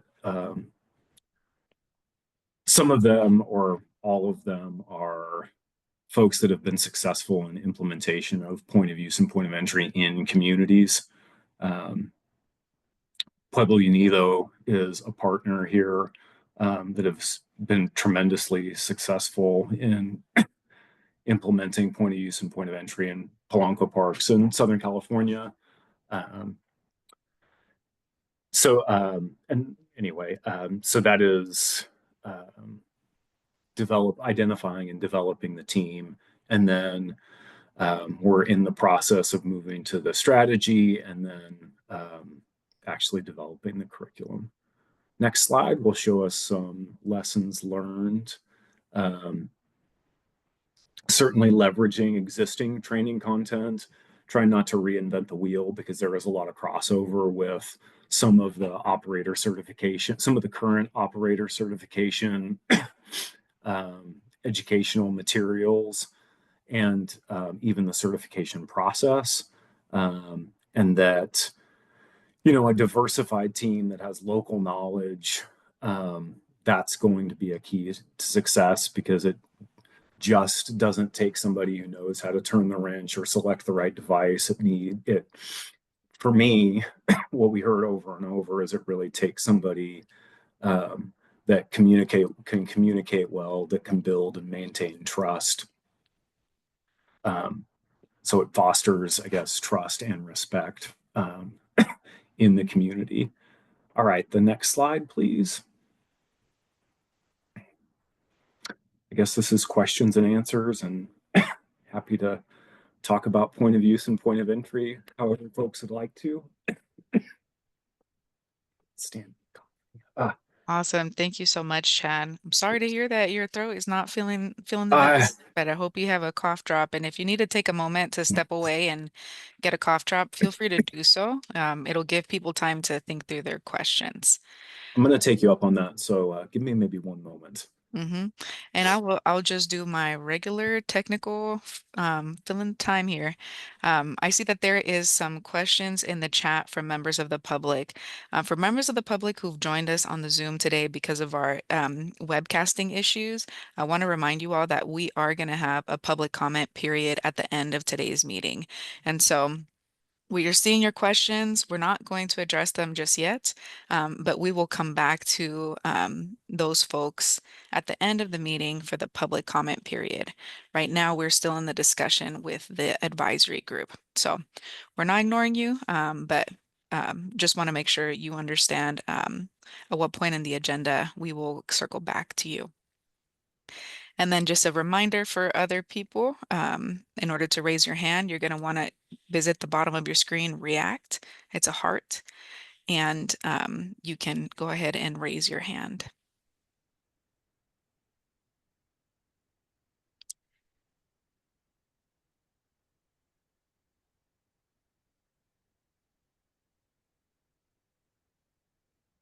All right, welcome back, Chad. I think the first person whose hand I saw up is Kristen, so whenever you're ready. Thanks. And first of all, I want to thank y'all for bringing this topic to the meeting, because this answers a lot of questions and curiosities I feel like we had as a group last meeting. So thank you for bringing this. It's super interesting and informative. I have two comments. So my first one, I just want to make sure I really appreciate you starting with equity on the POU. That was a very, very appreciated. I want to make sure when we're talking about equity on this topic, we are not just talking about inter-community equity, but also intra-community equity. So I think it's really important to think about an equity assessment of which communities might be landing with this solution that is somewhat of an incomplete solution and the environmental justice implications of that. But when we start to get to these decentralized solutions, now we also need to think about like social difference in the community and who's fully accessing this. So there are concerns, right? Even if you have someone who's a trusted community member doing the maintenance, they might not be able to equally access all households based on language difference, based on other identity factors, poverty, LGBTQ status. So I think this is a different realm for us than when we're thinking systems, and I want to raise that up and emphasize it. And I actually think this is a place where there's a lot of research. So there's some good research here in California on inequitable access to fire resources, on immigration status and LGBTQ status that I think we could use to think about like how you access resources with social difference. And there's a lot of, there's also some other research. Anyway, so I think that's one big plug. I think we would need to be really careful there because I think there are equity opportunities with POE, POU, but there's also concerns. My second comment briefly is just on this workforce development side. I'd be curious, I don't know if you're there yet, but what the how we're thinking about sustaining the ongoing operations and maintenance, like where, if those people are certified operators, like who employs them, what jurisdiction, how are they housed institutionally, and making sure that that's long-term sustainable. And then I think you noted this at the end, but just the potential for synergies with addressing our broader operator shortages, right? Like maybe this is a stepping stone to bring people into operator professions. That could be a really cool opportunity, to the extent that this is a certification that's a little bit easier to get, or I don't know. So thinking through those synergies of how we address operators both for decentralized solutions and how can that be integrated with our broader efforts for workforce development. Kristen, thanks for all of those points. There was one that stuck out to me that we wrestled with, and maybe we'll continue to wrestle with, which is how do you sustain this operator cohort, if you want to think about it, or how do you house them institutional? How do you, where, who and how do they, who do they work for? And like this pilot effort will only hint at trying to answer that question, which is to say there will be further work that needs to be done, but this will answer the question about how might you identify folks, make the information, I don't want to say advertise, but how might you get the right folks, or anyway, I'm struggling for words here, but how might you advertise this and engage folks to be interested? And then what are the right materials and the right ways to train folks up? So, and then we'll have to tackle that other piece.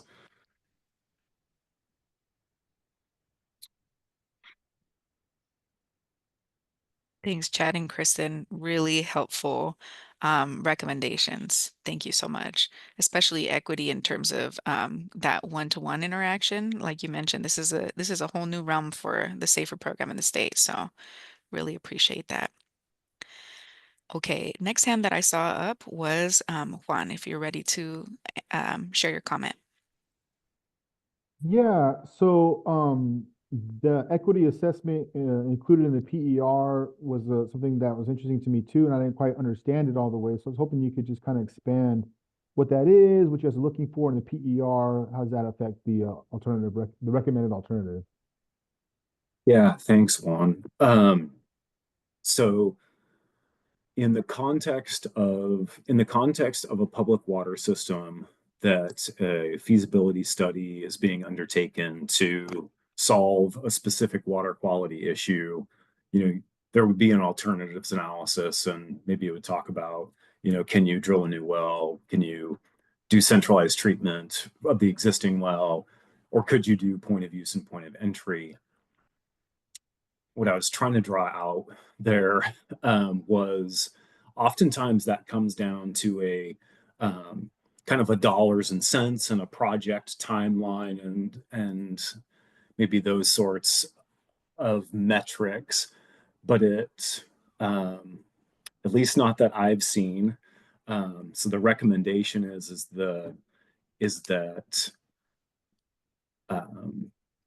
that equity should be a consideration there, and in some way quantified as you try to weigh those alternatives against each other. Does that make much sense?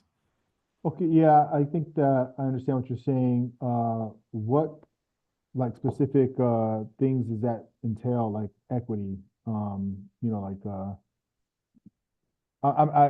hear that, so it just helps us decide which alternative to recommend, but how does that affect a recommended alternative? I guess this is just brand new to me. I'm not exactly sure what that means. Yeah, it's an excellent question, Juan. And to be clear, like an equity assessment in an alternatives analysis hasn't been done. So it's a recommendation of what should be done. But at least one of the ways that I think of it is if you're, let's just say the alternatives analysis was, let's just say it was just centralized treatment versus just point of use. Maybe point of use is less expensive, but and maybe there's only two categories. I'm just trying to draw out an example. You know, maybe point of use would get the thumbs up because it's less expensive from a capital and an operations point of view. But, you know, but it doesn't treat all of the water that goes into the house. So how much, in my mind, how much value is placed on, okay, we can install this alternative that certainly isn't the same, doesn't provide the same protection or the same level of service, let's say, as the other one does. And so, you know, what is that? How do you weigh that? That's just an example that floats in my head, Juan. I think there's others that are there too. Okay. I appreciate it. Thanks. Thanks. Yeah. And then can you clarify that for me too, Chad? It sounds like in terms of an equity assessment for point of use and point of entry, that hasn't been done before. That's something that you all are proposing, you'd like to do. It's a recommendation in that report, and so I think that is a, you know, is a recommendation that lives out there in for the State Water Board to consider as we direct folks to do alternatives analysis that includes point of use and point of entry. Okay. There may be a step which is including that recommendation in guidance that we have for, let's say, technical assistance providers that may prepare one of these alternatives analyses that I'm referencing. Okay, thank you. Yeah, I think I sure. just wanted to make sure that the advisory group members know that in terms of what is the factors that are considered in that equity analysis are not yet determined. And so if there is any feedback around important points that you want to make sure the board considers, this is the perfect time to share your thoughts around what facets of equity and what types of equity you'd want to make sure are considered too. 100%. Thank you, Adriana. Awesome. All right. Next up, I saw Eric. Hi, thanks, Adriana, and thanks, Chad, for And it the looks like, Eric, we can't hear you. So you want to make sure that you're selecting either English or Spanish in your language channel. Can you hear me now? Yes. Sorry about that. Hi, everyone. Hi, Adriana. Thanks, Chad, for the presentation. Really appreciated the discussion here, and I really like the recommendation here to consider equity and how a solution is input or advanced in a community. I think that's been a core priority for Community Water Center to ensure that, you know, when we give communities solutions that they are equitable. And so I think making sure that, you know, it's not certain communities that have to only have the water in their sink, their kitchen sink be saved for consumption versus others. So I appreciate that. And I think that continues to be an area of opportunity in how the State Water Board chooses to fund its which projects. I think currently really a lot of the focus is on the cost per connection. And so there's not much consideration there for equity as part of the prioritization for which projects to fund. And so I welcome sort of that discussion there. I also wanted to just reiterate, I think a lot of what Chad, your presentation is getting at here. There's a lot of pilots hoping to do, I think, what Community Water Center wants to see on just standards and procedures for when implementing a point of use and point of entry system in communities. You know, there was a lot of good work that was done in the point of use and point of entry white paper. But I think one of the things that the State Water Board needs to do is just set across the board standards for replacement of certain filters for different types of contaminants. And I know that's something you guys are looking at, but also monitoring standards as well, how often you're monitoring when certain contaminants are present. And then I think hopefully that'll set a baseline for what is the expectation for if a group, a county, a TA provider was interested in applying this type of support for a community, that they would know what their expectation is. And so I really just want to encourage the board to move forward with developing some of these recommendations soon. I know there's currently a lot of TA providers out there doing and implementing point of use and point of entry filters. And so just want to see a baseline there. And then hopefully that will lead to,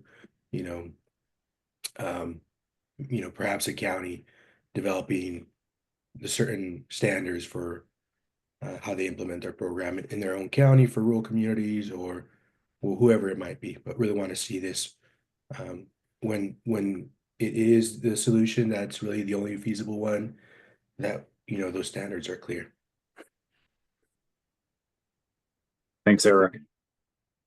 Appreciate those comments, and I'll say that maybe it's a good time to thank folks that are on this call that participated in the point of use and point of entry report. It was invaluable to get community and stakeholder feedback to even start this, to even start that project. So, and Eric was one of those people. Many others on this call were also, but so thanks for your comment, Eric.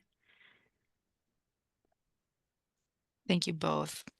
Next up, I see Angela and then Jim, and then we'll go to Tequita next, and then we'll wrap up with a couple of comments in the chat, comments and questions in the chat.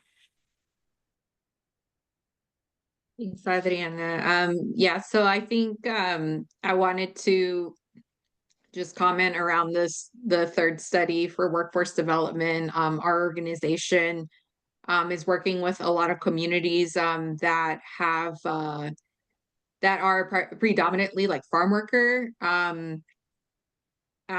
groups and residents that depend 100% on the farm working labor as like their number one source of income. And so, the discussions that are being had across the state, like through different programs, like under like Department of Conservation. And I know that Cal OSHA is like really working on this side as well, to really try to understand, the complexity of, what will happen when like agricultural lands are transitioned, because, we need to meet our like sustainable groundwater management goals. And I know that would be like such a big uplift for everyone under the SAFER program to see that, like that there isn't as much impact to like small water systems, like if we are able to maintain our groundwater levels.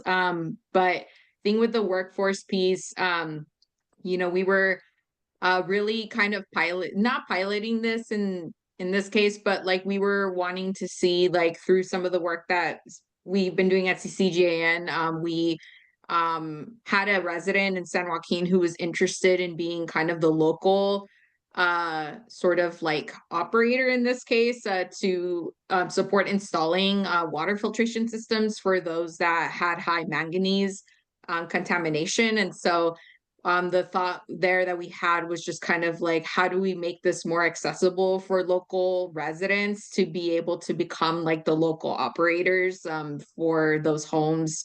And then trying to make those trainings like more accessible, because I know the criteria, like, we can't really surpass like a lot of those like mega criterias to be able to like qualify for the program and even kind of go through the robust like curriculum for the amount of time.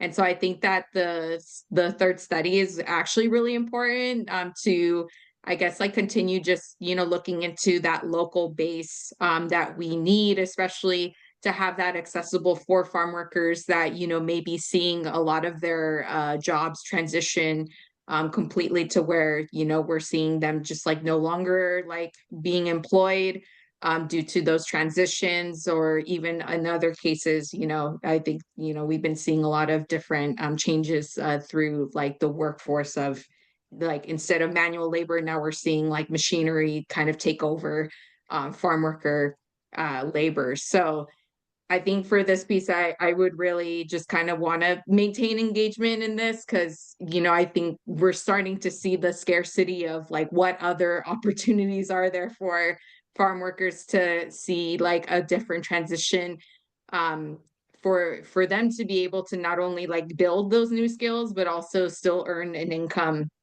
for their households. So I really appreciate that this was like presented, and it definitely is catching like the interest of CCJN to really make sure that, this is a actual viable option, like to see that open door of another alternative like workforce option. Great, thanks for the comment. Yeah, I can appreciate I think you're referencing like the existing operator certification framework, which what we found is that operator certification framework is good, but if we're thinking about point of use and point of entry specifically, there ends up being a gap in information and training. And so to fill that gap, but then also like you said, how do we engage folks that this is, a viable opportunity to, not only earn a living, but also to serve your community or serve your community and other communities. So yeah, thanks. Thank you both. Jim, if you're ready to share. Yeah, thanks, Ariana, and very good presentation, Chad. Thanks a lot. I do have a question, and it still kind of it worries me, and I'm sure it does you all with the ongoing operation and maintenance side of POE, or PO point of use. Is there any thoughts or mechanism that you all have kind of put together for kind of keeping track of where these types of solutions are going to be implemented, and then as potentially treatment technology changes and the affordability of different types of treatment become available, to kind of go back to those areas that you've implemented these solutions? Jim, that's an incredibly insightful question. In the public water system space, built into the regulations is that if a community is implementing point of use or point of entry, the permit that they get to operate that is only good for 3 years. And the reason it was written in was as technology changes, or maybe as a bigger community grows, maybe as communities grow together and a consolidation might be feasible, that we're continually forcing each other to think about it. Right. Yeah. So would that also be for the private well owners, or how would that work? Yeah, I think the short answer is that's unclear and maybe to be determined. I keep saying, like, since there's no regulatory framework for private or domestic wells, I guess it's something that's to be determined. I will take this opportunity to I think a lot of these issues come together in a way of can we build strength in numbers even in this domestic and private well space? And something easy to think about would be, could a group of maybe, you could call it a region or whatever, and you could call it a county, but could there be a program there that installs, operates, and maintains these? And then also, if we had that strength in numbers, could we use, could could that be a mechanism to ensure that we're continually casting our gaze further and further out to say, Yeah. like, you know, does this continue to be the best solution? So yeah. Yeah, I know that's going to be a hard sell in some of the more challenged counties. Yeah. But yeah, that might be something for the state to also think about, that a lot of the most challenged groundwater issues are coming from those counties that are kind of struggling themselves. But yeah, it's a tough one. Yeah, absolutely. And I think, you know, some of our stakeholders and partners in management zones, I think this is things that they are and have been thinking about. And so Yeah. giving some kudos there to those folks who are, well, many folks on this call that are pioneering these thoughts and efforts. So thanks, Chad. Thank you both. Taquita? I have a question that I don't even know if you can answer, because I've been sitting here listening, and since I have no idea exactly how it works, and I'm really going to, if you can answer it, answer it. If you can't, I respect you for that. The POU and the POE system, I was looking at the little diagram that you have. It's mostly about the schools, and I'm concerned, really concerned, because my grandbaby's getting ready to go down here. Pixley is a fairly new school. Their elementary and whatnot on one side is fairly new. And I know that they just, in the last 10 years or so, built the elementary, and they have a really, and I think they made their own well. And I'm just trying to figure out, do you know if just off the top of your head, when school districts dig their own well and whatnot, do they use a POU or do they use a POE? Because I know I know they've had problems with contaminants, and I know that the kids down there are using bottled water. So does the system come with a filtration system? I'm really out of my element here. So if you can help me shed a little light on this, I would appreciate it. you are right in your element, Taquita. Specifically, I think, are you referencing Pleasant View? Is it Pleasant View School Pixley. there in Pixley? Okay. Pixley Elementary, yeah. The answer to your question, Taquita, is that if a school is built and drills their own well, they are a public water system. And so that means that they are subject to all of the regulations around safe drinking water. And some of those are around, you know, what's the quality of the water that they're delivering there to students. And if that school was able to drill a well that produces safe water, that's great. They have to do ongoing testing to continually prove that out, but no filtration, no treatment is necessary. However, if they drill a well and it doesn't make safe water, then the school will need to implement some sort of solution. And one of those solutions could be point of use and point of entry. So if there's a lot of ifs here, but if they drilled a well and it doesn't make safe water, they could implement point of use or point of entry. Yeah, and then they would need to, and then there is a regulatory framework there that says the school has to do a bunch of ongoing monitoring to, you know, ensure that all of the water, including water coming out of the point of use or point of entry devices, is safe to drink. And it sounds like that the school that you're referencing, since they're providing bottled water, one of the pieces there isn't working correctly, and it could be that maybe they're still working on a solution. So I think you think you're out of your element. I think you're right on. So yeah. Okay. Yeah. Because because I know that I know for the last 2.5 to 3 years, the children have been getting bottled water. So, it just has my antenna up. really up because my grandbaby is going to be going there for a little while.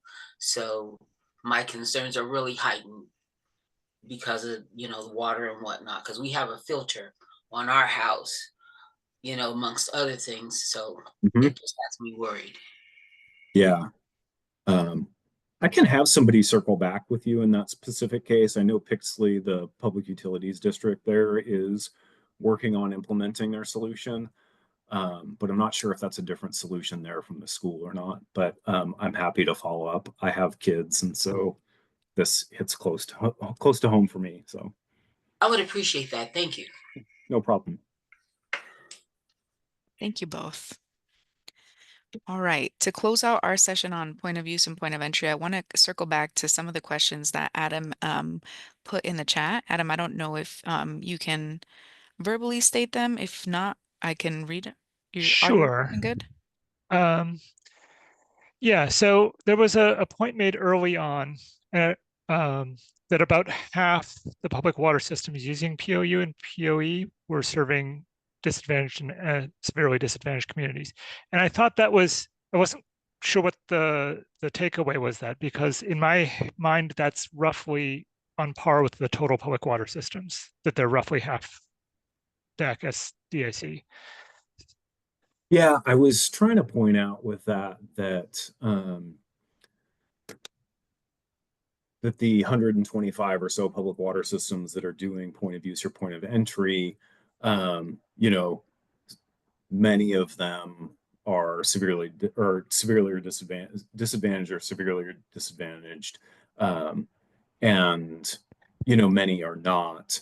The point I was trying to drive there is that for small systems, sometimes you know, point of use and point of entry can be a solution across all socioeconomics, and that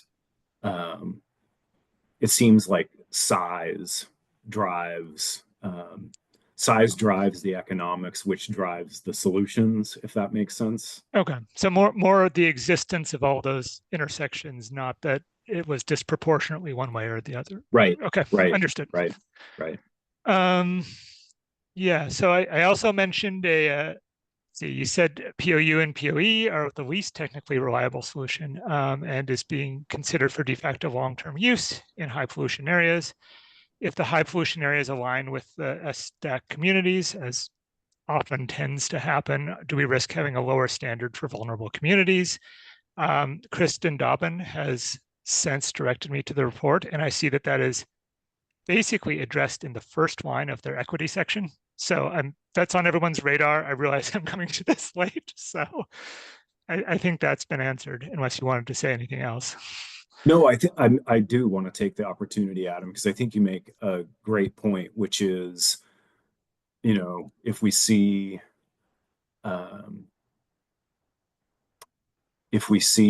poor groundwater quality disproportionately in socioeconomic disadvantaged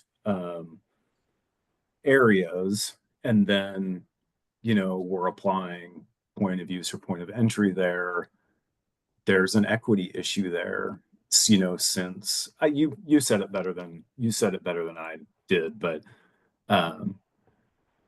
you know, since a point of entry device is not equivalent to I'll say at least what, you know, I enjoy, where you know, all of the water coming into my house, I'm served by a public water system.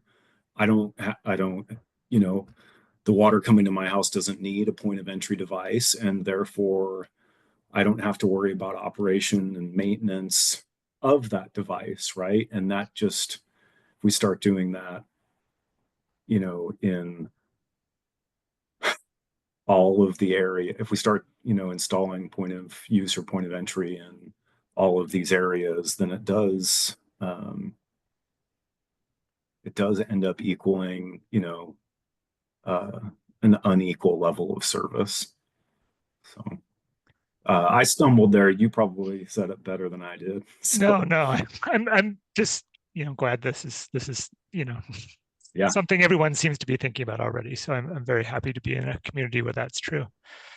The third thought was the study 2 goals for technical, were the targets there just to create basically the technical capacity to remove that contaminant in a point of use, or is it sort of context driven? And the thing I was thinking of as an example is OEHA mentions that the inhalation pathway, like in showers for TCP 123, is roughly equivalent to the ingestion pathway through drinking water. So is there just not a viable point of use TCP 123 answer, or is it just developing the technology and worrying about that application later? Where's the goalpost? Yeah, so you're right on. So to deal with 123 TCP adequately in a point of use or point of entry paradigm, you need to go with point of entry, right? Because what Adam is pointing out is that there is an exposure via inhalation. So if you're going to shower in water that has 123 TCP, there is an inhalation risk there, whereas some other contaminants don't have that inhalation risk. So you need to do a point of entry device to adequately deal with 123 TCP. So applying it to study 2 is that there isn't a certification standard for a point of entry device for 123 TCP. There actually isn't one for point of use either, but that really doesn't make much sense if we're talking about a house. Okay. It might make sense at a school or business where showering isn't a thing, right? Where the only use for the water is for a drinking or a hand washing application. So it's an excellent point, Adam, and like understanding the nuance. So the goalpost is to try to, we need a standard, and then we also need device or devices. And it's extremely hard. It's much more difficult in the point of entry paradigm than it is in point of use. So the goalpost is small, I think, difficult. So yeah. Okay, and the last one, I promise, is whether or not point of use and point of entry have been like successfully paired with the urgent drinking water needs application, which we sometimes have pushed for interim, but in my experience, it's always led to bottled water. Yeah, we have funded. I want to say yes, urgent drinking water needs has been used. Either urgent drinking water needs, or we had a predecessor program that wasn't called urgent drinking water needs, but was our ability to deploy funding quickly, has been used for point of use. You're right, though, Adam, that oftentimes it does result in bottled water, which has its pluses and minuses, but more application of point of use in that kind of context, I think it makes a lot of sense, because bottled water isn't without its flaws. So yeah. Okay, well, thank you, and I hope your throat feels better. Well, the cough drop suggestion from Adriana, I'm gonna like put a little box of them on my desk here. So anyway. And then before we wrap up that question, Jeff, I saw you come on with our Division of Financial Assistance. If there's anything you want to add around urgent drinking water requests and how that program works. Yeah, thanks. And Adam, I think to a large part, the answer to your question is yes, we do try to pair those, right? So there's, definitely an urgent drinking water need when it comes to these type of things. And then that process, funding process, is also kind of used for lower dollar amount projects, right? Not big construction projects. So that aligns there. CEQA is normally very straightforward and simple for those. So yeah, to a large degree, we do pair the POU, POE type work with our drinking water use process. Thanks for clarifying that, Jeff. All right. Well, I want to extend appreciation to Chad for today's discussion, to all of you who participated in the development of the point of use report that we talked about today, and then to all advisory group members who have consistently brought up the question around point of use over the course of many advisory group meetings so that we can add it to today's agenda. So with that, we're going to wrap up this discussion. I want to check in with Chad in case there's any final thoughts, and then we'll go into a very mini 5-minute break. Nope, just appreciate all of the questions and discussion and everybody's engagement on it. So thank you. Thanks, Chad. All right, we're taking a quick 5-minute Adriana, break. Be back at 3:55.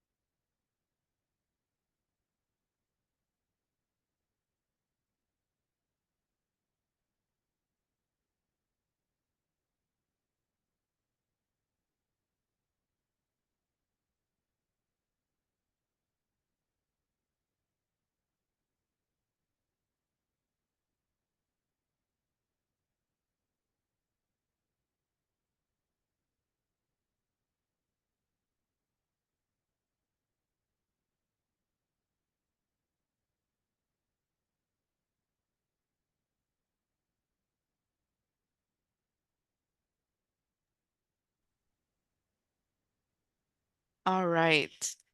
Welcome back from our little mini break. If you stepped away from your computer and you're back, we invite advisory group members to turn their videos on. If you are still snacking and you need to keep your video off for a little bit more, feel free to do so and come on when it is when you're safe and ready. We're going to be transitioning to our safer program update, so we can go ahead and move on to the next slide. And before we pass it over to Kristen, we can move on to the next slide. Okay, before we pass it over to Kristen, we just wanted to give a very brief update about two pieces of legislation that passed this last year. We will have more discussion at a next advisory group meeting to go deeper into this, but we just wanted to make you aware of this new legislation affecting rental properties with domestic wells and share an update about a resource that we've developed. So if we move on to the next slide.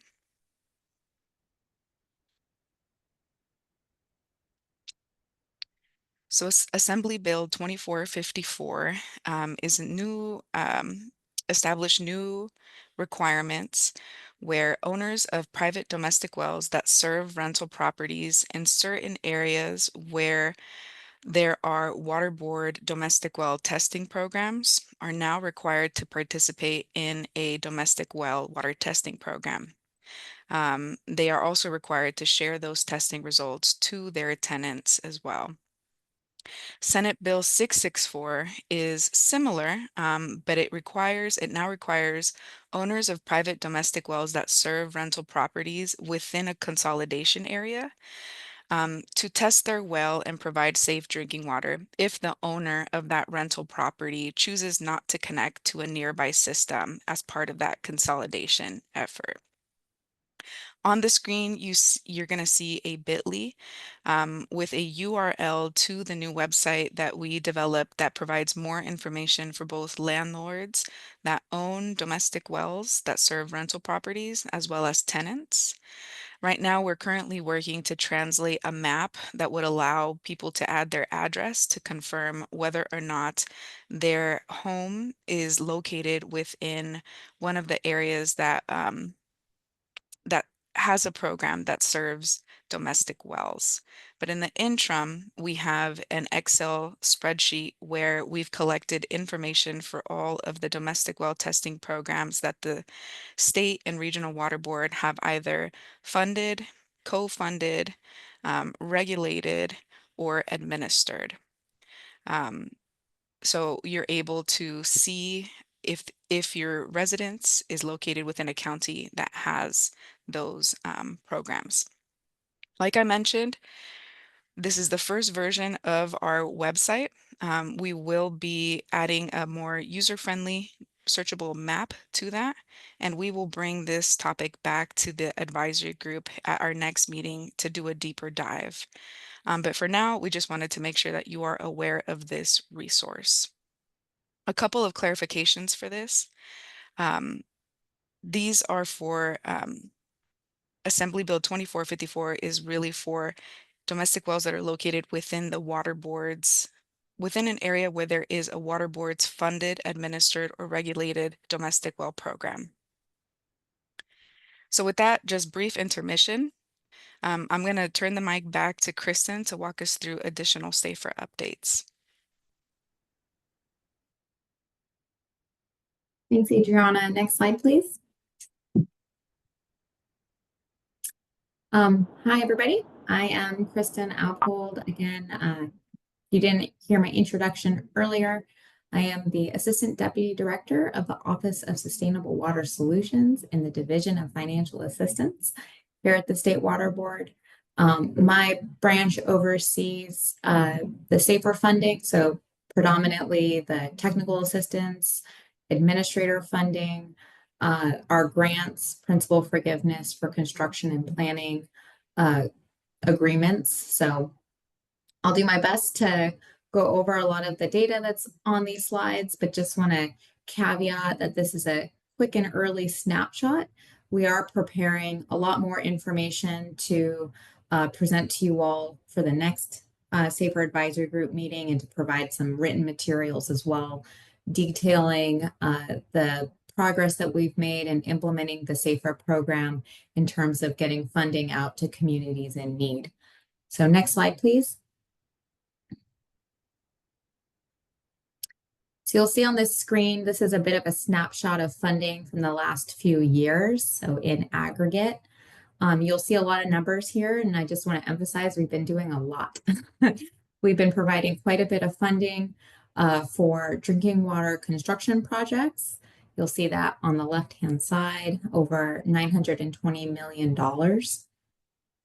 On the right-hand side, just broken out some of the statistics in our technical assistance master agreements, which are really huge grants that cover individual communities within them. We've done lots of amendments and additional funding to those. We've provided, and you can see on the right-hand side, lots of work to our technical assistance work plans underneath those agreements. We have a number of administrators in place in those communities that are deemed in need of an administrator. That's determined by our colleagues in the Division of Drinking Water. And then we provide interim and emergency assistance to communities throughout the state, domestic wells, state smalls, as well as public water systems. And then we also provide funding for emergency repairs and things. You heard Jeff mention that previously. We have a few vehicles for those types of needs. Next slide, please. This is a bit of a snapshot of what we've done just in the first half of our fiscal year, which is from July to July, so not by the calendar year. We've put out, I think, around $150 million, but it might be a bit more than that. At this point, it takes a little bit of time for our accounting numbers to catch up with what we do on our technical side. And I'll be able to provide a lot more details in terms of what we've spent in this last fiscal year compared to previous fiscal years in future presentations from us. Next slide. So I wanted to briefly highlight, and you'll probably hear these mentioned quite a bit if you haven't already, our SAFER goals and priorities for where we're trying to target our funding. These SAFER goals were recently adopted last year in our fund expenditure plan for the program.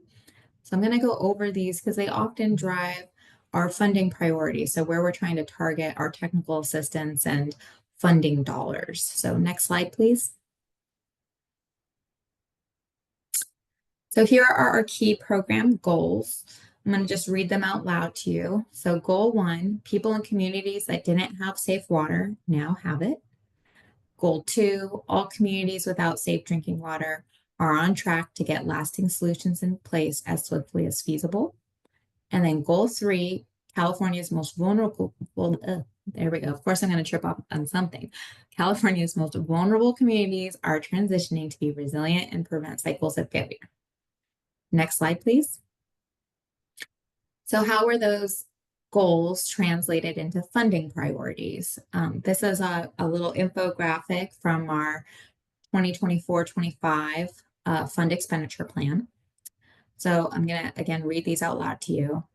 Our funding priorities, we're looking for projects that address community and school water systems that are failing, and is specifically trying to target those that were failing in 2019 when the program started, and they're still failing. So we do have a bunch of water systems that have been failing for a really long time, and those that have been out of compliance for that long are at the top of our list for trying to get them lasting solutions. The second one here is expedite planning through the use of technical assistance for failing water systems. So you've heard a lot about that today. Our technical assistance providers working with communities to try to identify what their long-term solution options are, and oftentimes helping them apply for state funding.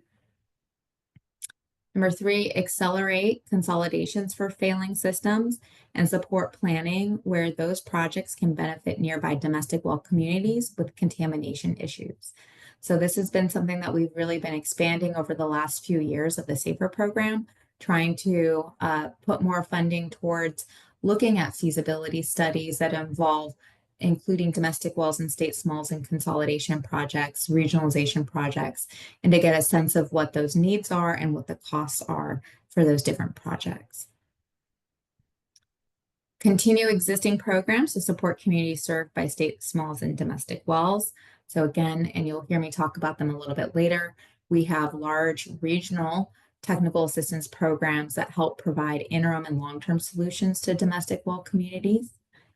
And then the last one here, ensure assistance to is distributed consistent with the goals and directions provided by the State Water Board's Racial Equity Resolution and associated Racial Equity Action Plan. And I think that's something that probably will be shared out with you all later if you haven't had a chance to take a look at it, but it definitely helps guide how we implement the SAFER program. Next slide, please. So my team has been trying to do a lot of budgeting exercises, like I think many state agencies in the current environment. We have a lot of state funding as well as federal funding that helps support the SAFER program. While we look at what funding availability might look like for the next fiscal year and beyond, we are also trying to get a sense of what demand is going to look like for our funding programs over the next few years. What I have on the slide here is a quick little analysis that we did a few months ago, just looking at failing public water systems. And because so much of today has really focused on domestic well and state small communities, I want to highlight that they are not included in this analysis. So everything that you all have been talking about today are additional needs that we need to take into consideration when putting together our next list of funding priorities for the fiscal years, for the next few years, right? So where are we? There are almost nearly 400 failing water systems right now in the state of California. We have 69 of those systems currently receiving construction funding from the State Water Board. So it's a smaller percent, but not an insignificant number.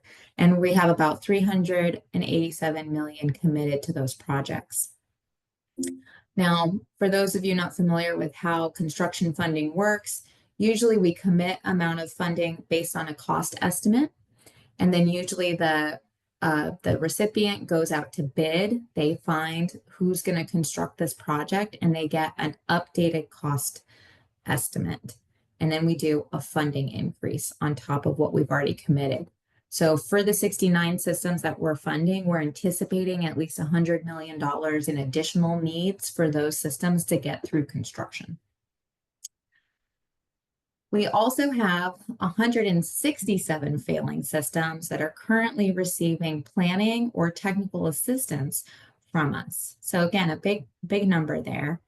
And what our cost estimates are looking at is potentially an additional 1.3 billion in construction funding would be needed to get long-term solutions implemented for those communities. So those are big numbers, and I have that summarized at the top. What's difficult for us to do, it's always a challenge, is to figure out when we think that demand, when those applications are going to come in our door and where we can start committing money. So our best guess is that, for about 61% of failing systems, we're going to need about $1.8 billion within the next 3 or 4 years to get them to the finish line, which means helping them come back into compliance and come off the failing list. What that leaves out, though, is there are about 150 failing systems right now that are not receiving any assistance from the state. Now, I want to caveat that it doesn't mean that they all need funding, because oftentimes systems that are failing are able to get themselves back into compliance without any state funding assistance. But we are working with our colleagues in the Division of Drinking Water to go through all of those systems to get a sense of where they are in coming back into compliance and flag any of them that may need help so that we can include them in our budgeting exercises as we prepare for the next few fiscal years, where you all are going to help us identify where we should be focusing our efforts. So more on that is going to come your way. So I'm just flagging that. So please help us when we share this information with you. Another important thing to remember here is that we have some new contaminants that are starting to almost be regulated in the state, but we're not fully there. So Chrome 6, hexavalent chromium, we are starting to have systems sample.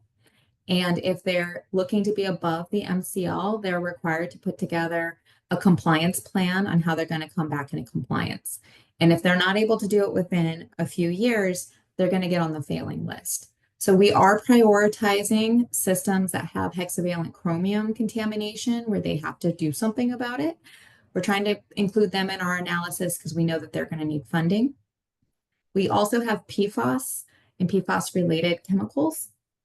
We know that the feds have been working on an MCL, and we're preparing to bring in some systems for technical assistance to look at long-term solutions to address those contamination issues. All of those are additional demands for funding that we have to look at and consider as we budget for the next few years. Next slide, please. So this is just a quick summary of what I had on the previous slide, kind of indicating which failing systems are receiving assistance and which are not.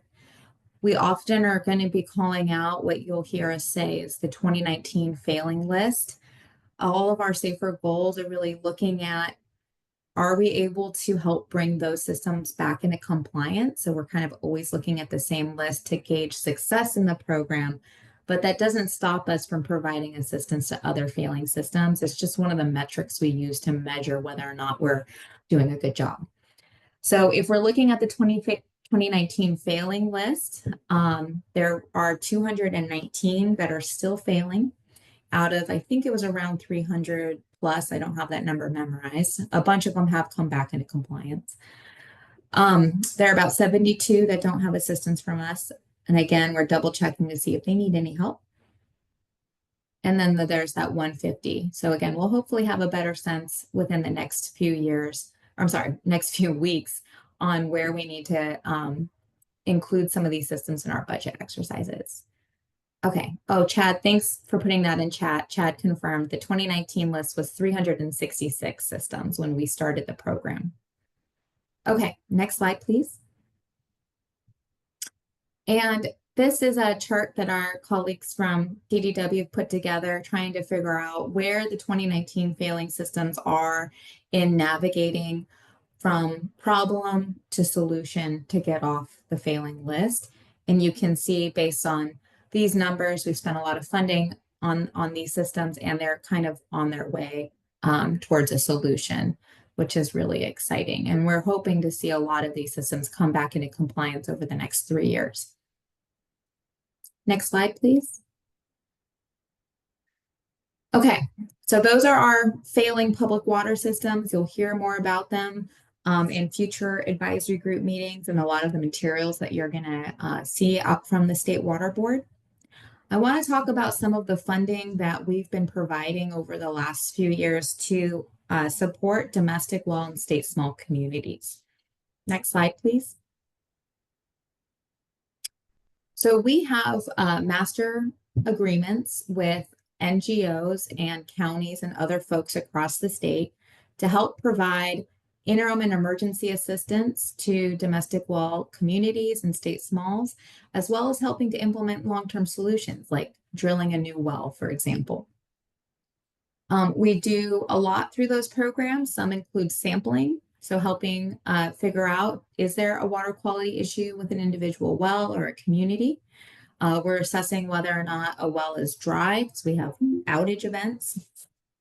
So here's a quick snapshot. We've spent $6.85 million currently for education, monitoring, and assessment. So this is a lot of outreach activities. We've supported 532 domestic wells in ongoing testing. And then since 2019, we've committed about $205 million in emergency and interim assistance, providing help to roughly 4,000 domestic wells. Next slide, please. So I know there's a lot on this. You can always take it in later, but I really wanted to provide more detail on where this funding is going and how and what things are looking like in terms of cost numbers. So it helps you better understand how far our money can go. Because obviously there's the needs out there far outweigh what we have available to us. So we have to make really difficult yet strategic decisions on where we put our funds to have the maximum benefit for the communities that are in most need. So here, these are our regional programs that support water quality related issues. So this is contamination. You've heard a lot about that today. You'll see that we've committed 52.5 million in this space. We've dispersed about 8.7 million. That means that's about how much has been spent so far. We've been able to assist about 4,700 wells or households, and the average cost for helping on the water quality side is about $4,500 per household or per well. And I want you to remember that number. So next slide. So these are our regional programs that are helping to support domestic wells and state smalls where there's been a water outage. So their well has gone dry. That's the typical scenario. You'll see here that we've committed $163 million, which is a lot more than the previous slide. And we've dispersed over 100 million of that, but you'll understand why. So it's around the same number of households assisted, so 4,900 here, but the cost per household is a lot higher. We're looking at about $28,000 per household. And that's because drilling a new well, providing hauled water is a lot more expensive than some of the interim solutions that we have for water quality issues. So just something to think about, especially if we're heading into a new drought cycle. Next slide, please.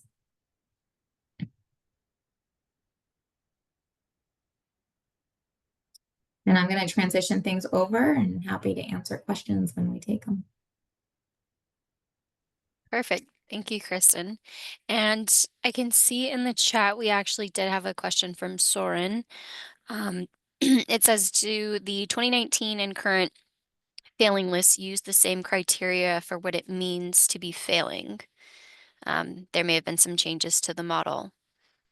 Yeah, so the 2019 list of failing systems was using the original failing criteria, which only looked at systems with primary and secondary MCL exceedances with an open enforcement action. So since 2019, the failing criteria has expanded to include, like most notably, water outage and shortage. And so that's why we still prioritize, obviously, any failing systems that's failed since 2019. But what it does do is when we look at those systems that were failing in 2019, we know that, you know, the data associated with them is really helping us understand the amount of funding and time needed to implement solutions for communities facing water quality issues. So not sure if you have any other questions on that, Soren, but happy to answer them. No, I think if you don't know that, looking at the slide you shared, it could be interpreted as we're losing ground, not gaining ground on failing systems that have been assisted, just because that number of growing systems hasn't gotten, or failing systems hasn't gotten smaller. And so I just think the context is important, because I think you guys are doing great work and we are making progress, but there's a different definition of what it means to be failing now. So for sure. You know, that it's published in the needs assessment, which you all are going to get more information. The next report's going to be coming out soon. But, you know, there's new systems that fail every year, but in the same year, we have a lot of systems that are coming back into compliance. So it's just, you know, it's hard to kind of keep up with it. And that's why the 2019 list is used as a baseline to gauge performance for the program. But you're right, and then I think it's somewhat limited in that it's not really fully encompassing everything that we're looking at today and today's reality of failing.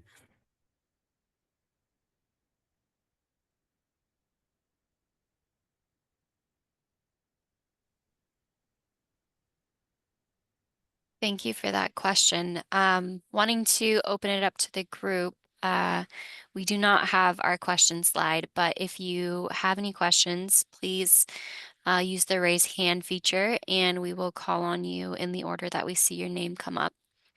So we can go ahead and get started with Eric. Thanks, Amelia, and thanks, Kristen, for the presentation. I'm still gathering some of my thoughts here, but one question I had was around the list of water systems that are currently not receiving support that are failing. Do you have like a clean list of each of those systems that you could share with us? Yes, we have a list that I think we can make available. I'm working again with our colleagues in the Division of Drinking Water and my own staff to get a sense of where we're at and where we think there might be need. I think it's important to remember, there are other sources of funding out there. And so there are lots of systems. Well, no, I don't want to say lots. I need to look at the data, but I know there's a handful of systems that are receiving funding from the Department of Water Resources, for example, or maybe there's a responsible party because there's a lawsuit that occurred where funding is being provided to help address the reasons why that system is failing.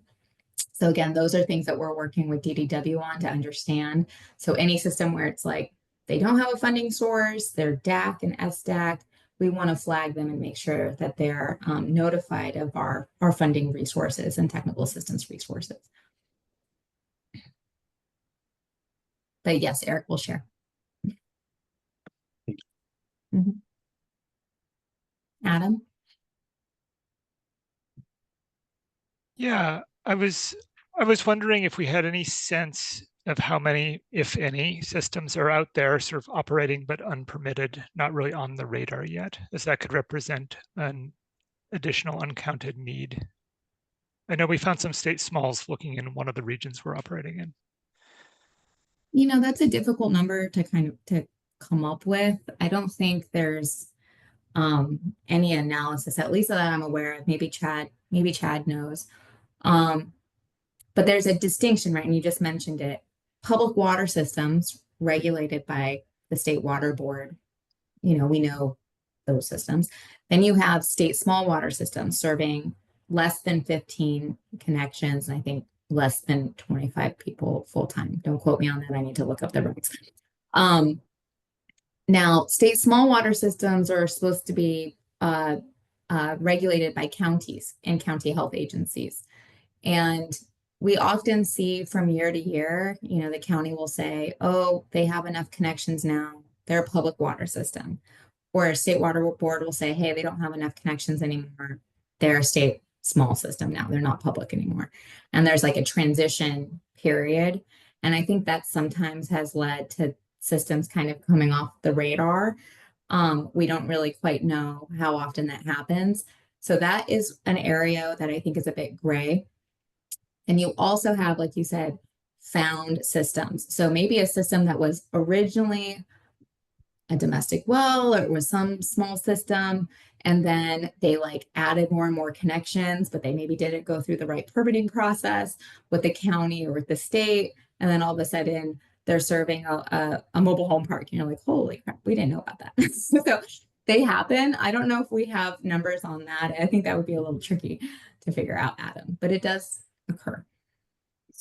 Yeah, Adam, I'll add on just a little bit, which is it is a question of we don't know what we don't know, but I think Kristen outlined it really well because at least in the safer space, which is communities and schools, we have a relatively good handle on this. And so I would say that number is quite low, because we know about schools through other areas. And then a community doesn't just pop up the way a gas station may, right?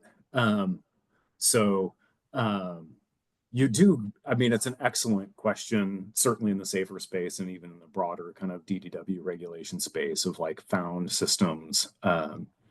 So I think my answer is, I think it's relatively or quite low. So. Okay. No, I think I think you're right. Obviously, you can't know that number with any amount of perfect knowledge, but I think there's probably some sense for like we were finding a bunch of these early on, and now it's come down to a trickle, and we've probably found most of the kind of if we're in that part of the curve, then I think I mean, you we are have a right. It sense. certainly is not zero, right? Like, but yeah. I will add that I do think the real lack of data that we have in this entire space that we're talking about is where those domestic wells are. You've seen the numbers 350. Well, that is based off of a relatively newish data set with the Department of Water Resources. So when a new well is drilled, the driller has to report that to DWR. But that only started occurring 10 years ago, maybe-ish. And so there's a lot of wells that are out there that we just don't have a statewide data set for. And so when we do our risk mapping, when we put out all of these numbers, I always try to caveat, like, this is of known wells. We do think that that number is probably double what we are projecting here. And so I think that there's a lot of lacking information of communities served by domestic wells.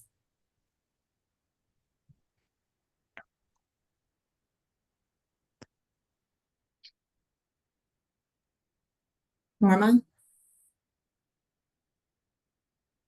Yes, hi, thank you.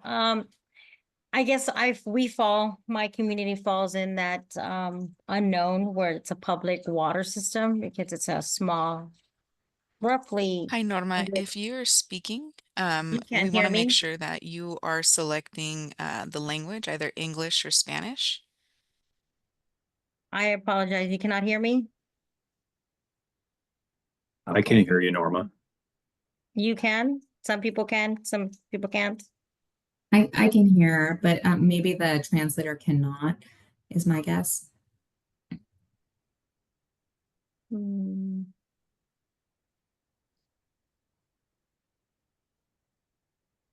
Are you on a computer screen, Norma? Yes, I'm on my laptop. If you move your cursor down to the I think it's on the bottom, you should see where you can select your language. You either might need to click on the 3 dots below for interpretation, or you might see the option for English or Spanish. Can you hear me now? Not yet. We can hear you. We can hear you now. Okay. I can hear her. Perfect. Norma, go for it. Okay, sorry, I apologize. I guess my community falls in that public water system where it was built, that well was built probably over 30 years ago. So I'm here so that I can learn, kind of like Q, where we're trying to figure out ways on how we can better our community. Our water well, I guess, is in high arsenic levels.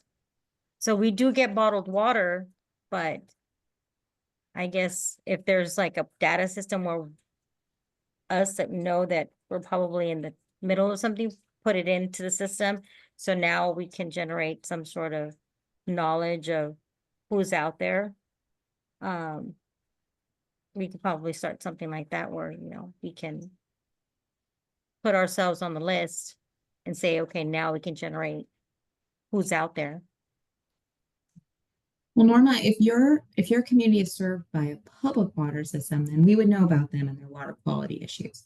If it's a state small water system, we'd be getting that information from you all or the county, or if we get any sample results. We'd have to learn more about who serves you to be able to dig in there. Okay. Maybe you can follow up with either Chad or I, and we can help you there. Okay, yes, because I know a couple years ago I applied for the FAST program just so we can start trying to rehabilitate the water system. But I wasn't knowledgeable enough, and I'm still not, on the whole application process. So I got bounced around and then, but here I am trying to learn more.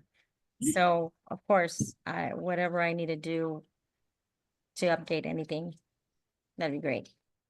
Definitely. You know, the FAST application is for public water systems, and it's used, you know, and somewhat state small depending on the circumstances, and it's used for public water systems to try to access funding and technical assistance resources from us, or funding resources. So it sounds like you all might probably need some technical assistance if you don't have it already, but we can follow up on another call or over email. Great, thank you. Thank you, Norma, for that question. We're going to go ahead and wrap up this presentation. Kristen, thank you so much for the great presentation and information that we got today. We can go ahead and move on to the next slide. So we can go ahead. We're going to be moving into the SAFER Advisory Group member announcements.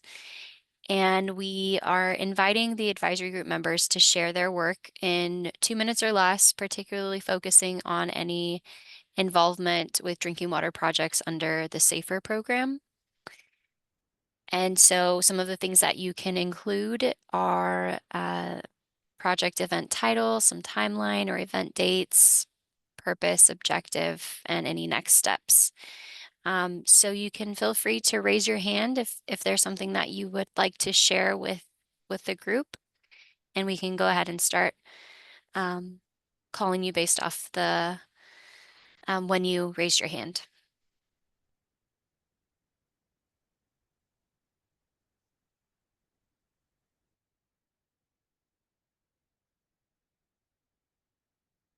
Okay, I see Juan's hand is up. You can go ahead. Yeah, I'm the manager of our department on the north end. So we cover Madera all the way to San Joaquin County as our service area. So we have like 40 something projects, most of them are under SAFER TA. So got a lot of examples of projects, but the one I like to highlight is one that we're doing with Riverdale Park Tract in City of Modesto. It's a full consolidation where they're extending services to each resident, and each resident of Riverdale Park Tract will be a customer of City of Modesto. And that's been a TA project that started under Prop 1, I think in 2017, I believe, and transferred to SAFER. And we've gone through an entire planning process all the way up to the construction application. And last year, I think in April or March, I can't remember exactly what month, we got the funding agreement awarded under drinking water SRF for construction. So it's been a slow process for construction, but we're at the very end here of connecting City of Modesto to Riverdale Park Tract, and we're gonna have a full consolidation. One of the only projects I've been able to start from start to finish, and one of the only successful consolidation projects that I've seen at this point. And I've been a TA for almost 10 years now, so. I believe that's it right now. We're trying to, real quick, our next step is to get the bid process completed and done. And we'll let DFA do the review of the bid documents. And then we can finalize our bid and then go ahead and start construction, which would be great. That's great. Thank you, Juan, for sharing that. Very exciting.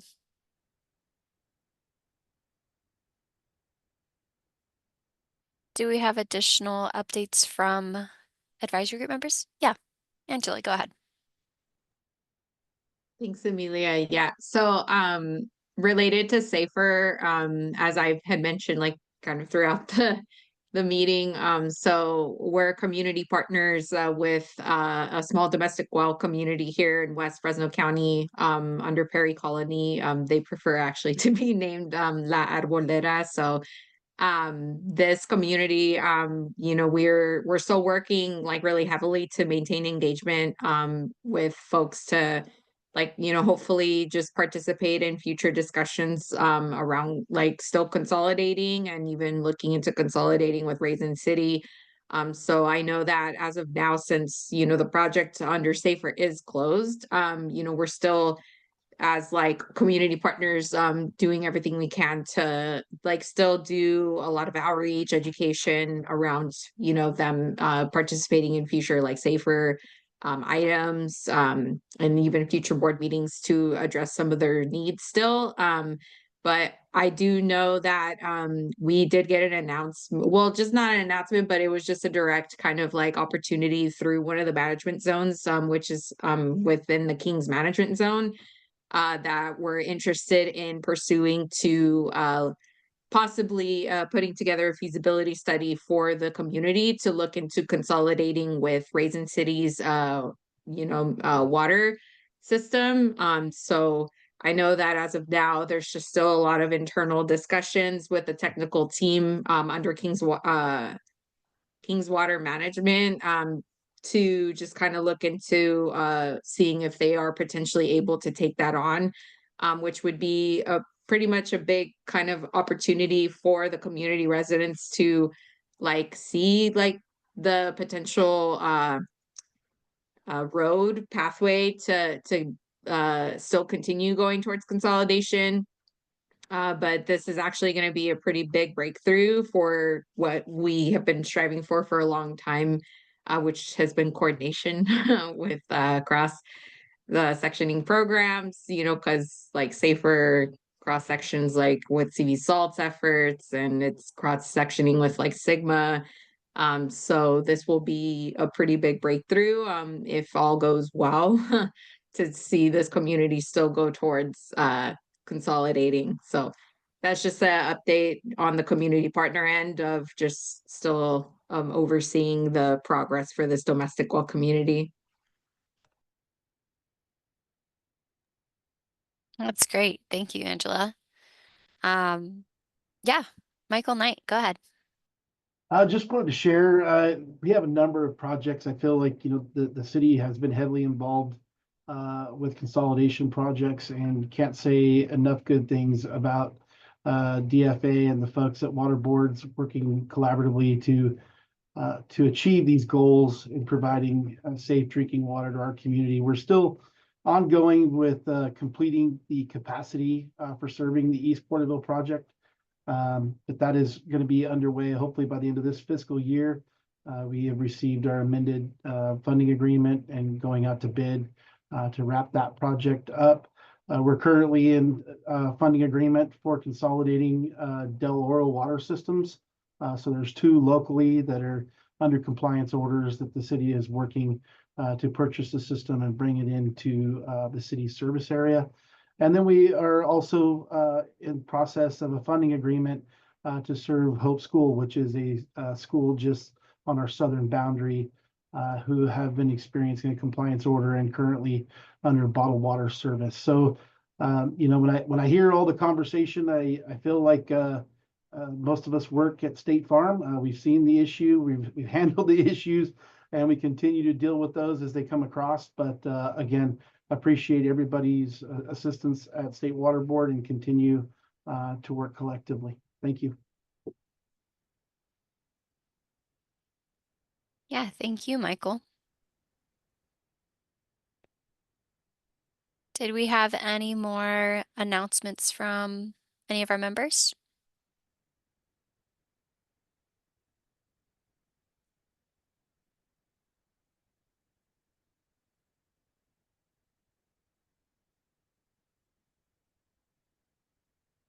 Going once, going twice. All right. Well, thank you all for the announcements that we received. Our staff are documenting. Oh, yeah, Perry, go ahead. I have one more. Hi. Yeah, Perry Clausen. Sorry, I'm on my phone, so I can't raise my hand. I'm waving my arms, but it didn't work. So I have an update on our Safer project support.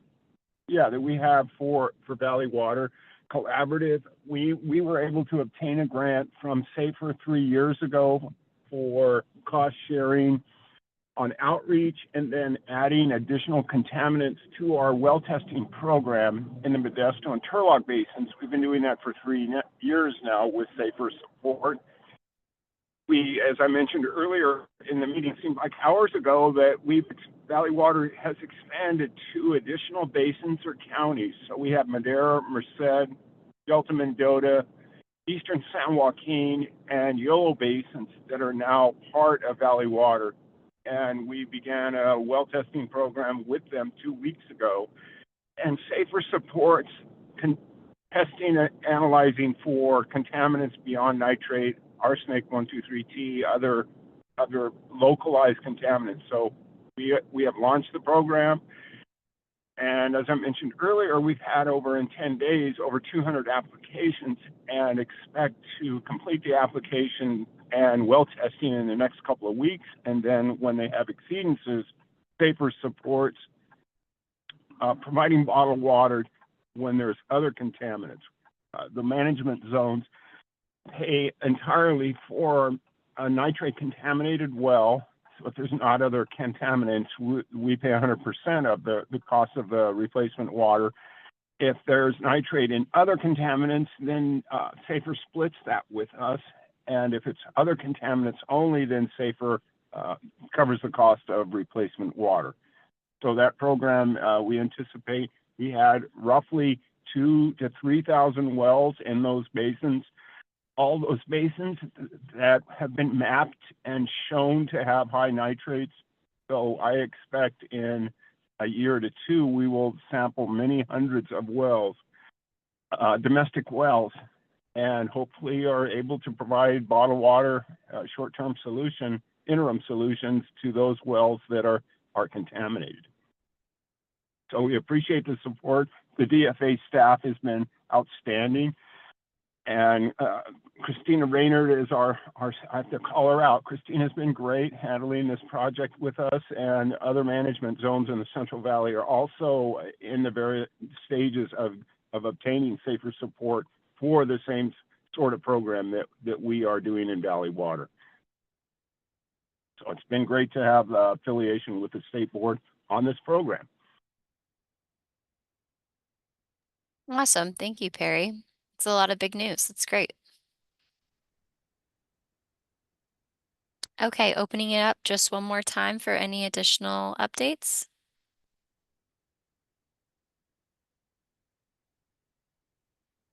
All right.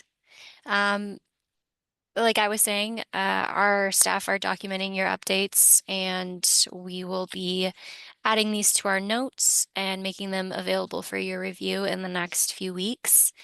But now we can go ahead and move into public comments.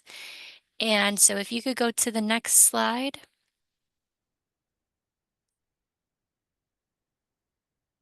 And we can go ahead and skip this one.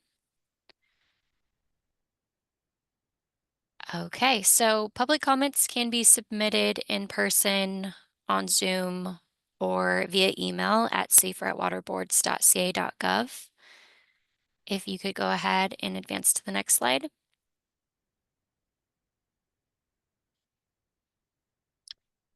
So I will just check in with staff that are in person, confirming if we have any members of the public in attendance in person.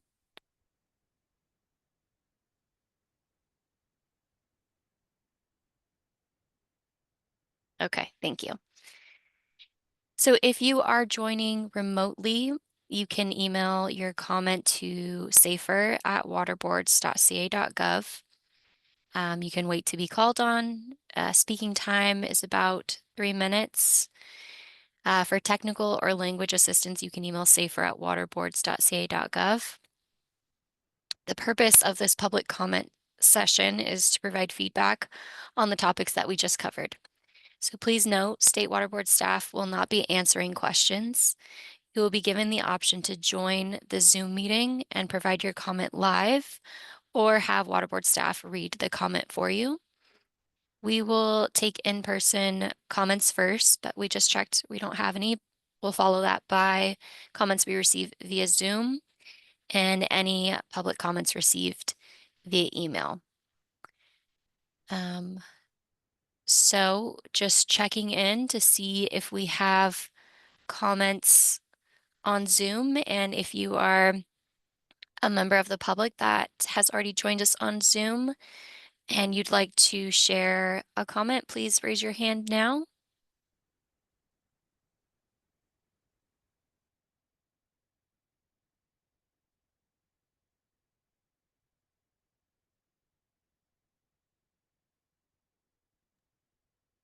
Okay, not seeing any.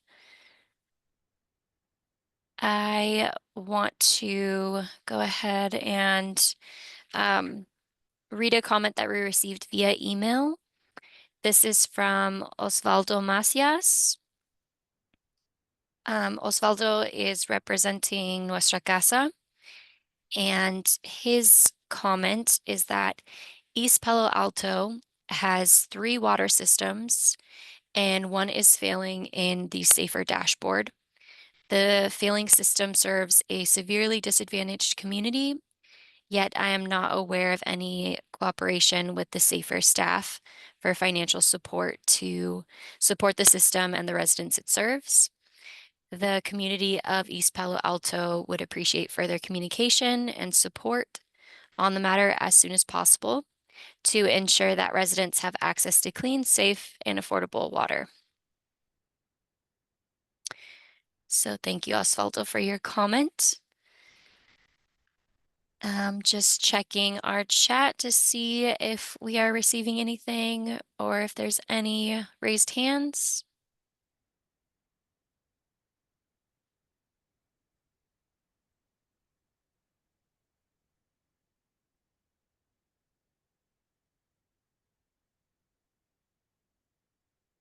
I wanted to flag, there was a question from, I think, Miss Cossey earlier in the call.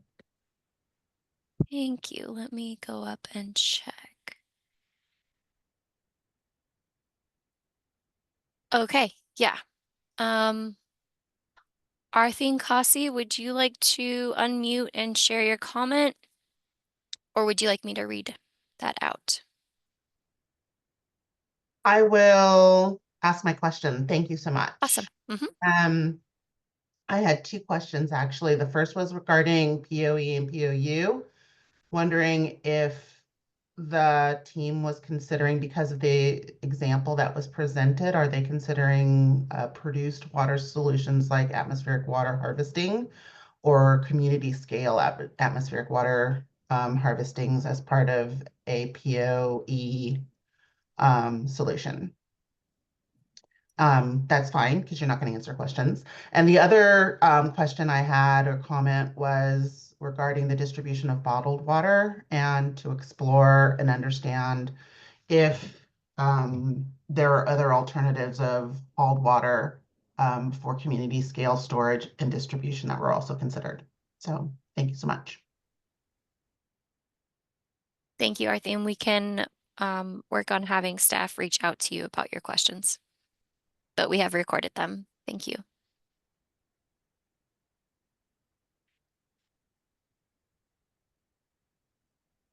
Any additional comments from the public?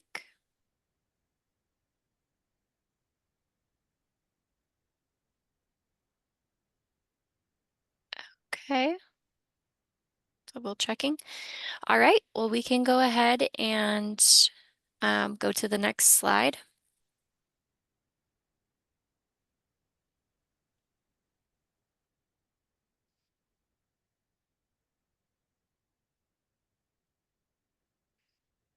Okay, so today we discussed the Safer Community Partner pilot effort, point of use, point of entry pilot effort, and the Safer Drinking Water Program updates. We also kind of had a general overview of the Safer Drinking Water Program and the Safer Advisory Group as a whole. So our next meeting is tentatively set for June 26th. Advisory group members can expect to receive a save the date meeting invitation in the next week. But we can go ahead now and advance to the next slide. So this concludes our first Safer Advisory Group meeting of the year. We want to thank you all for participating in today's discussion. I also want to especially thank the State Water Board staff and the Safer team for organizing this meeting. If you have any questions or comments from today's meeting, please feel free to contact us via email at safer@waterboards.ca.gov. You can also reach us by phone at 916-445-5615. We can end here about 10 minutes early. Thank you, everyone. And I hope you all have a great night.